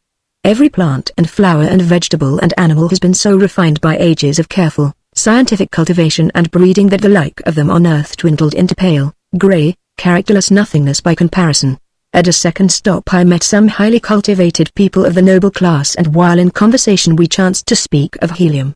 One of the older men had been there on a diplomatic mission several years before and spoke with regret of the conditions which seemed destined ever to keep these two countries at war. Helium, he said, rightly boasts the most beautiful women of Barsoom, and of all her treasures the wondrous daughter of Mors Kajak, Digithoris, is the most exquisite flower. Why, he added, the people really worship the ground she walks upon, and since her loss on that ill-starred expedition all Helium has been draped in mourning. That our ruler should have attacked the disabled fleet as it was returning to Helium was but another of his awful blunders, which I fear will sooner or later compel Zodanga to elevate a wiser man to his place. Even now, though our victorious armies are surrounding Helium, the people of Zodanga are voicing their displeasure, for the war is not a popular one, since it is not based on right or justice. Our forces took advantage of the absence of the principal fleet of Helium on their search for the princess, and so we have been able easily to reduce the city to a sorry plight. It is said she will fall within the next few passages of the further moon, and what, think you, may have been the fate of the princess, Digithoris? I asked as casually as possible. She is dead, he answered. This much was learned from a green warrior recently captured by our forces in the south. She escaped from the hordes of Thark with a strange creature of another world, only to fall into the hands of the Warhoons. Their throats were found wandering upon the sea bottom, and evidences of a bloody conflict were discovered nearby. While this information was in no way reassuring, neither was it at all conclusive proof of the death of Digithoris, and so I determined to make every effort possible to reach Helium as quickly as I could and carry to Tardos Mors such news of his granddaughter's possible whereabouts as lay in my power. 10 days after leaving the three brothers I arrived at Zodanga. From the moment that I had come in contact with the red inhabitants of Mars I had noticed that Willa drew a great amount of unwelcome attention to me, since the huge brute belonged to a species which is never domesticated by the red men. Were one to stroll down Broadway with a Numidian lion at his heels, the effect would be somewhat similar to that which I should have produced had I entered Zodanga with Willa. The very thought of parting with the faithful fellow caused me so great regret and genuine sorrow that I put it off until just before we arrived at the city's gates, but then, finally, it became imperative that we separate. Had nothing further than my own safety or pleasure been at stake, no argument could have prevailed upon me to turn away the one creature upon Barsoom that had never failed in a demonstration of affection and loyalty, but as I would willingly have offered my life in the service of her in search of whom I was about to challenge the unknown dangers of this, to me, mysterious city, I could not permit even Willa's life to threaten the success of my venture, much less his momentary happiness, for I doubted not he soon would forget me. And so I bade the poor beast an affectionate farewell, promising him, however, that if I came through my adventure in safety that in some way I should find the means to search him out. He seemed to understand me fully, and when I pointed back in the direction of Thark he turned sorrowfully away, nor could I bear to watch him go, but resolutely set my face towards Zodanga and with a touch of heart-sickness approached her frowning walls. The letter I bore from them gained me immediate entrance to the vast, walled city. It was still very early in the morning and the streets were practically deserted. The residences, raised high upon their metal columns, resembled huge rookeries, while the uprights themselves presented the appearance of steel tree trunks. The shops as a rule were not raised from the ground, nor were their doors bolted or barred, since thievery is practically unknown upon Barsoom. Assassination is the ever-present fear of all Barsoomians, and for this reason alone their homes are raised high above the ground at night, or in times of danger. The two brothers had given me explicit directions for reaching the point of the city where I could find living accommodations and be near the offices of the government agents to whom they had given me letters. My way led to the central square or plaza, which is a characteristic of all Martian cities. The plaza of Zodanga covers a square mile and is bounded by the palaces of the Jedak, the Jeds, and other members of the royalty and nobility of Zodanga, as well as by the principal public buildings, cafes, and shops. As I was crossing the great square, lost in wonder and admiration of the magnificent architecture and the gorgeous scarlet vegetation which carpeted the broad lawns, I discovered a red Martian walking briskly toward me from one of the avenues.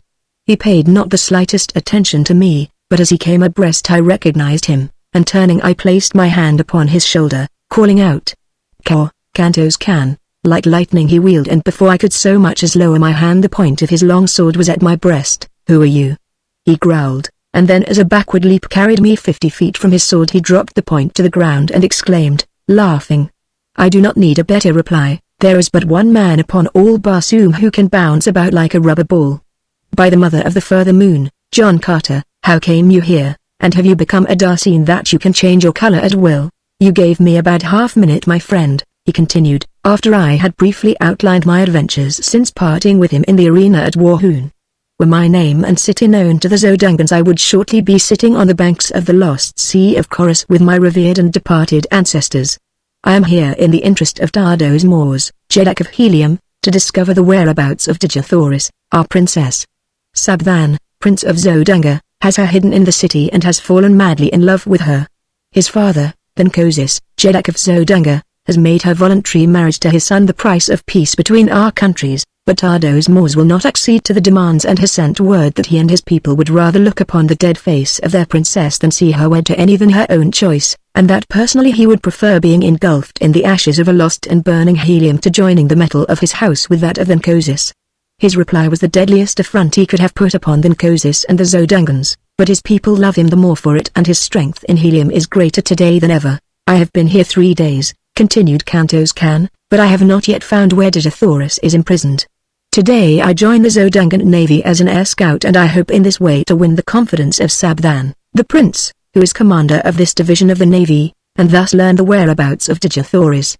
I am glad that you are here, John Carter, for I know your loyalty to my princess, and two of us working together should be able to accomplish much." The plaza was now commencing to fill with people going and coming upon the daily activities of their duties. The shops were opening and the cafes filling with early morning patrons. Kantos Kan led me to one of these gorgeous eating places where we were served entirely by mechanical apparatus. No hand touched the food from the time it entered the building in its raw state until it emerged hot and delicious upon the tables before the guests, in response to the touching of tiny buttons to indicate their desires. After our meal, Kantos Kan took me with him to the headquarters of the Air Scout Squadron and introducing me to his superior asked that I be enrolled as a member of the Corps.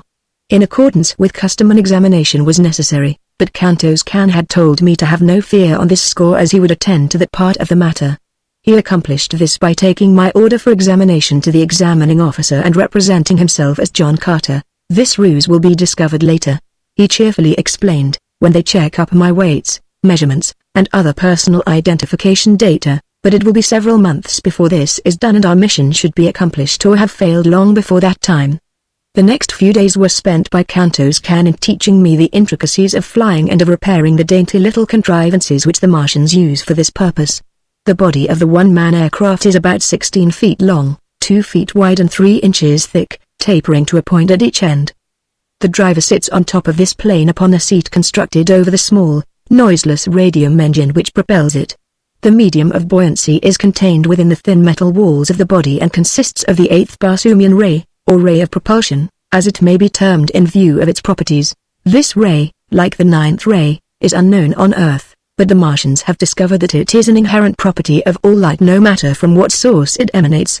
They have learned that it is the solar 8th ray which propels the light of the sun to the various planets, and that it is the individual 8th ray of each planet which reflects, or propels the light thus obtained out into space once more.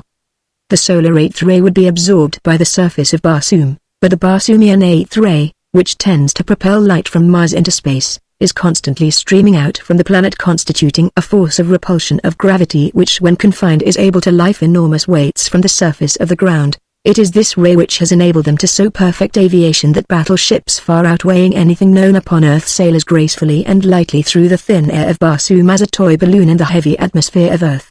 During the early years of the discovery of this ray, many strange accidents occurred before the Martians learned to measure and control the wonderful power they had found.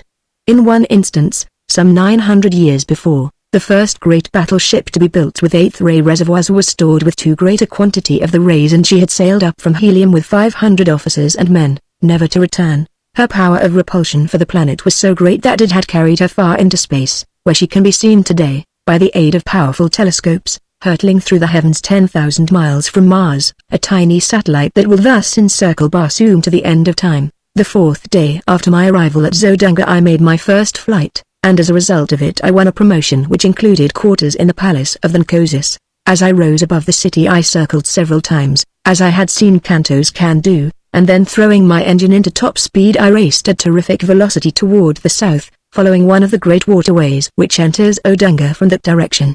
I had traversed perhaps 200 miles in a little less than an hour when I descried far below me a party of 3 green warriors racing madly toward a small figure on foot which seemed to be trying to reach the confines of one of the walled fields. Dropping my machine rapidly toward them, and circling to the rear of the warriors, I soon saw that the object of their pursuit was a red Martian wearing the metal of the scout squadron to which I was attached.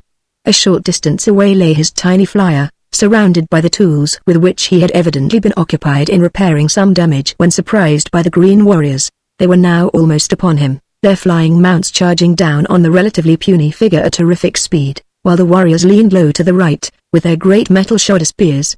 Each seemed striving to be the first to impale the poor Zodangan, and in another moment his fate would have been sealed had it not been for my timely arrival. Driving my fleet aircraft at high speed directly behind the warriors I soon overtook them, and without diminishing my speed I rammed the prow of my little flyer between the shoulders of the nearest. The impact, sufficient to have torn through inches of solid steel, hurled the fellow's headless body into the air over the head of his throat, where it fell sprawling upon the moss. The mounts of the other 2 warriors turned squealing in terror, and bolted in opposite directions. Reducing my speed I circled and came to the ground at the feet of the astonished Zodangan. He was warm in his thanks for my timely aid and promised that my day's work would bring the reward it merited, for it was none other than a cousin of the Jeddak of Zodanga whose life I had saved. We wasted no time in talk, as we knew that the warriors would surely return as soon as they had gained control of their mounts. Hastening to his damaged machine we were bending every effort to finish the needed repairs, and had almost completed them when we saw the 2 green monsters returning at top speed from opposite sides of us. When they had approached within 100 yards their throats again became unmanageable and absolutely refused to advance further toward the aircraft which had frightened them. Their warriors finally dismounted and, hobbling their animals, advanced toward us on foot with drawn long swords. I advanced to meet the larger, telling the Zodangan to do the best he could with the other. Finishing my man with almost no effort, as had now from much practice become habitual with me, I hastened to return to my new acquaintance, whom I found indeed in desperate straits. He was wounded and down, with the huge foot of his antagonist upon his throat and the great long sword raised to deal the final thrust. With a bound I cleared the 50 feet intervening between us, and with outstretched point drove my sword completely through the body of the green warrior. His sword fell, harmless, to the ground, and he sank limply upon the prostrate form of the Zodangan. A cursory examination of the latter revealed no mortal injuries, and after a brief rest he asserted that he felt fit to attempt the return voyage. He would have to pilot his own craft, however, as these frail vessels are not intended to convey but a single person. Quickly completing the repairs we rose together into the still, cloudless Martian sky, and at great speed and without further mishap returned to Zodanga. As we neared the city we discovered a mighty concourse of civilians and troops assembled upon the plain before the city. The sky was black with naval vessels and private and public pleasure craft, flying long streamers of gay-colored silks, and banners and flags of odd and picturesque design. My companion signaled that I slow down, and running his machine close beside mine suggested that we approach and watch the ceremony, which, he said, was for the purpose of conferring honors on individual officers and the men for bravery and other distinguished service. He then unfurled a little ensign which denoted that his craft bore a member of the royal family of Zodanga, and together we made our way through the maze of low-lying air vessels until we hung directly over the Jeddak of Zodanga and his staff. All were mounted upon the small domestic bull-throats of the Red Martians, and their trappings and ornamentation bore such a quantity of gorgeously colored feathers that I could not but be struck with the startling resemblance the concourse bore to a band of the Red Indians of my own earth. One of the staff called the attention of the Nkosis to the presence of my companion above them, and the ruler motioned for him to descend. As they waited for the troops to move into position facing the Jeddak, the 2 talked earnestly together, the Jeddak and his staff occasionally glancing up at me. I could not hear their conversation, and presently it ceased and all dismounted, as the last body of troops had wheeled into position before their emperor. A member of the staff advanced toward the troops, and calling the name of a soldier commanded him to advance. The officer then recited the nature of the heroic act which had won the approval of the Jeddak, and the latter advanced and placed a metal ornament upon the left arm of the lucky man. 10 men had been so decorated when the aide called out, "John Carter, Air Scout." Never in my life had I been so surprised, but the habit of military discipline is strong within me, and I dropped my little machine lightly to the ground and advanced on foot as I had seen the others do. As I halted before the officer, he addressed me in a voice audible to the entire assemblage of troops and spectators. "In recognition, John Carter," he said, "of your remarkable courage and skill in defending the person of the cousin of the Jeddak Venkosis and, single-handed, vanquishing 3 green warriors, it is the pleasure of our Jeddak to confer on you the mark of his esteem." Venkosis then advanced toward me and placing an ornament upon me, said, "My cousin has narrated the details of your wonderful achievement, which seems little short of miraculous, and if you can so well defend a cousin of the Jeddak, how much better could you defend the person of the Jeddak himself? You are therefore appointed a Padwar of the guards and will be quartered in my palace hereafter." I thanked him, and at his direction joined the members of his staff. After the ceremony I returned my machine to its quarters on the roof of the barracks of the Air Scout Squadron, and with an orderly from the palace to guide me I reported to the officer in charge of the palace. Chapter 22 I find Edgar. The major domo to whom I reported had been given instructions to station me near the person of the Jeddak, who, in time of war, is always in great danger of assassination, as the rule that all is fair in war seems to constitute the entire ethics of Martian conflict. He therefore escorted me immediately to the apartment in which Venkosis then was. The ruler was engaged in conversation with his son, Sabthan, and several courtiers of his household, and did not perceive my entrance. The walls of the apartment were completely hung with splendid tapestries which hid any windows or doors which may have pierced them. The room was lighted by imprisoned rays of sunshine held between the ceiling proper and what appeared to be a ground glass false ceiling a few inches below. My guide drew aside one of the tapestries, disclosing a passage which encircled the room, between the hangings and the walls of the chamber. Within this passage I was to remain, he said, so long as Venkosis was in the apartment. When he left I was to follow. My only duty was to guard the ruler and keep out of sight as much as possible. I would be relieved after a period of 4 hours. The major domo then left me.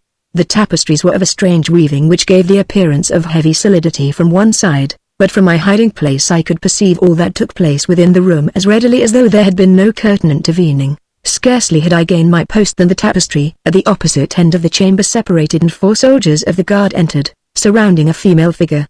As they approached Venkosis the soldiers fell to either side and the standing before the Jeddak and not 10 feet from me, her beautiful face radiant with smiles, was Dejathoris. Sabthan, Prince of Zodanga, advanced to meet her, and hand in hand they approached close to the Jeddak.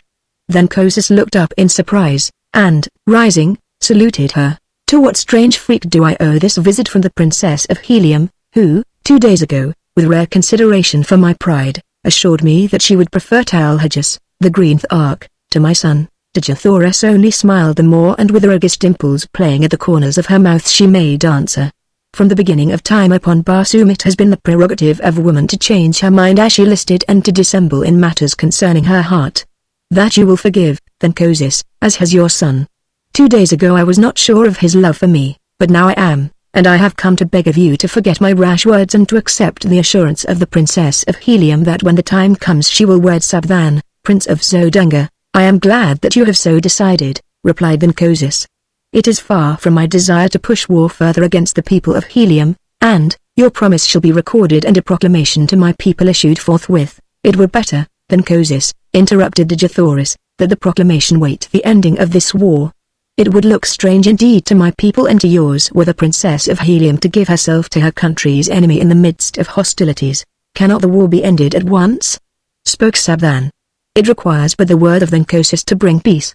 Say it, my father, say the word that will hasten my happiness, and end this unpopular strife. We shall see, replied Venkosis, how the people of Helium take to peace. I shall at least offer it to them. Dejathoris, after a few words, turned and left the apartment, still followed by her guards. Thus was the edifice of my brief dream of happiness dashed, broken, to the ground of reality. The woman for whom I had offered my life, and from whose lips I had so recently heard a declaration of love for me, had lightly forgotten my very existence and smilingly given herself to the son of her people's most hated enemy. Although I had heard it with my own ears, I could not believe it. I must search out her apartments and force her to repeat the cruel truth to me alone before I would be convinced, and so I deserted my post and hastened through the passage behind the tapestries toward the door by which she had left the chamber. Slipping quietly through this opening, I discovered a maze of winding corridors, branching and turning in every direction. Running rapidly down first one and then another of them, I soon became hopelessly lost and was standing panting against a side wall when I heard voices near me. Apparently they were coming from the opposite side of the partition against which I leaned, and presently I made out the tones of Digiathoris. I could not hear the words, but I knew that I could not possibly be mistaken in the voice. Moving on a few steps, I discovered another passageway at the end of which lay a door. Walking boldly forward, I pushed into the room only to find myself in a small antechamber in which were the 4 guards who had accompanied her. One of them instantly arose and accosted me, asking the nature of my business. "I am from Nancosis," I replied, "and wish to speak privately with Digiathoris, Princess of Helium." "And your order?" asked the fellow. I did not know what he meant, but replied that I was a member of the guard, and without waiting for a reply from him I strode toward the opposite door of the antechamber, behind which I could hear Digiathoris conversing. But my entrance was not to be so easily accomplished. The guardsman stepped before me, saying, "No one comes from Nancosis without carrying an order or the password. You must give me one or the other before you may pass. The only order I require, my friend, to enter where I will, hangs at my side," I answered, tapping my long sword. "Will you let me pass in peace or no?" For reply he whipped out his own sword, calling to the others to join him, and thus the 4 stood, with drawn weapons, barring my further progress. "You are not here by the order of Nancosis," cried the one who had first addressed me, "and not only shall you not enter the apartments of the Princess of Helium, but you shall go back to Nancosis under guard to explain this unwarranted temerity. Throw down your sword, you cannot hope to overcome 4 of us," he added with a grim smile. My reply was a quick thrust which left me but 3 antagonists, and I can assure you that they were worthy of my mettle. They had me backed against the wall in no time, fighting for my life. Slowly I worked my way to a corner of the room where I could force them to come at me only one at a time, and thus we fought upward of 20 minutes. The clanging of steel on steel producing a veritable bedlam in the little room. The noise had brought Digiathoris to the door of her apartment, and there she stood throughout the conflict with Sola at her back peering over her shoulder. Her face was set and emotionless, and I knew that she did not recognize me, nor did Sola. Finally a lucky cut brought down a second guardsman, and then, with only 2 opposing me, I changed my tactics and rushed them down after the fashion of my fighting that had won me many a victory. The third fell within 10 seconds after the second, and the last lay dead upon the bloody floor a few moments later. They were brave men and noble fighters, and it grieved me that I had been forced to kill them, but I would have willingly depopulated all Barsoom could I have reached the side of my Digiathoris in no other way. Sheathing my bloody blade I advanced toward my Martian princess, who still stood mutely gazing at me without sign of recognition. "Who are you, Zodangan?" she whispered. "Another enemy to harass me in my misery?" "I am a friend," I answered. "A once cherished friend." "No friend of Helium's princess wears that metal," she replied, and yet the voice. "I have heard it before. It is not, it cannot be, no, for he is dead." "It is, though, my princess, none other than John Carter," I said.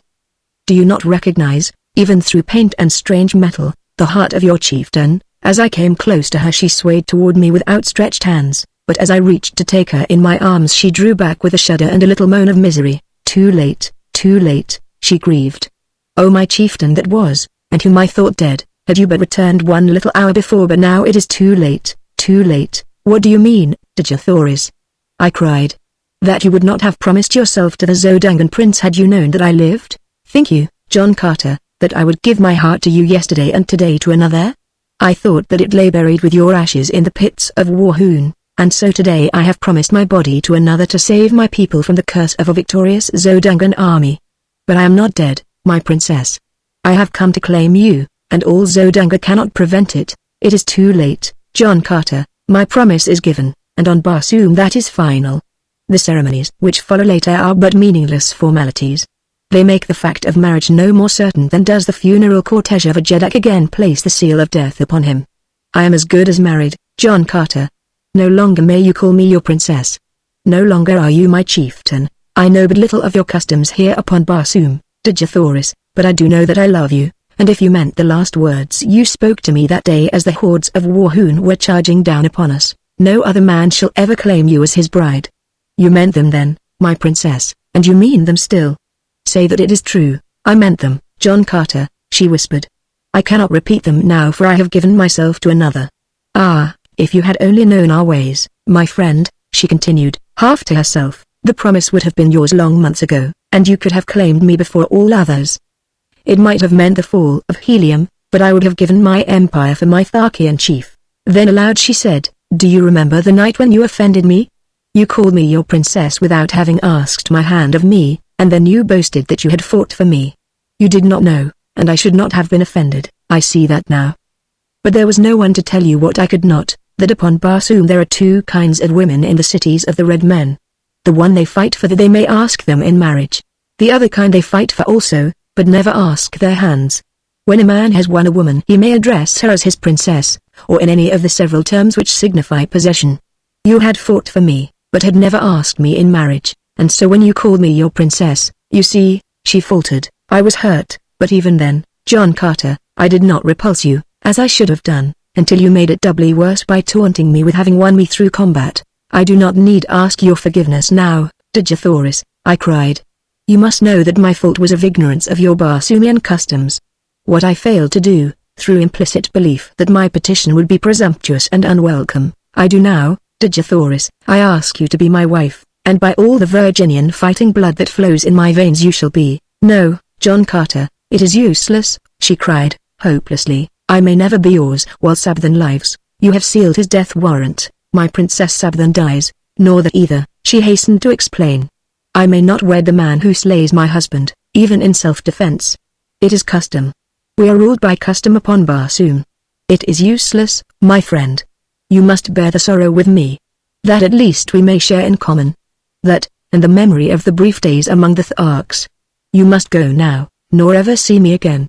Goodbye, my chieftain. That was. Disheartened and dejected, I withdrew from the room, but I was not entirely discouraged, nor would I admit that Dejathoris was lost to me until the ceremony had actually been performed. As I wandered along the corridors, I was as absolutely lost in the mazes of winding passageways as I had been before I discovered Dejathoris' apartments. I knew that my only hope lay in escape from the city of Zodanga, for the matter of the 4 dead guardsmen would have to be explained, and as I could never reach my original post without a guide, suspicion would surely rest on me so soon as I was discovered wandering aimlessly through the palace. Presently I came upon a spiral runway leading to a lower floor, and this I followed downward for several stories until I reached the doorway of a large apartment in which were a number of guardsmen. The walls of this room were hung with transparent tapestries behind which I secreted myself without being apprehended. The conversation of the guardsmen was general, and awakened no interest in me until an officer entered the room and ordered 4 of the men to relieve the detail who were guarding the Princess of Helium. Now, I knew, my troubles would commence in earnest, and indeed they were upon me all too soon, for it seemed that the squad had scarcely left the guardroom before one of their number burst in again breathlessly, crying that they had found their 4 comrades butchered in the antechamber. In a moment the entire palace was alive with people.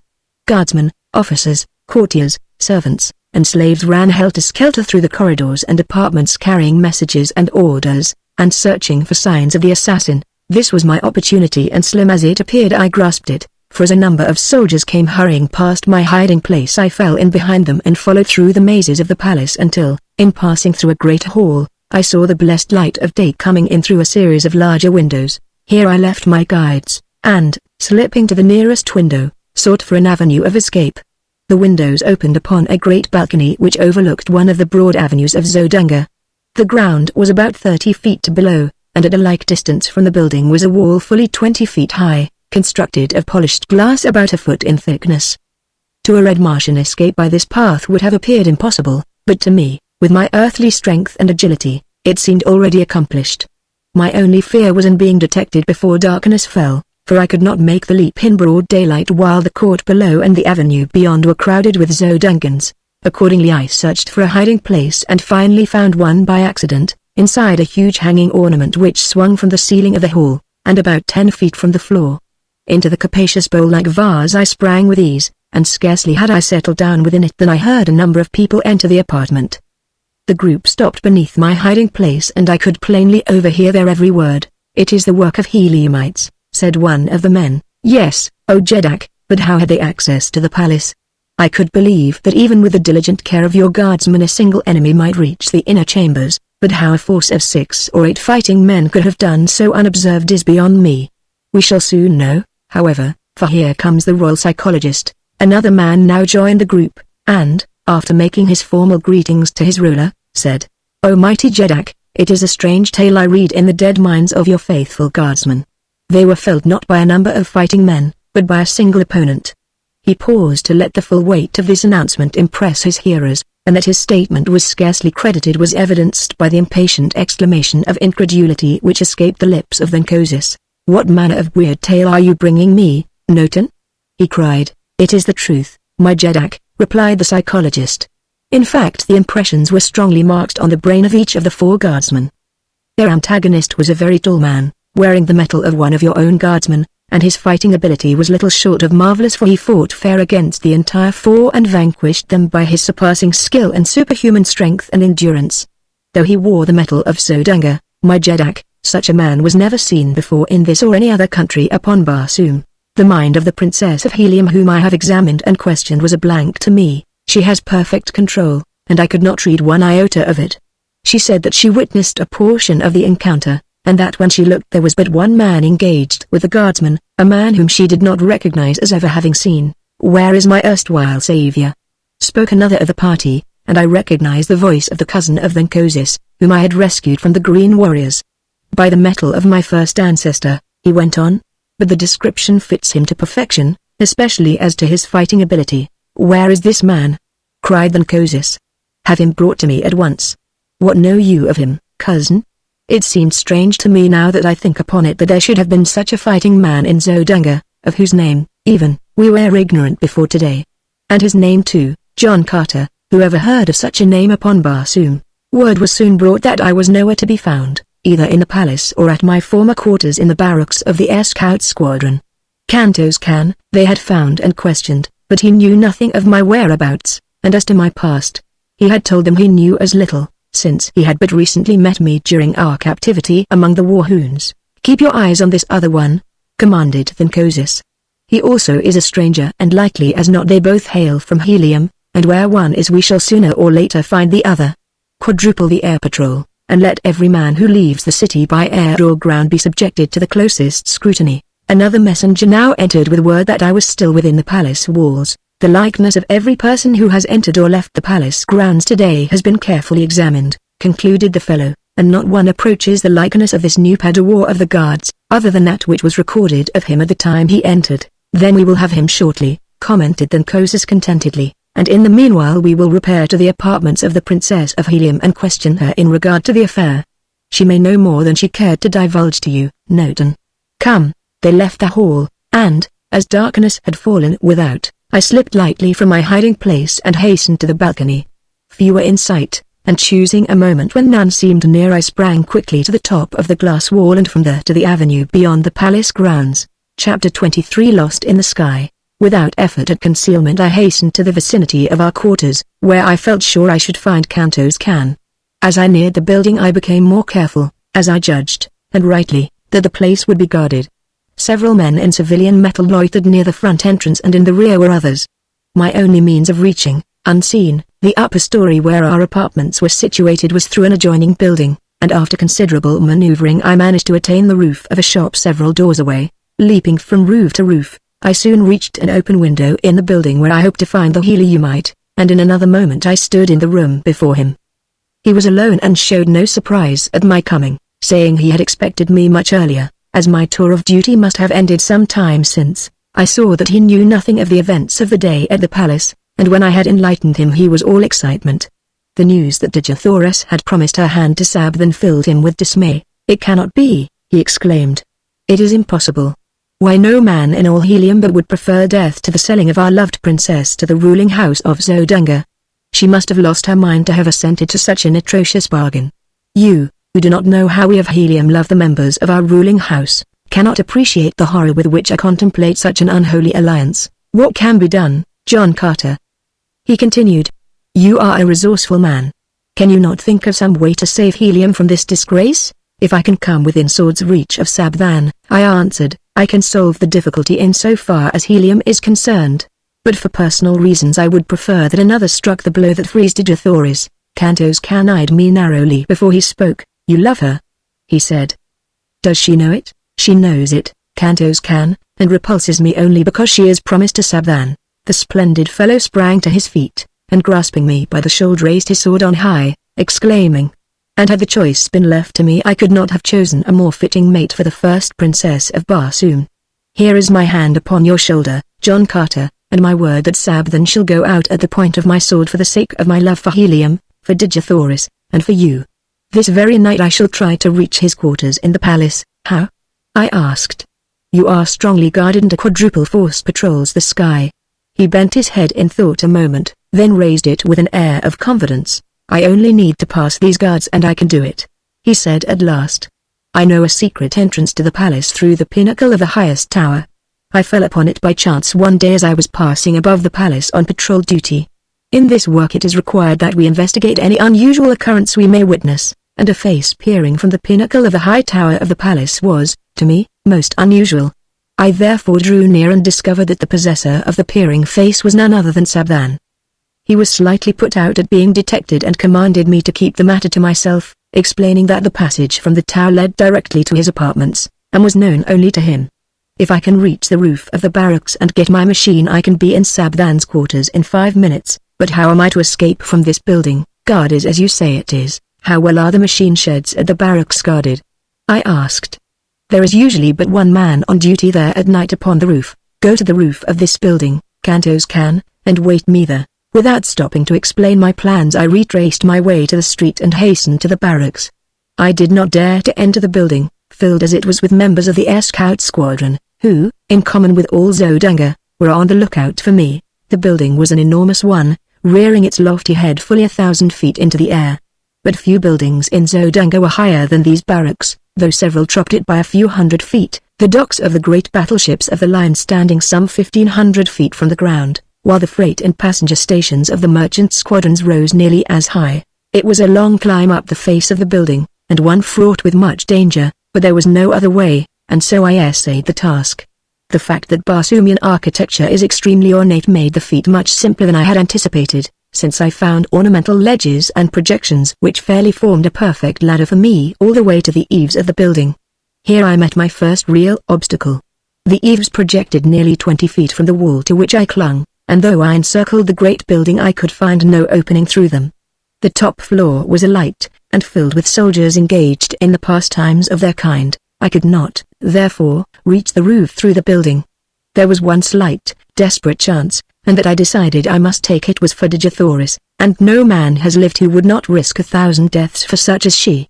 Clinging to the wall with my feet in one hand, I unloosened one of the long leather straps of my trappings at the end of which dangled a great hook by which air sailors are hung to the sides and bottoms of their craft for various purposes of repair, and by means of which landing parties are lowered to the ground from the battleships. I swung this hook cautiously to the roof several times before it finally found lodgment. Gently I pulled on it to strengthen its hold, but whether it would bear the weight of my body I did not know. It might be barely caught upon the very outer verge of the roof, so that as my body swung out at the end of the strap it would slip off and launch me to the pavement 1,000 feet below. An instant I hesitated, and then, releasing my grasp upon the supporting ornament, I swung out into space at the end of the strap. Far below me lay the brilliantly lighted streets, the hard pavements, and death. There was a little jerk at the top of the supporting eaves, and a nasty slipping, grating sound which turned me cold with apprehension. Then the hook caught and I was safe.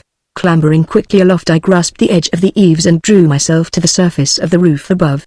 As I gained my feet I was confronted by the sentry on duty, into the muzzle of whose revolver I found myself looking. "Who are you and whence came you?" he cried. "I am an air scout, friend, and very near a dead one, for just by the merest chance I escaped falling to the avenue below," I replied. "But how came you upon the roof, man? No one has landed or come up from the building for the past hour.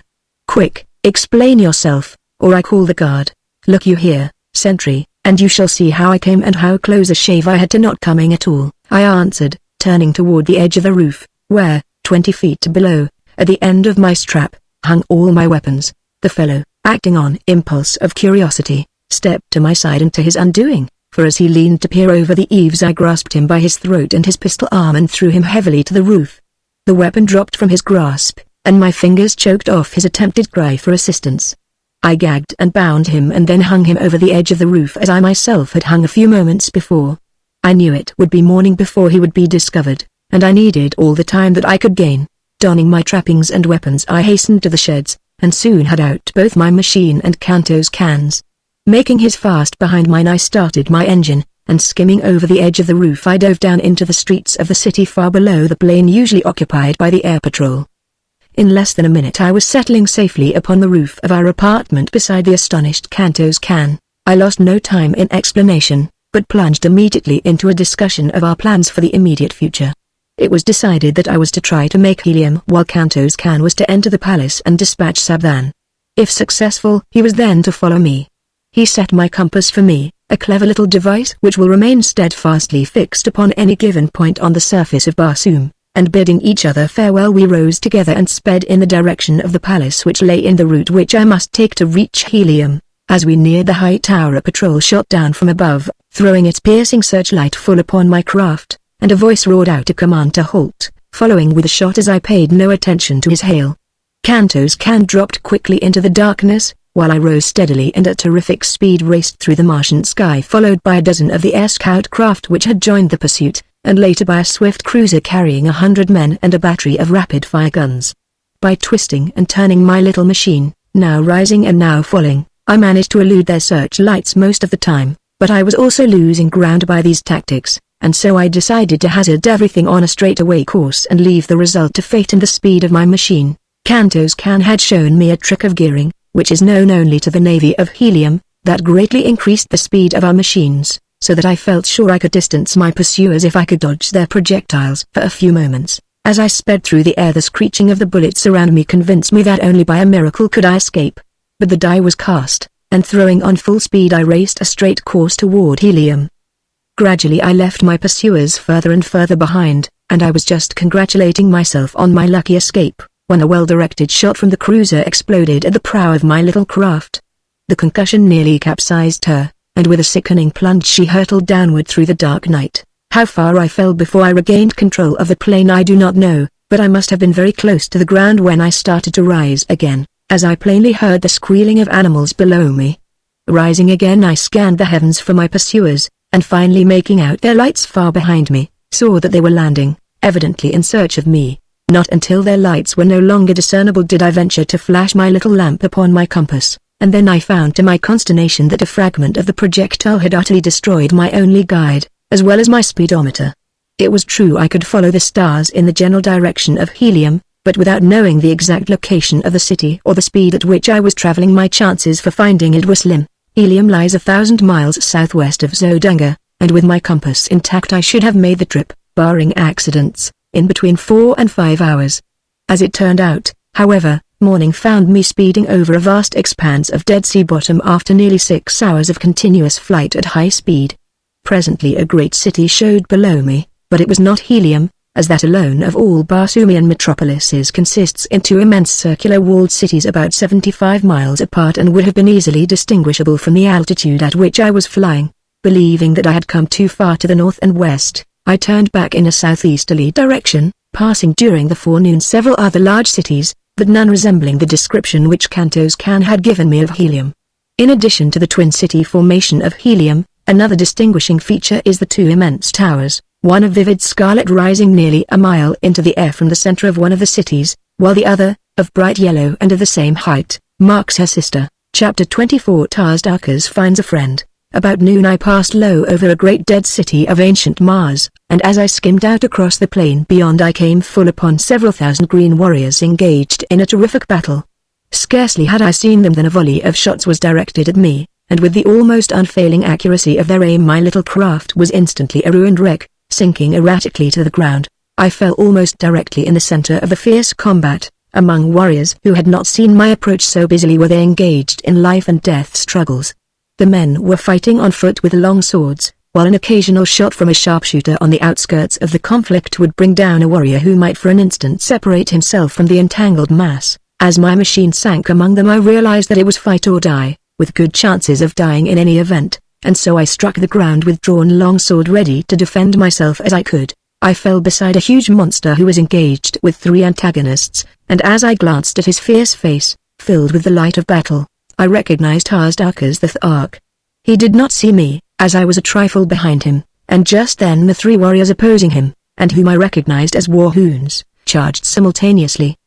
The mighty fellow made quick work of one of them, but in stepping back for another thrust he fell over a dead body behind him and was down and at the mercy of his foes in an instant. Quick as lightning they were upon him, and Tarkas would have been gathered to his fathers in short order had I not sprung before his prostrate form and engaged his adversaries.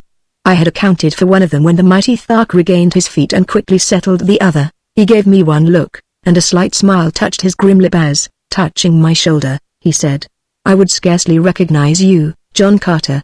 But there is no other mortal upon Barsoom who would have done what you have for me. I think I have learned that there is such a thing as friendship, my friend." He said no more, nor was there opportunity, for the Warhoons were closing in about us, and together we fought, shoulder to shoulder, during all that long, hot afternoon, until the tide of battle turned and the remnant of the fierce Warhoon horde fell back upon their throats, and fled into the gathering darkness. 10,000 men had been engaged in that titanic struggle, and upon the field of battle lay 3,000 dead. Neither side asked or gave quarter, nor did they attempt to take prisoners. On our return to the city after the battle we had gone directly to Tarkas' quarters, where I was left alone while the chieftain attended the customary council which immediately follows an engagement. As I sat awaiting the return of the Green Warrior I heard something move in an adjoining apartment, and as I glanced up there rushed suddenly upon me a huge and hideous creature which bore me backward upon the pile of silks and furs upon which I had been reclining. It was Willa, faithful, loving Willa. He had found his way back to Thark and, as Tarkas later told me, had gone immediately to my former quarters where he had taken up his pathetic and seemingly hopeless watch for my return. "Talhajas knows that you are here, John Carter," said Tarkas. "On his return from the Jedak's quarters, Sarkoa saw and recognized you as we were returning. Talhajas has ordered me to bring you before him tonight. I have 10 oats, John Carter. You may take your choice from among them, and I will accompany you to the nearest waterway that leads to Helium. Tarkas may be a cruel Green Warrior, but he can be a friend as well. Come, we must start." "And when you return, Tarkas?"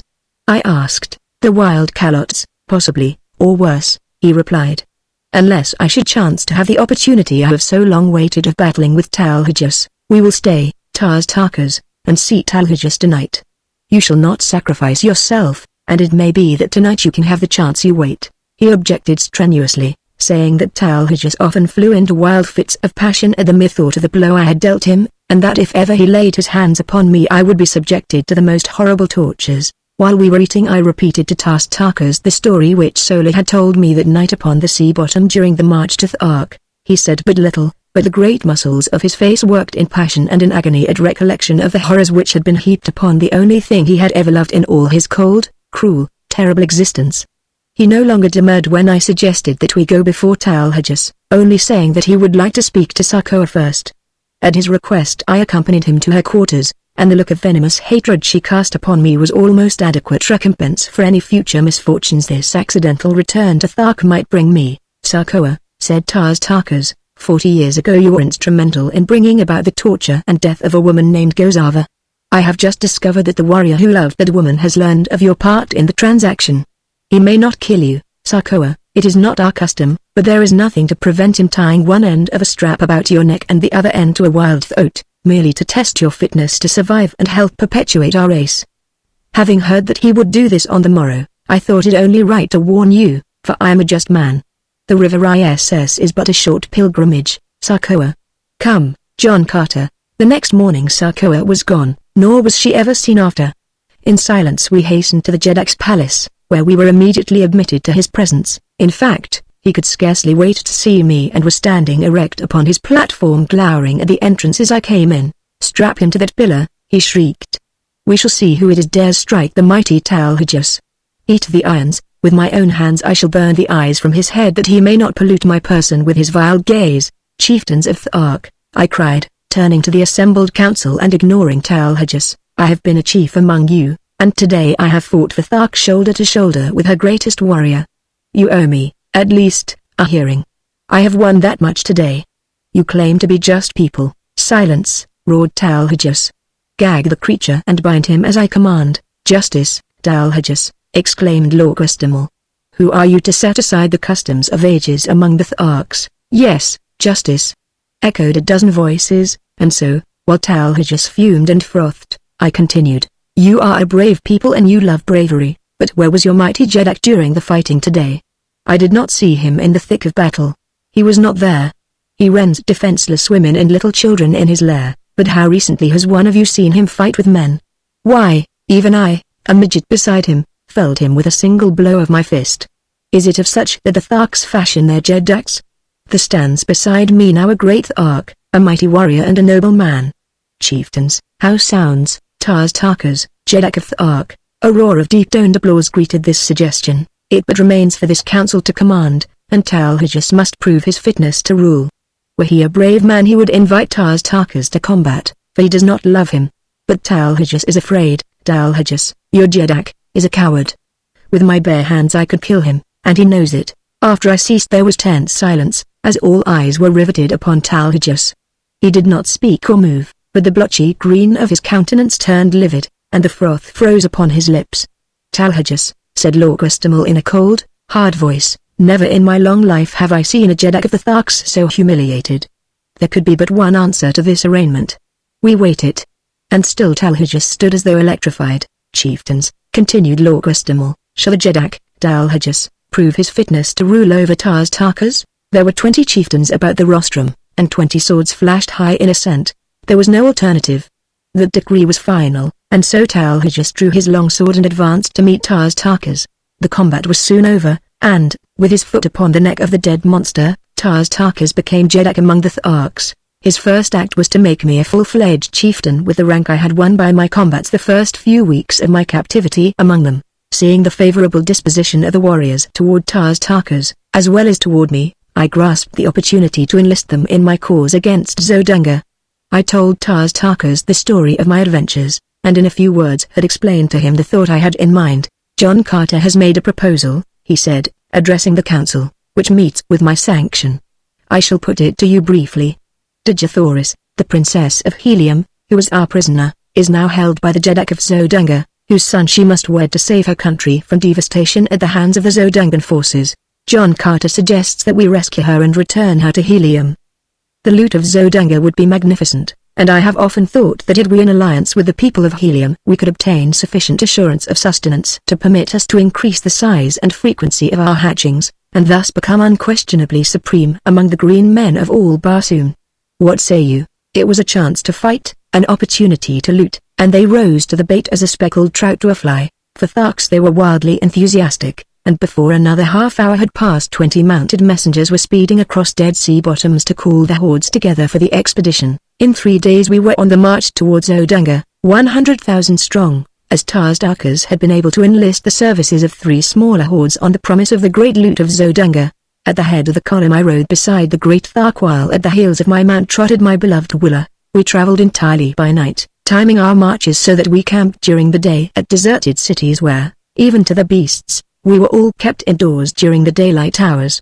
On the march Tars Tarkas, through his remarkable ability and statesmanship, enlisted 50,000 more warriors from various hordes, so that, 10 days after we set out we halted at midnight outside the great walled city of Zodunga, 150,000 strong. The fighting strength and efficiency of this horde of ferocious green monsters was equivalent to 10 times their number of red men.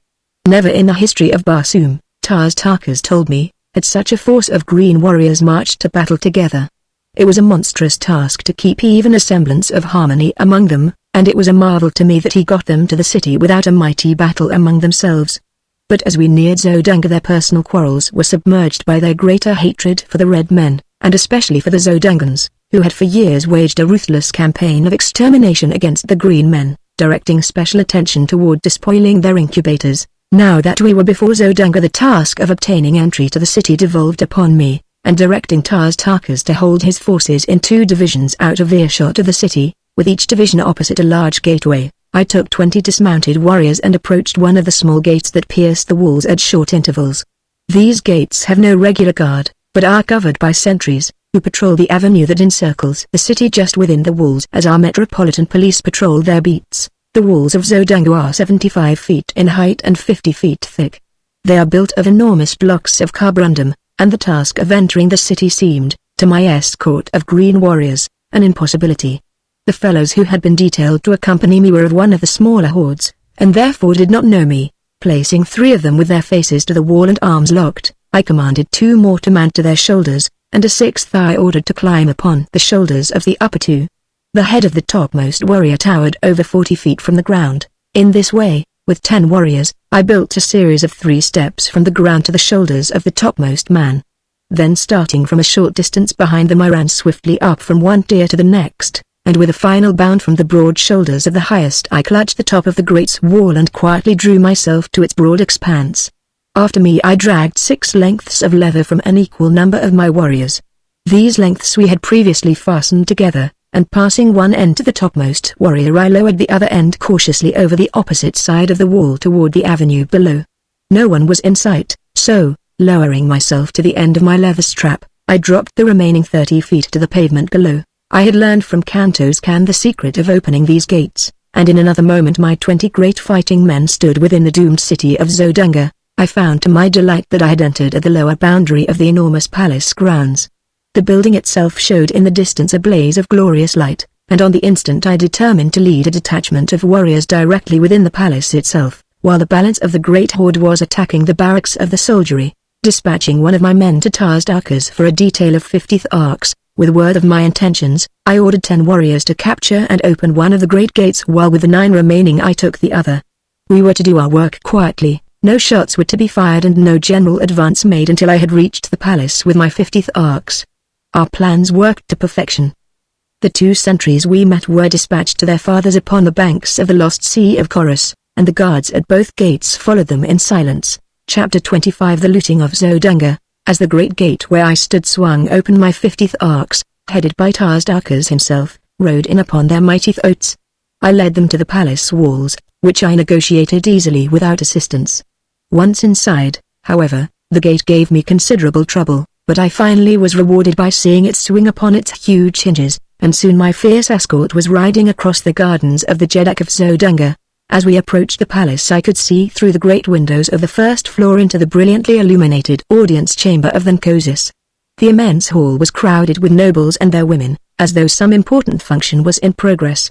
There was not a guard in sight without the palace, due, I presume, to the fact that the city and palace walls were considered impregnable, and so I came close and peered within. At one end of the chamber, upon massive golden thrones encrusted with diamonds, sat Thankosis and his consort, surrounded by officers and dignitaries of state. Before them stretched a broad aisle lined on either side with soldiery, and as I looked there entered this aisle at the far end of the hall, the head of a procession which advanced to the foot of the throne. First there marched 4 officers of the Jeddak's guard bearing a huge salver on which reposed, upon a cushion of scarlet silk, a great golden chain with a collar and padlock at each end. Directly behind these officers came 4 others carrying a similar salver which supported the magnificent ornaments of a prince and princess of the reigning house of Zodanga. At the foot of the throne these 2 parties separated and halted, facing each other at opposite sides of the aisle. Then came more dignitaries, and the officers of the palace and of the army, and finally 2 figures entirely muffled in scarlet silk, so that not a feature of either was discernible. These 2 stopped at the foot of the throne, facing Thankosis. When the balance of the procession had entered and assumed their stations Thankosis addressed the couple standing before him. I could not hear his words, but presently 2 officers advanced and removed the scarlet robe from one of the figures, and I saw that Kanto's Kan had failed in his mission, for it was Sabthan, Prince of Zodanga, who stood revealed before me. Thankosis now took a set of the ornaments from one of the salvers and placed one of the collars of gold about his son's neck, springing the padlock fast. After a few more words addressed to Sabthan he turned to the other figure, from which the officers now removed the enshrouding silks, disclosing to my now comprehending view Dejathoris, Princess of Helium. The object of the ceremony was clear to me. In another moment Dejathoris would be joined forever to the Prince of Zodanga. It was an impressive and beautiful ceremony, I presume, but to me it seemed the most fiendish sight I had ever witnessed. And as the ornaments were adjusted upon her beautiful figure and her collar of gold swung open in the hands of Thankosis I raised my long sword above my head, and, with a heavy hilt, I shattered the glass of the great window and sprang into the midst of the astonished assemblage. With a bound I was on the steps of the platform beside Thankosis, and as he stood riveted with surprise I brought my long sword down upon the golden chain that would have bound Dejathoris to another. In an instant all was confusion, 1,000 drawn swords menaced me from every quarter, and Sabdan sprang upon me with a jeweled dagger he had drawn from his nuptial ornaments. I could have killed him as easily as I might a fly, but the age-old custom of Barsoom stayed my hand, and grasping his wrist as the dagger flew toward my heart I held him as though in a vice and with my long sword pointed to the far end of the hall. Zodanga has fallen, I cried. Look! All eyes turned in the direction I had indicated, and there, forging through the portals of the entranceway rode Tarkas and his 50 warriors on their great thoats. A cry of alarm and amazement broke from the assemblage, but no word of fear, and in a moment the soldiers and nobles of Zodanga were hurling themselves upon the advancing Tharks. Thrusting Sabdan headlong from the platform, I drew Dejathoris to my side. Behind the throne was a narrow doorway and in this Thankosis now stood facing me, with drawn long sword. In an instant we were engaged, and I found no mean antagonist. As we circled upon the broad platform I saw Sabdan rushing up the steps to aid his father, but, as he raised his hand to strike, Dejathoris sprang before him and then my sword found the spot that made Sabdan Jeddak of Zodanga. As his father rolled dead upon the floor the new Jeddak tore himself free from Dejathoris' grasp, and again we faced each other. He was soon joined by a quartet of officers, and, with my back against a golden throne, I fought once again for Dejathoris. I was hard-pressed to defend myself and yet not strike down Sabdan and, with him, my last chance to win the woman I loved. My blade was swinging with the rapidity of lightning as I sought to parry the thrusts and cuts of my opponents. 2 I had disarmed, and 1 was down, when several more rushed to the aid of their new ruler, and to avenge the death of the old. As they advanced there were cries of the woman. The woman! Strike her down, it is her plot. Kill her!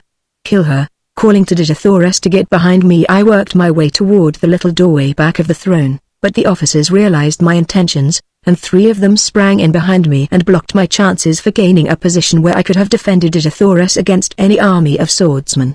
The Tharks were having their hands full in the center of the room, and I began to realize that nothing short of a miracle could save Dejathoris and myself, when I saw Tarkas surging through the crowd of pygmies that swarmed about him. With one swing of his mighty longsword he laid a dozen corpses at his feet, and so he hewed a pathway before him until in another moment he stood upon the platform beside me, dealing death and destruction right and left. The bravery of the Zodangans was awe-inspiring, not one attempted to escape, and when the fighting ceased it was because only Tharks remained alive in the great hall, other than Dejathoris and myself. Sabdan lay dead beside his father, and the corpses of the flower of Zodangan nobility and chivalry covered the floor of the bloody shambles. My first thought when the battle was over was for Kantos Khan, and leaving Dejathoris in charge of Tarkas I took a dozen warriors and hastened to the dungeons beneath the palace. The jailers had all left to join the fighters in the throne room, so we searched the labyrinthine prison without opposition. I called Kantos Khan's name aloud in each new corridor and compartment, and finally I was rewarded by hearing a faint response. Guided by the sound, we soon found him helpless in a dark recess. He was overjoyed at seeing me, and to know the meaning of the fight, faint echoes of which had reached his prison cell. He told me that the air patrol had captured him before he reached the high tower of the palace, so that he had not even seen Sabdan. We discovered that it would be futile to attempt to cut away the bars and chains which held him prisoner, so, at his suggestion I returned to search the bodies on the floor above for keys to open the padlocks of his cell and of his chains. Fortunately among the first I examined I found his jailer, and soon we had Kantos Khan with us in the throne room. The sounds of heavy firing, mingled with shouts and cries, came to us from the city's streets, and Tarkas hastened away to direct the fighting without. Kantos Khan accompanied him to act as guide, the Green Warriors commencing a thorough search of the palace for other Zodangans and for loot, and Dejathoris and I were left alone. She had sunk into one of the golden thrones, and as I turned to her she greeted me with a wan smile. Was there ever such a man? She exclaimed. I know that Barsoom has never before seen your like. Can it be that all Earthmen are as you? Alone, a stranger, hunted, threatened, persecuted, you have done in a few short months what in all the past ages of Barsoom no man has ever done, joined together the wild hordes of the sea bottoms and brought them to fight as allies of a red Martian people. The answer is easy, Dejathoris, I replied smiling. It was not I who did it, it was love for Dejathoris, a power that would work greater miracles than this you have seen. A pretty flush overspread her face and she answered. You may say that now, John Carter, and I may listen, for I am free, and more still I have to say, ere it is again too late, I returned. I have done many strange things in my life, many things that wiser men would not have dared, but never in my wildest fancies have I dreamed of winning a Digithoris for myself, for never had I dreamed that in all the universe dwelt such a woman as the Princess of Helium. That you are a princess does not abash me, but that you are you is enough to make me doubt my sanity as I ask you, my princess, to be mine." "He does not need to be abashed who so well knew the answer to his plea before the plea were made," she replied, rising and placing her dear hands upon my shoulders, and so I took her in my arms and kissed her. And thus in the midst of a city of wild conflict, filled with the alarms of war, with death and destruction reaping their terrible harvest around her, did Digithoris, Princess of Helium, true daughter of Mars, the god of war, promise herself in marriage to John Carter, gentleman of Virginia. Chapter 26. Through carnage to joy. Some time later Tarkas and Kantos Kan returned to report that Zodanga had been completely reduced. Her forces were entirely destroyed or captured, and no further resistance was to be expected from within. Several battleships had escaped, but there were thousands of war and merchant vessels under guard of Thark warriors. The lesser hordes had commenced looting and quarreling among themselves, so it was decided that we collect what warriors we could, man as many vessels as possible with Zodangan prisoners, and make for Helium without further loss of time. 5 hours later we sailed from the roofs of the dock buildings with a fleet of 250 battleships, carrying nearly 100,000 green warriors, followed by a fleet of transports with other oats. Behind us we left the stricken city in the fierce and brutal clutches of some 40,000 green warriors of the lesser hordes. They were looting, murdering, and fighting amongst themselves. In 100 places they had applied the torch, and columns of dense smoke were rising above the city as though to blot out from the eye of heaven the horrid sights beneath. In the middle of the afternoon we sighted the scarlet and yellow towers of Helium, and a short time later a great fleet of Zodangan battleships rose from the camps of the besiegers without the city, and advanced to meet us. The banners of Helium had been strung from stem to stern of each of our mighty craft, but the Zodangans did not need this sign to realize that we were enemies, for our green Martian warriors had opened fire upon them almost as they left the ground. With their uncanny marksmanship they raked the oncoming fleet with volley after volley. The twin cities of Helium, perceiving that we were friends, sent out hundreds of vessels to aid us, and then began the first real air battle I had ever witnessed. The vessels carrying our green warriors were kept circling above the contending fleets of Helium and Zodanga, since their batteries were useless in the hands of the Tharks who, having no navy, have no skill in naval gunnery.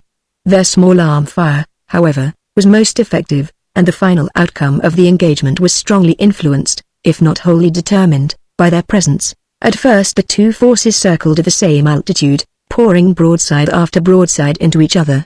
Presently a great hole was torn in the hull of one of the immense battle craft from the Zodangan camp. With a lurch she turned completely over, the little figures of her crew plunging, turning and twisting toward the ground 1,000 feet below. Then with sickening velocity she tore after them, almost completely burying herself in the soft loam of the ancient sea bottom. A wild cry of exultation arose from the Heliumite squadron, and with redoubled ferocity they fell upon the Zodangan fleet.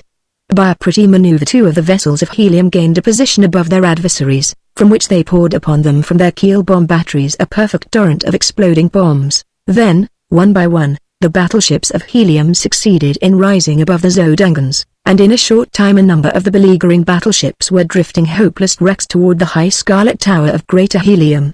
Several others attempted to escape, but they were soon surrounded by thousands of tiny individual flyers, and above each hung a monster battleship of Helium ready to drop boarding parties upon their decks. Within but little more than an hour from the moment the victorious Zodangan squadron had risen to meet us from the camp of the besiegers the battle was over, and the remaining vessels of the conquered Zodangans were headed toward the cities of Helium under prize crews. There was an extremely pathetic side to the surrender of these mighty flyers, the result of an age-old custom which demanded that surrender should be signalized by the voluntary plunging to earth of the commander of the vanquished vessel. One after another the brave fellows, holding their colors high above their heads, leapt from the towering bows of their mighty craft to an awful death. Not until the commander of the entire fleet took the fearful plunge, thus indicating the surrender of the remaining vessels, did the fighting cease, and the useless sacrifice of brave men come to an end. We now signaled the flagship of Helium's navy to approach, and when she was within hailing distance I called out that we had the Princess Digithoris on board, and that we wished to transfer her to the flagship that she might be taken immediately to the city. As the full import of my announcement bore in upon them a great cry rose from the decks of the flagship, and a moment later the colors of the Princess of Helium broke from 100 points upon her upper works. When the other vessels of the squadron caught the meaning of the signals flashed them, they took up the wild acclaim and unfurled her colors in the gleaming sunlight. The flagship bore down upon us, and as she swung gracefully to and touched our side, a dozen officers sprang upon our decks. As their astonished gaze fell upon the hundreds of green warriors, who now came forth from the fighting shelters, they stopped aghast, but at sight of Kantos Kan, who advanced to meet them, they came forward, crowding about him. Dejathoris and I then advanced, and they had no eyes for other than her.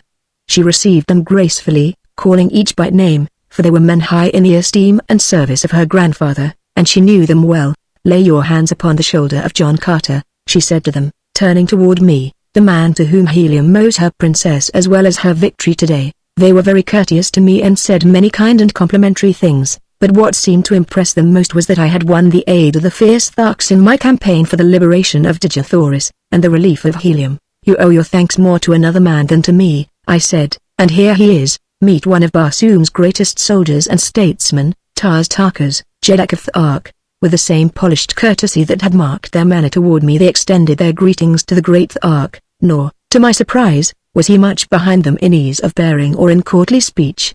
Though not a garrulous race, the Tharks are extremely formal, and their ways lend themselves amazingly well to dignified and courtly manners. Dejathoris went aboard the flagship, and was much put out that I could not follow, but, as I explained to her, the battle was but partly won. We still had the land forces of the besieging Zodungans to account for, and I would not leave Tars Tarkas until that had been accomplished.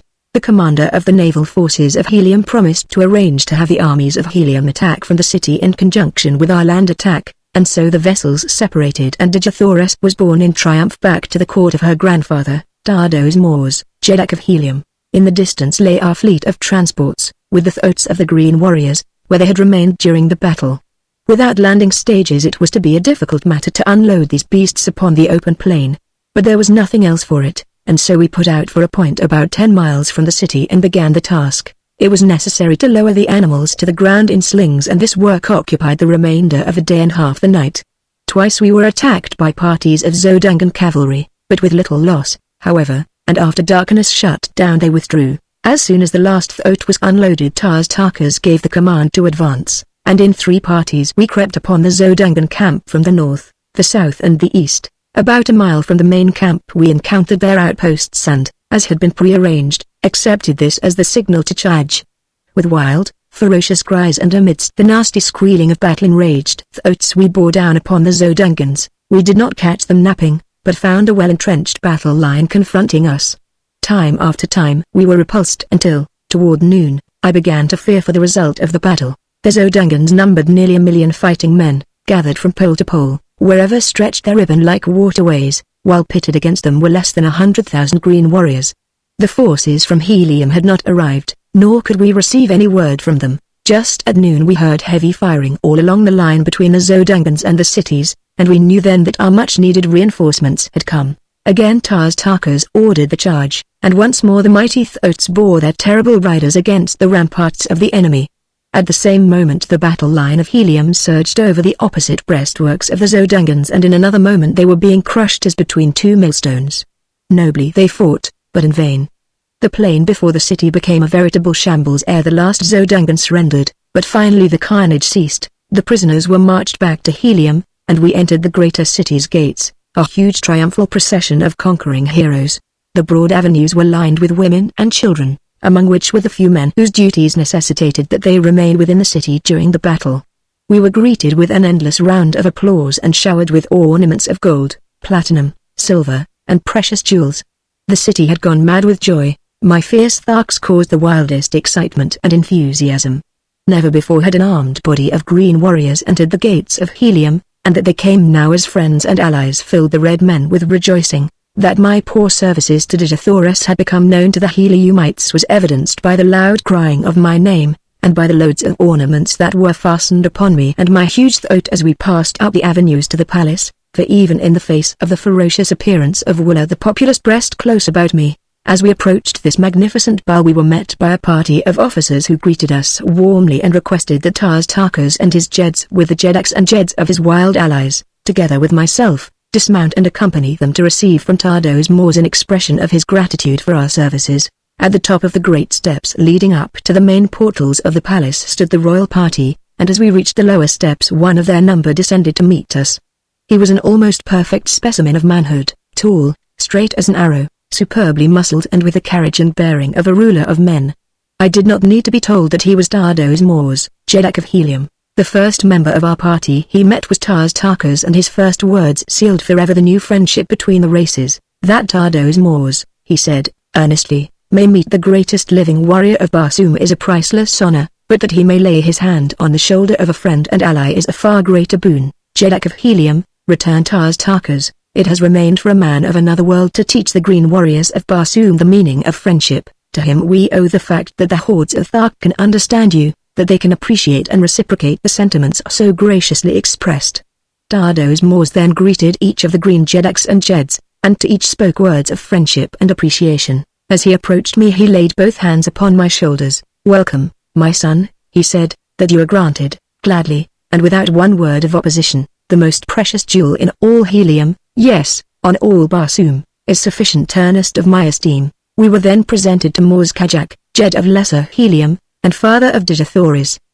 He had followed close behind Dardos Mors and seemed even more affected by the meeting than had his father. He tried a dozen times to express his gratitude to me, but his voice choked with emotion and he could not speak, and yet he had, as I was to later learn, a reputation for ferocity and fearlessness as a fighter that was remarkable even upon warlike Barsoom.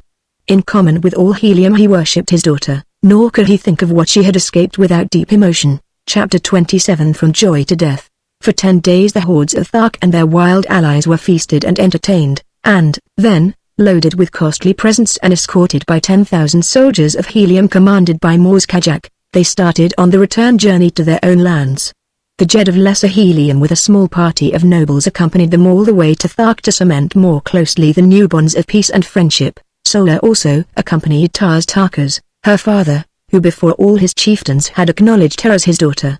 3 weeks later, Mors Kajak and his officers, accompanied by Tars Tarkas and Solar, returned upon a battleship that had been dispatched to Thark to fetch them in time for the ceremony which made Digithoris and John Carter one. For 9 years I served in the councils and fought in the armies of Helium as a prince of the house of Dardos Mors. The people seemed never to tire of heaping honors upon me, and no day passed that did not bring some new proof of their love for my princess. The incomparable Digithoris, in a golden incubator upon the roof of our palace lay a snow-white egg.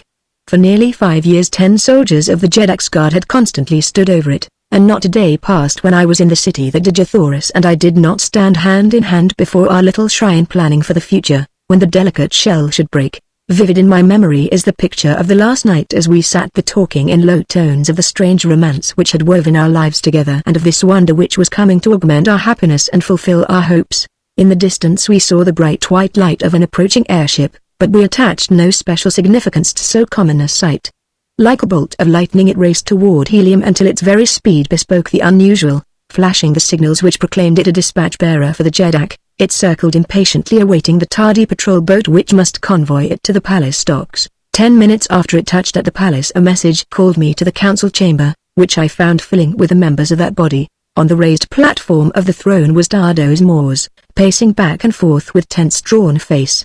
When all were in their seats he turned toward us. "This morning," he said, "word reached the several governments of Barsoom that the keeper of the atmosphere plant had made no wireless report for 2 days, nor had almost ceaseless calls upon him from a score of capitals elicited a sign of response. The ambassadors of the other nations asked us to take the matter in hand and hasten the assistant keeper to the plant. All day 1,000 cruisers have been searching for him until just now one of them returns bearing his dead body, which was found in the pits beneath his house horribly mutilated by some assassin. I do not need to tell you what this means to Barsoom. It would take months to penetrate those mighty walls. In fact the work has already commenced, and there would be little to fear were the engine of the pumping plant to run as it should and as they all have for hundreds of years now, but the worst, we fear, has happened. The instruments show a rapidly decreasing air pressure on all parts of Barsoom. Their engine has stopped. My gentlemen," he concluded, "we have at best 3 days to live." There was absolute silence for several minutes, and then a young noble arose, and with his drawn sword held high above his head addressed Dardos Mors. "The men of Helium have prided themselves that they have ever shown Barsoom how a nation of red men should live. Now is our opportunity to show them how they should die. Let us go about our duties as though 1,000 useful years still lay before us." The chamber rang with applause, and as there was nothing better to do than to allay the fears of the people by our example, we went our ways with smiles upon our faces and sorrow gnawing at our hearts. When I returned to my palace I found that the rumor already had reached Dejathoris, so I told her all that I had heard. "We have been very happy, John Carter," she said, "and I thank whatever fate overtakes us that it permits us to die together." The next 2 days brought no noticeable change in the supply of air, but on the morning of the third day breathing became difficult at the higher altitudes of the rooftops. The avenues and plazas of Helium were filled with people. All business had ceased. For the most part the people looked bravely into the face of their unalterable doom. Here and there, however, men and women gave way to quiet grief. Toward the middle of the day many of the weaker commenced to succumb, and within an hour the people of Barsoom were sinking by thousands into the unconsciousness which precedes death by asphyxiation.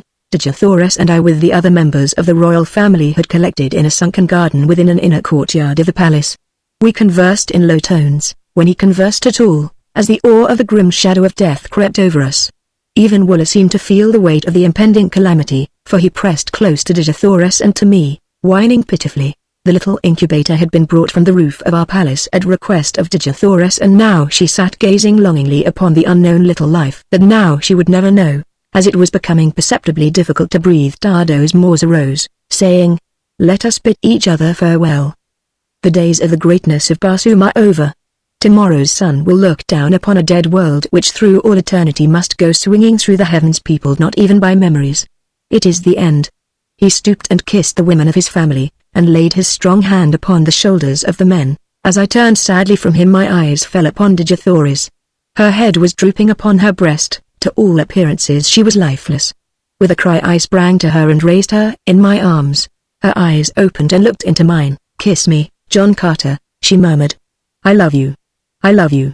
It is cruel that we must be torn apart who are just starting upon a life of love and happiness." As I pressed her dear lips to mine the old feeling of unconquerable power and authority rose in me. The fighting blood of Virginia sprang to life in my veins. "It shall not be, my princess," I cried. There must be some way, and John Carter, who has fought his way through a strange world for love of you, will find it." And with my words there crept above the threshold of my conscious mind a series of 9 long-forgotten sounds. Like a flash of lightning in the darkness their full purport dawned upon me: the key to the 3 great doors of the atmosphere plant. Turning suddenly toward Tardos Mors as I still clasped my dying love to my breast I cried, "A flyer, Jeddak! Quick! Order your swiftest flyer to the palace top.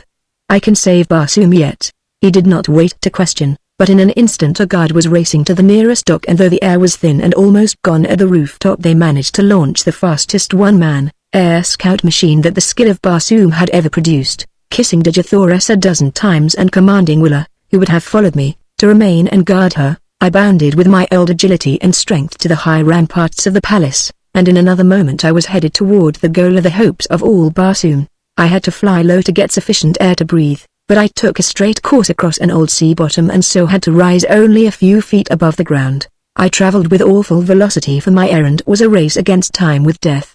The face of Dejathoris hung always before me. As I turned for a last look as I left the palace garden I had seen her stagger and sink upon the ground beside the little incubator. That she had dropped into the last coma which would end in death, if the air supply remained unreplenished, I well knew, and so, throwing caution to the winds, I flung overboard everything but the engine and compass, even to my ornaments, and lying on my belly along the deck with one hand on the steering wheel and the other pushing the speed lever to its last notch I split the thin air of dying Mars with the speed of a meteor. An hour before dark the great walls of the atmosphere plant loomed suddenly before me, and with a sickening thud I plunged to the ground before the small door which was withholding the spark of life from the inhabitants of an entire planet.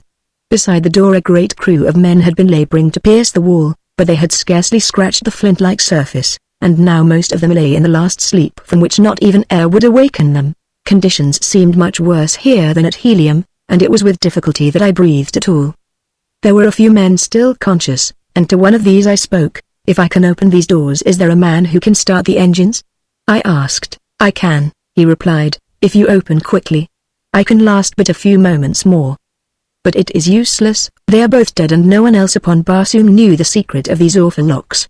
For 3 days men crazed with fear have surged about this portal in vain attempts to solve its mystery. I had no time to talk, I was becoming very weak, and it was with difficulty that I controlled my mind at all. But, with a final effort, as I sank weakly to my knees, I hurled the 9 thought waves at that awful thing before me. The Martian had crawled to my side, and with staring eyes fixed on the single panel before us, we waited in the silence of death. Slowly the mighty door receded before us. I attempted to rise and follow it, but I was too weak. After it, I cried to my companion, "And if you reach the pump room, turn loose all the pumps. It is the only chance Barsoom has to exist tomorrow." From where I lay I opened the second door, and then the third, and as I saw the hope of Barsoom crawling weakly on hands and knees through the last doorway, I sank unconscious upon the ground. Chapter 28 at the Arizona Cave. It was dark when I opened my eyes again. Strange, stiff garments were upon my body, garments that cracked and powdered away from me as I rose to a sitting posture. I felt myself over from head to foot, and from head to foot I was clothed, though when I fell unconscious at the little doorway I had been naked. Before me was a small patch of moonlit sky which showed through a ragged aperture. As my hands passed over my body they came in contact with pockets, and in one of these a small parcel of matches wrapped in oiled paper. One of these matches I struck, and its dim flame lighted up what appeared to be a huge cave, toward the back of which I discovered a strange, still figure huddled over a tiny bench. As I approached it I saw that it was the dead and mummified remains of a little old woman with long black hair, and the thing it leaned over was a small charcoal burner upon which rested a round copper vessel containing a small quantity of greenish powder. Behind her, depending from the roof upon rawhide thongs, and stretching entirely across the cave, was a row of human skeletons. From the thong which held them stretched another to the dead hand of the little old woman. As I touched the cord the skeletons swung to the motion with the noise as of the rustling of dry leaves. It was a most grotesque and horrid tableau, and I hastened out into the fresh air, glad to escape from so gruesome a place. The sight that met my eyes as I stepped out upon a small ledge which ran before the entrance of the cave filled me with consternation. A new heaven and a new landscape met my gaze. The silvered mountains in the distance, the almost stationary moon hanging in the sky, the cacti-studded valley below me were not of Mars. I could scarcely believe my eyes, but the truth slowly forced itself upon me. I was looking upon Arizona from the same ledge from which 10 years before I had gazed with longing upon Mars. Burying my head in my arms I turned, broken and sorrowful, down the trail from the cave. Above me shone the red eye of Mars holding her awful secret. 48 million miles away, did the Martian reach the pump room? Did the vitalizing air reach the people of that distant planet in time to save them? Was my Digithoris alive, or did her beautiful body lie cold in death beside the tiny golden incubator in the sunken garden of the inner courtyard of the Palace of Tardos Moors, the Jeddak of Helium? For 10 years I have waited and prayed for an answer to my questions. For 10 years I have waited and prayed to be taken back to the world of my lost love. I would rather lie dead beside her there than live on Earth all those millions of terrible miles from her. The old mine, which I found untouched, has made me fabulously wealthy, but what care I for wealth? As I sit here tonight in my little study overlooking the Hudson, just 20 years have elapsed since I first opened my eyes upon Mars. I can see her shining in the sky through the little window by my desk, and tonight she seems calling to me again as she has not called before since that long dead night, and I think I can see, across that awful abyss of space, a beautiful black-haired woman standing in the garden of a palace, and at her side is a little boy who puts his arm around her as she points into the sky toward the planet Earth, while at their feet is a huge and hideous creature with a heart of gold. I believe that they are waiting there for me, and something tells me that I shall soon know.